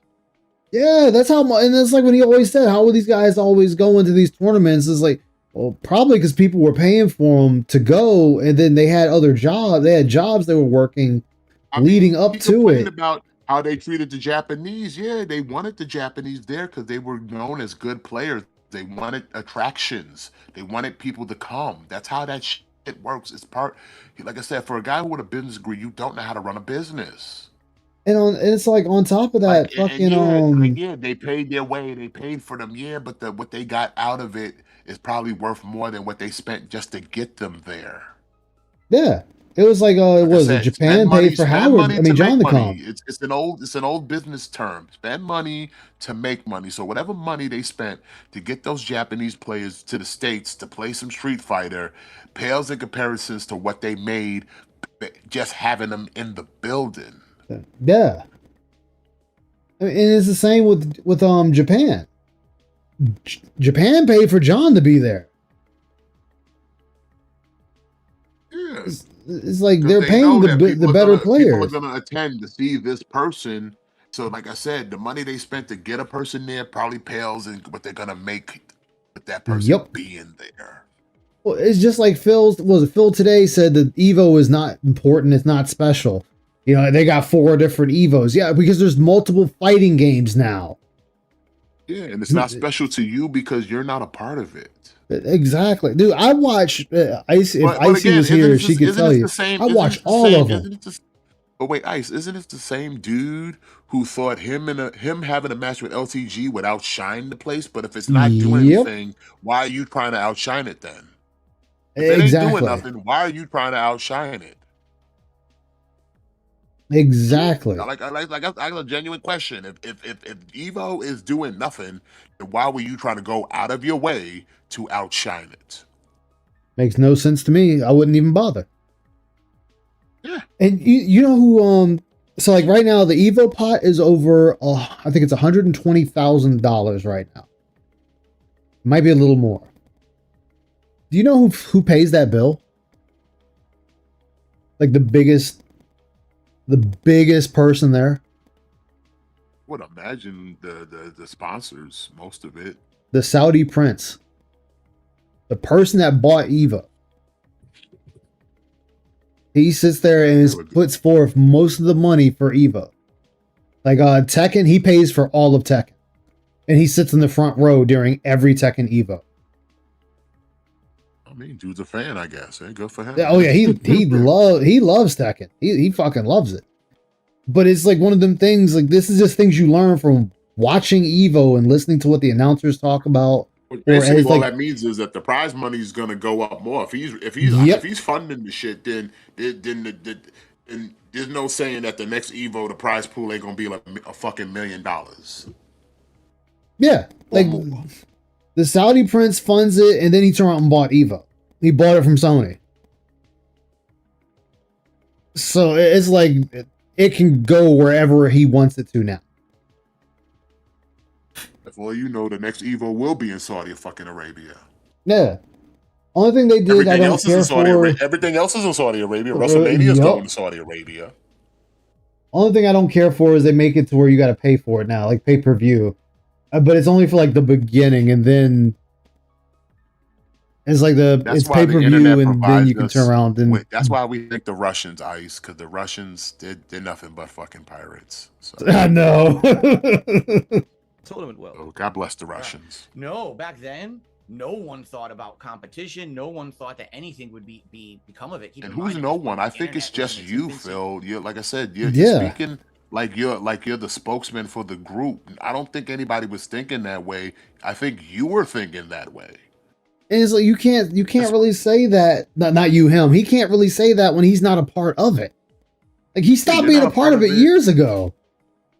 Like you weren't an insider then. When you were there, you weren't even an insider, bro.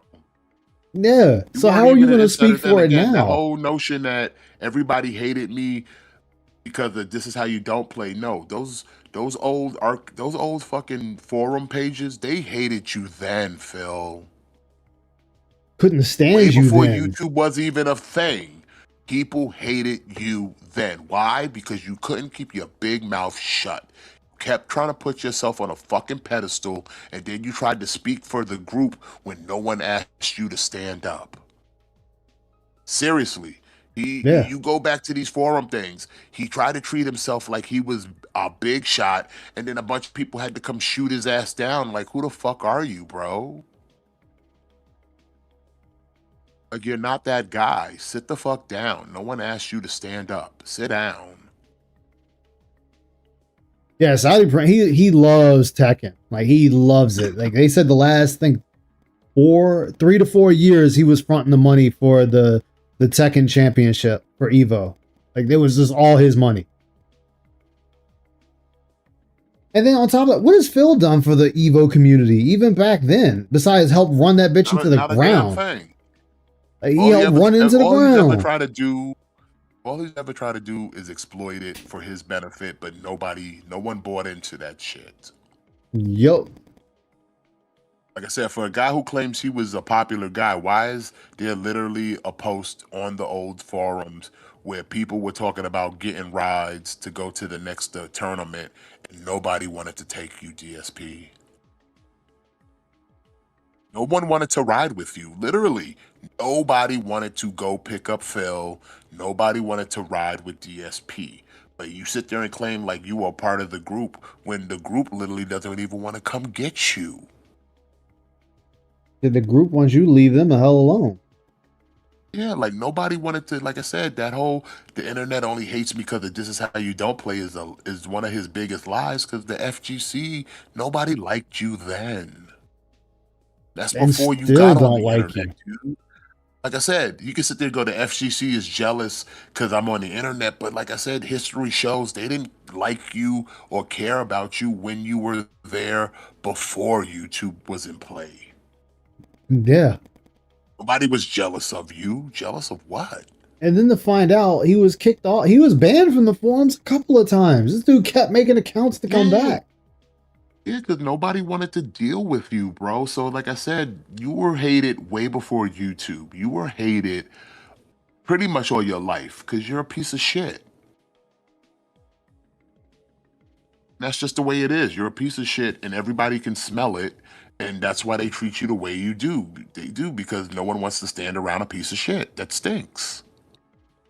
Yep. Like they want you to go away. It was sad. I was thinking that shit today at work. I was like, yo, when would this dude just go away? Like I said, you know it chaps his hide every year when Evo comes around and he is not mentioned any time or any point or even a thought of the past of Evo. Even when they talk about the past, they omit you, bro. Yeah, I'm glad you said that because it kills me with that too. When he's like, well, nobody talks about my achievements. What achievement? Fucking fourth place? There is no achievement. There is no achievement. And because you are who you are, it's worth not even mentioning. Yeah, they don't even mention him in the cliff you notes. that you're not worth mentioning, bro. You're literally a dark shadow of their past. They're the part of Evo that they don't want people to remember. Because remember, Evo in the early days was kind of racist and all that other shit. And you were a part of that. And they don't want to remember those things. So since you're a part of that, since you claimed you were the FGC troll, nobody wants to remember the fucking troll. And Hell that bothers no. him. That bothers him every time Evo comes around, that nobody acknowledges that he used to be there. He was once there. And it bothers him. Like he was erased from their history, pretty much. Yeah.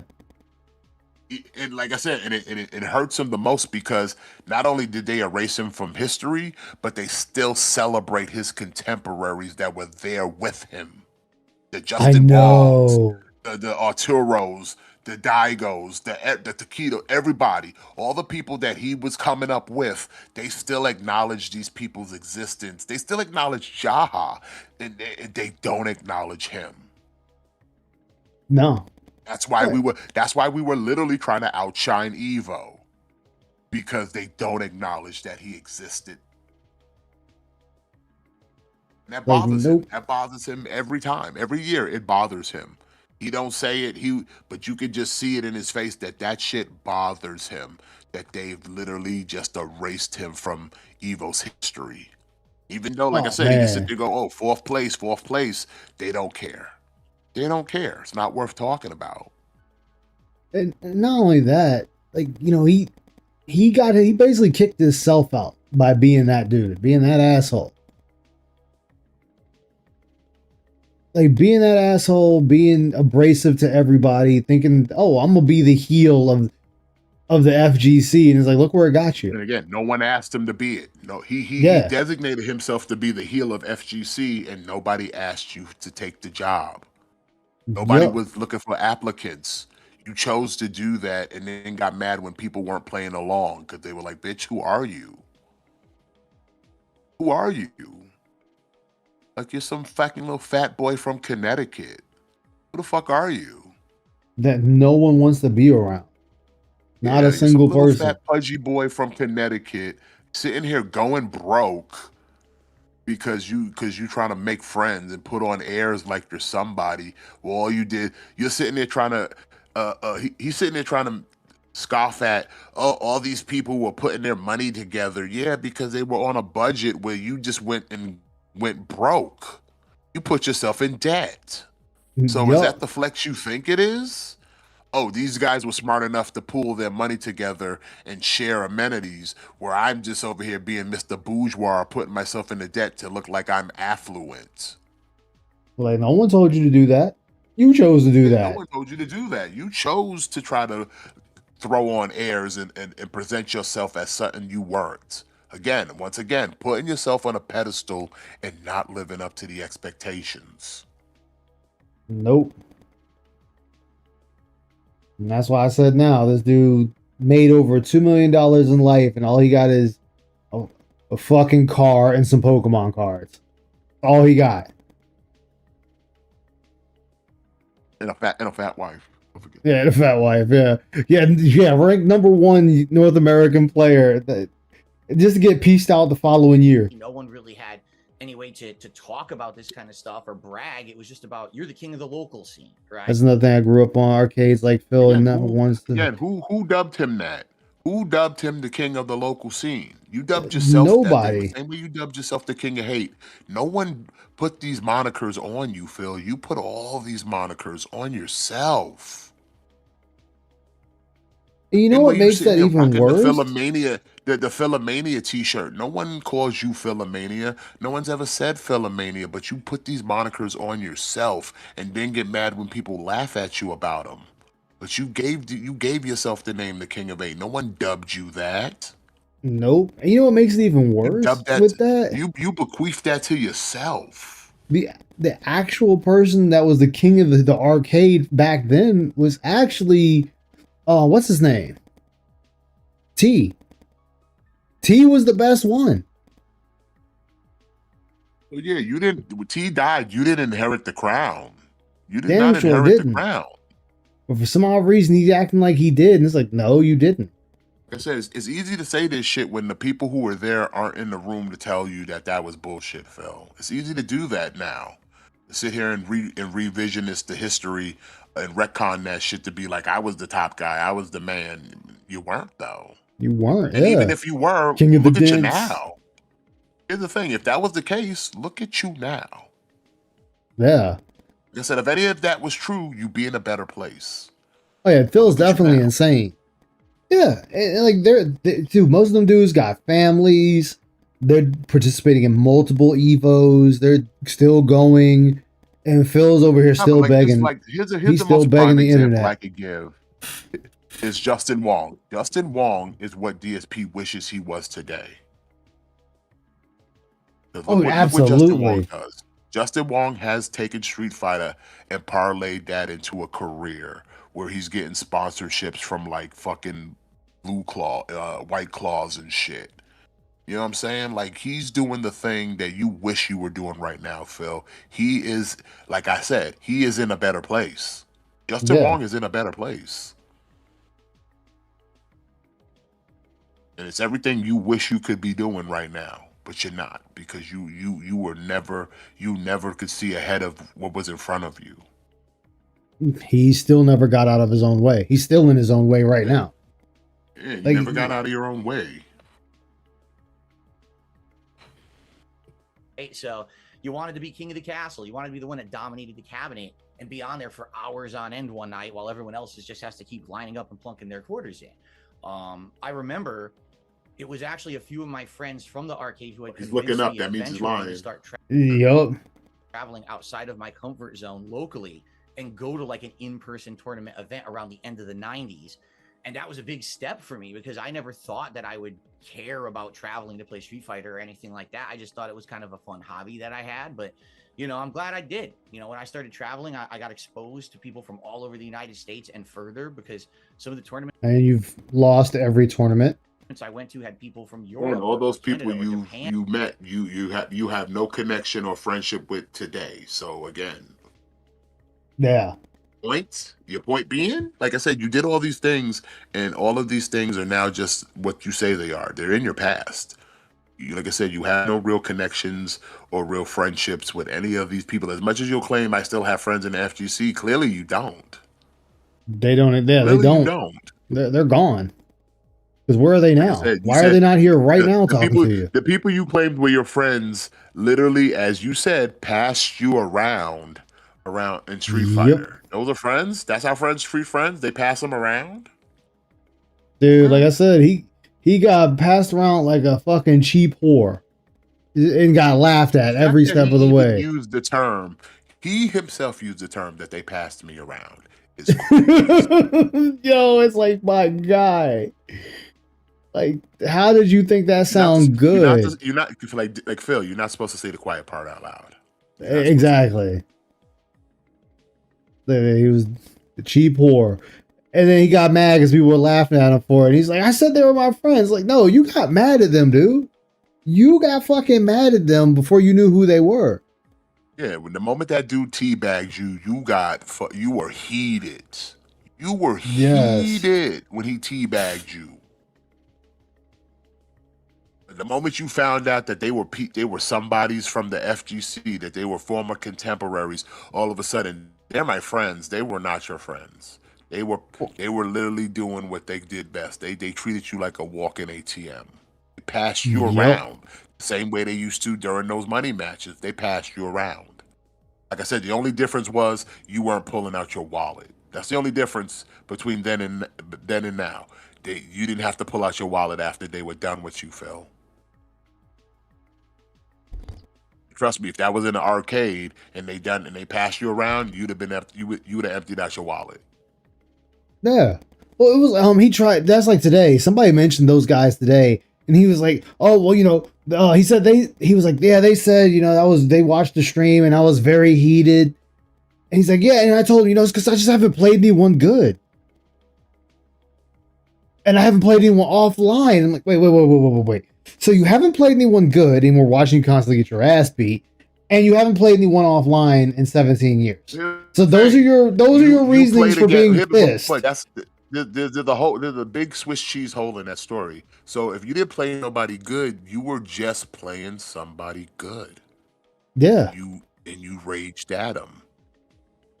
All those people who you claim are your friends by your own kind of admission that they're FGC guys, then that means they are, by definition, people who are good.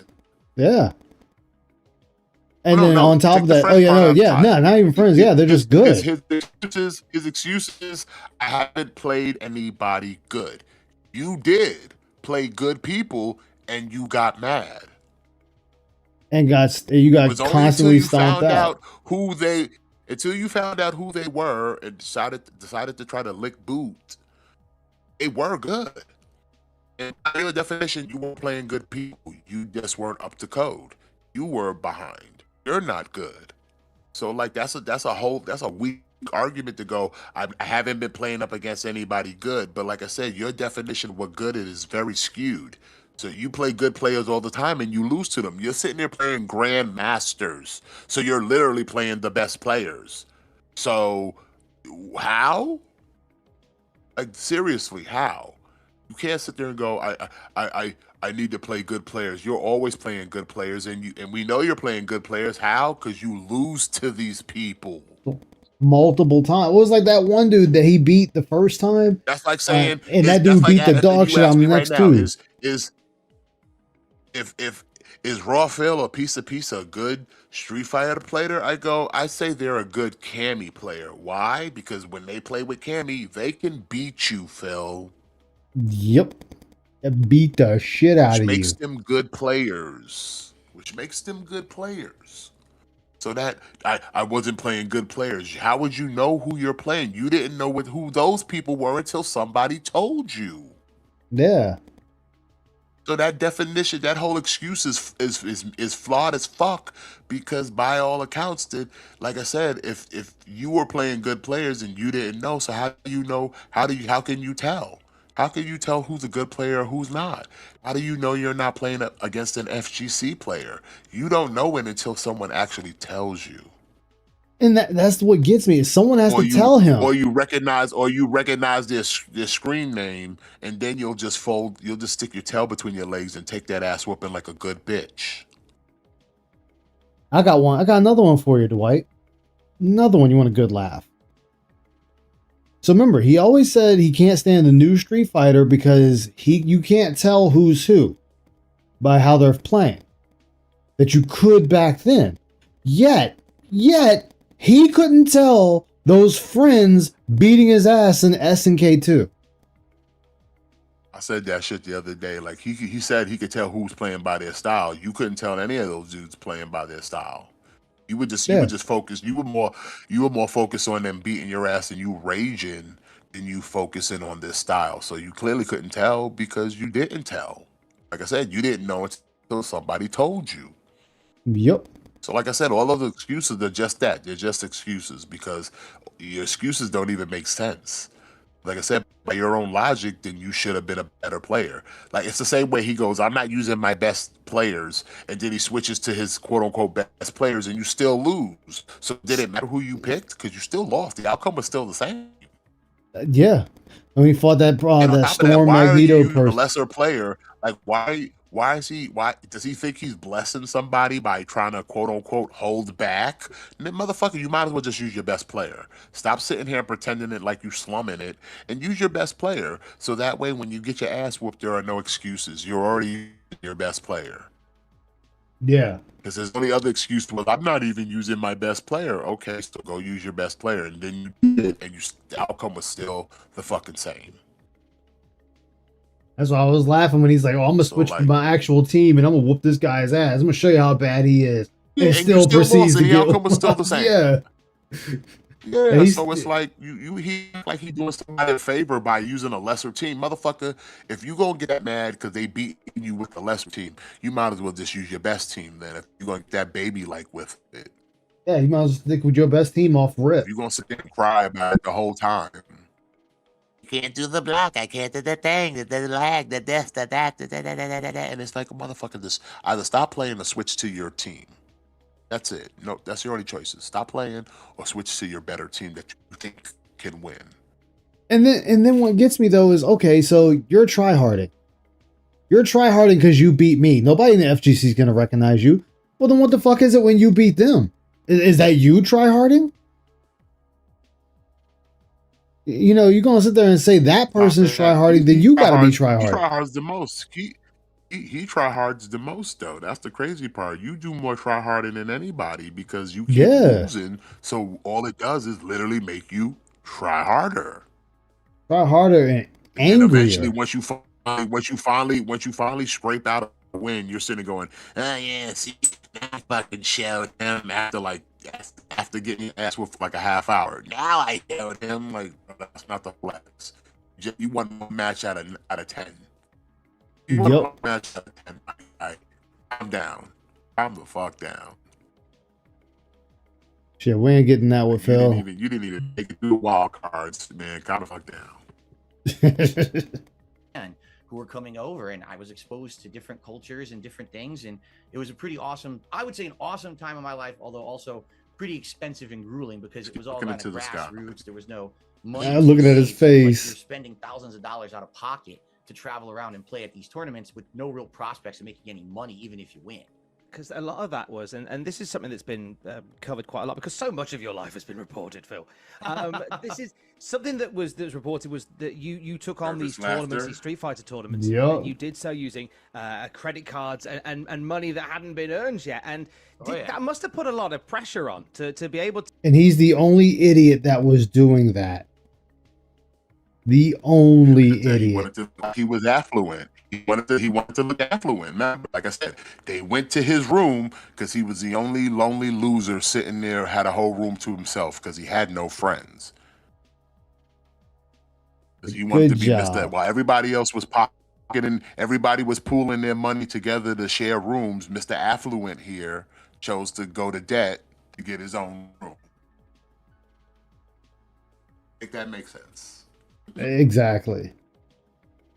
To keep up with that, knowing full well that you were going further and further into the red. Right. And the funny part is, like, I honestly don't know how so many people were able to travel and do it at that time, because see, today it's completely. That's not your business. It's not your fucking business to know. Again, the answer was already there. He already knows the answer because he bitched about it and he scoffed his nose. They pooled their money together. The people who couldn't afford to take a trip by themselves, that's how they was over there getting rides from each other, or they would pool their money together to like share a room. He already knows what they did because they were all doing it. You were the only one who chose to try to be Mr. Lone Wolf. You did that shit by yourself. Just like me saying I've experienced a lot of different cultures and traveling different parts of the country. Yes, yeah, there were people that were sponsored, but this is Phil just wanting to be the king of hate, not paying attention to what anyone else is doing. Different. Today, or even thinking about it. You got esports, right? So you have these teams, these leagues, and they're getting paid to do it. They're getting sponsorship opportunities and stuff. During the time when I was competitive, which was the 2000s, there was none of that. It was actually all just grassroots. I mean, you would go to a tournament, right? And you would spend a few $100s on a plane ticket, a few $100s on a hotel room, you know, and then food. You'd spend $1,000, $2,000 to go to a tournament. If you win the tournament, you won $400. So that's not true, though. Like, we can go back to the forums and see that that's not true. Now, if you're talking about the qualifiers, those are qualifiers. That's different. So there was no money to be made. Give me a moment. I gotta do something real quick. BRB. All right. For the love of it, really, and bragging rights online, it was rough. And I always wondered, the other people who were like the top players at the time, how did they do it? You know, were they maintaining a giant work-life balance?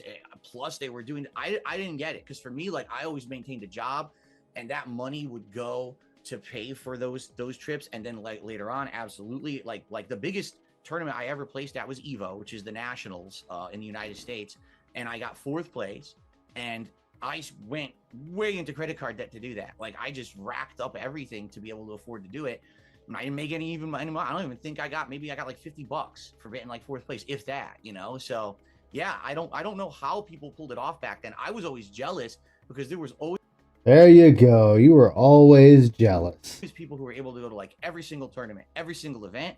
And I was the guy who was kind of grinding and struggling, this kind of like blue collar lifestyle, to be able to try to afford this stuff when I don't know how they were able to do it.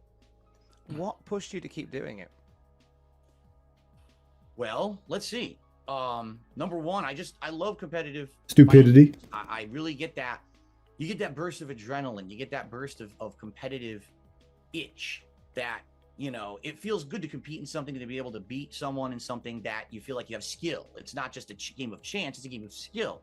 And so, you know, the bragging rights of being able to go to a tournament and actually do well. You know, it certainly was not money But you motivation, didn't. and I knew long term, at least back then, there was no prospects that you would do it for a living at all. So for me, it was just kind of internet bragging rights and just Blue actually collar fighting lifestyle. to play these games. Yeah, credit card debt. You know, today I actually will be honest. I think today it's kind of changed. You see people that are in competitive Street Fighter. Kind of changed. Over $100,000 pots, and you're saying, "Oh, I think it's kind of changed." We went from 10 grand to over 100 grand. I think it did change. And a lot of them, they kind of like criticize the games and everything. And it's like, I think they're in it just for the money because they can make a living doing it. And you know what? More power to them. You know, when I was Then why are we constantly bitching about them? doing it, it was just grassroots stuff. You were doing it just because you felt like you liked the games. This would grab. And you don't think they don't? They're playing it. I would think they like the games, Phil, or else they wouldn't be playing them. Just saying. Gravitate into a career on streaming, which has been, as we say, 16 years now, and we want to touch on that. But let's do your second match, Phil. We had Hogan Warrior from WrestleMania 6. What would you like your second one to be? All right, so my second match is the Iron Man match between Hitman Bret Hart and HBK, Shawn Michaels. This was the match where it was like the first opportunity where Shawn. Yeah, I got you nothing. I know he's always lying. He can only lie. His real shot at the title, and the fact that it was an Iron Man match that was guaranteed to go an hour, and we knew that these guys were some of the best technical wrestlers in the world. Everyone was hyped for this match, you know, and they built it up really well. Like I watched it again last night, and they, even before the match starts, there's like a 10-minute package that's building this match up between, you know, HBK's boyhood dream to be the champion. Bret Hart's been there 3 times, but he wants to prove that he's the best and stop the upstart. And then the match starts, and it's so technical, and there's so many awesome spots, and you think this is going to be the first fall. No, this is going to be the first fall. No, this. And it just keeps going, and there's no falls. No one gets pinned. No one gets submitted. They're like, what is going on here? Like, you would think like 20, 30 minutes in, these guys are getting gassed, and someone's going to, you know, make a slip. No, it just keeps going and going. And I don't even think there's like a moment in that match where like you could say it's bathroom break time, right? Like, you know, you have to bathroom break time. The first fall could happen, and that's going to flip the whole match on its head. And of course, spoiler alert here, but man, it goes the whole hour and there's no falls. They're like, what? I never expected back then that it was going to be like that. It's just, for that era, it really is showing how they're changing from the spectacle of like 2 big superheroes to like 2 guys who are like athletes, right? That's what it was for me, seeing that Bret Hart and HBK are amazing athletes, not just Hulk Hogan versus Ultimate Warrior beating each other and slamming each other. It's the biggest bone of contention with a lot of people when it comes to that match, and it is a really strong match. It's the fact that it's a brand new format. It's the first Iron Man match they've ever done, right? And the whole concept being that there could be loads of pinfalls during this match, and there's none. Like, you didn't really utilize the new format of match that you've got, and I think that's where a lot of people were a bit divided by it. But from that match, as you say, it's packed with moments. Is there one moment in particular that you love from that match? Yeah, come on, Phil. The absolute end, because you don't see it coming, because they go to overtime or whatever, and then you can tell these guys are so gassed because they've worked so hard for the last hour. HBK hits him with the super kick, and he can't pin him. Like, I think he was probably supposed to, and he can't pin Bret because he can't pin him. He's so tired. So they both get up and they have to do it again to actually get the pinfall. After that, it's like, you wonder, are you going to see another match like that again, right? And then they did have other Iron Man matches, but the matches usually had multiple pinfalls and highs and lows after. They didn't go that whole crazy hour again without a pinfall. And I think that's probably why, like what you're saying, people were expecting that level and didn't really get it. It was such like a suspenseful thing. You can't take a break because at any moment, when's that first pinfall going to happen? I'm trying to think. So when that match happened, I believe you would have been about 15, because we're both 40-year-old gentlemen, Phil. And so you'd been in your teenage years at that point, because the idea of streaming for a living was one that just didn't exist. So what was the goal for you? What did you want to do with yourself when you were a teenager? Oh man, I had no idea. I was all over the place, especially in my school years. All over the A lot of place. people don't know this, but it just came out recently in a big 4-hour documentary about me. I was the valedictorian of my high school. It didn't just come out. People knew that for a while because you said it. And what does that have to do with anything? And so like my prospects were kind of open in what I wanted to do, but I just didn't know what I wanted to do at all. Like Yeah, you did. You became a beggar on the internet. That's what you became. You decided to become a beggar. But I'm going to stop it right here for the night because I've been up for 30 plus hours and I am feeling rather tired. So I'm going to stop it right here. I'll pick it up tomorrow. I'll see if Dwight wants to come back on and finish it with me. I know we didn't get far out of 4 hours. Only 25 minutes. We've been talking about other things like Star Wars and whatnot. But thank you guys. Valedictorian. I'll definitely continue this tomorrow. I'll just leave everything the same. I'm just going to put a part 2 on it instead. I'll ask Dwight if he wants to stay with me and finish this up tomorrow. Or it might be solo. I'll work it out. Alright guys, I am Moto of the Dark Descent. I thank all of you for being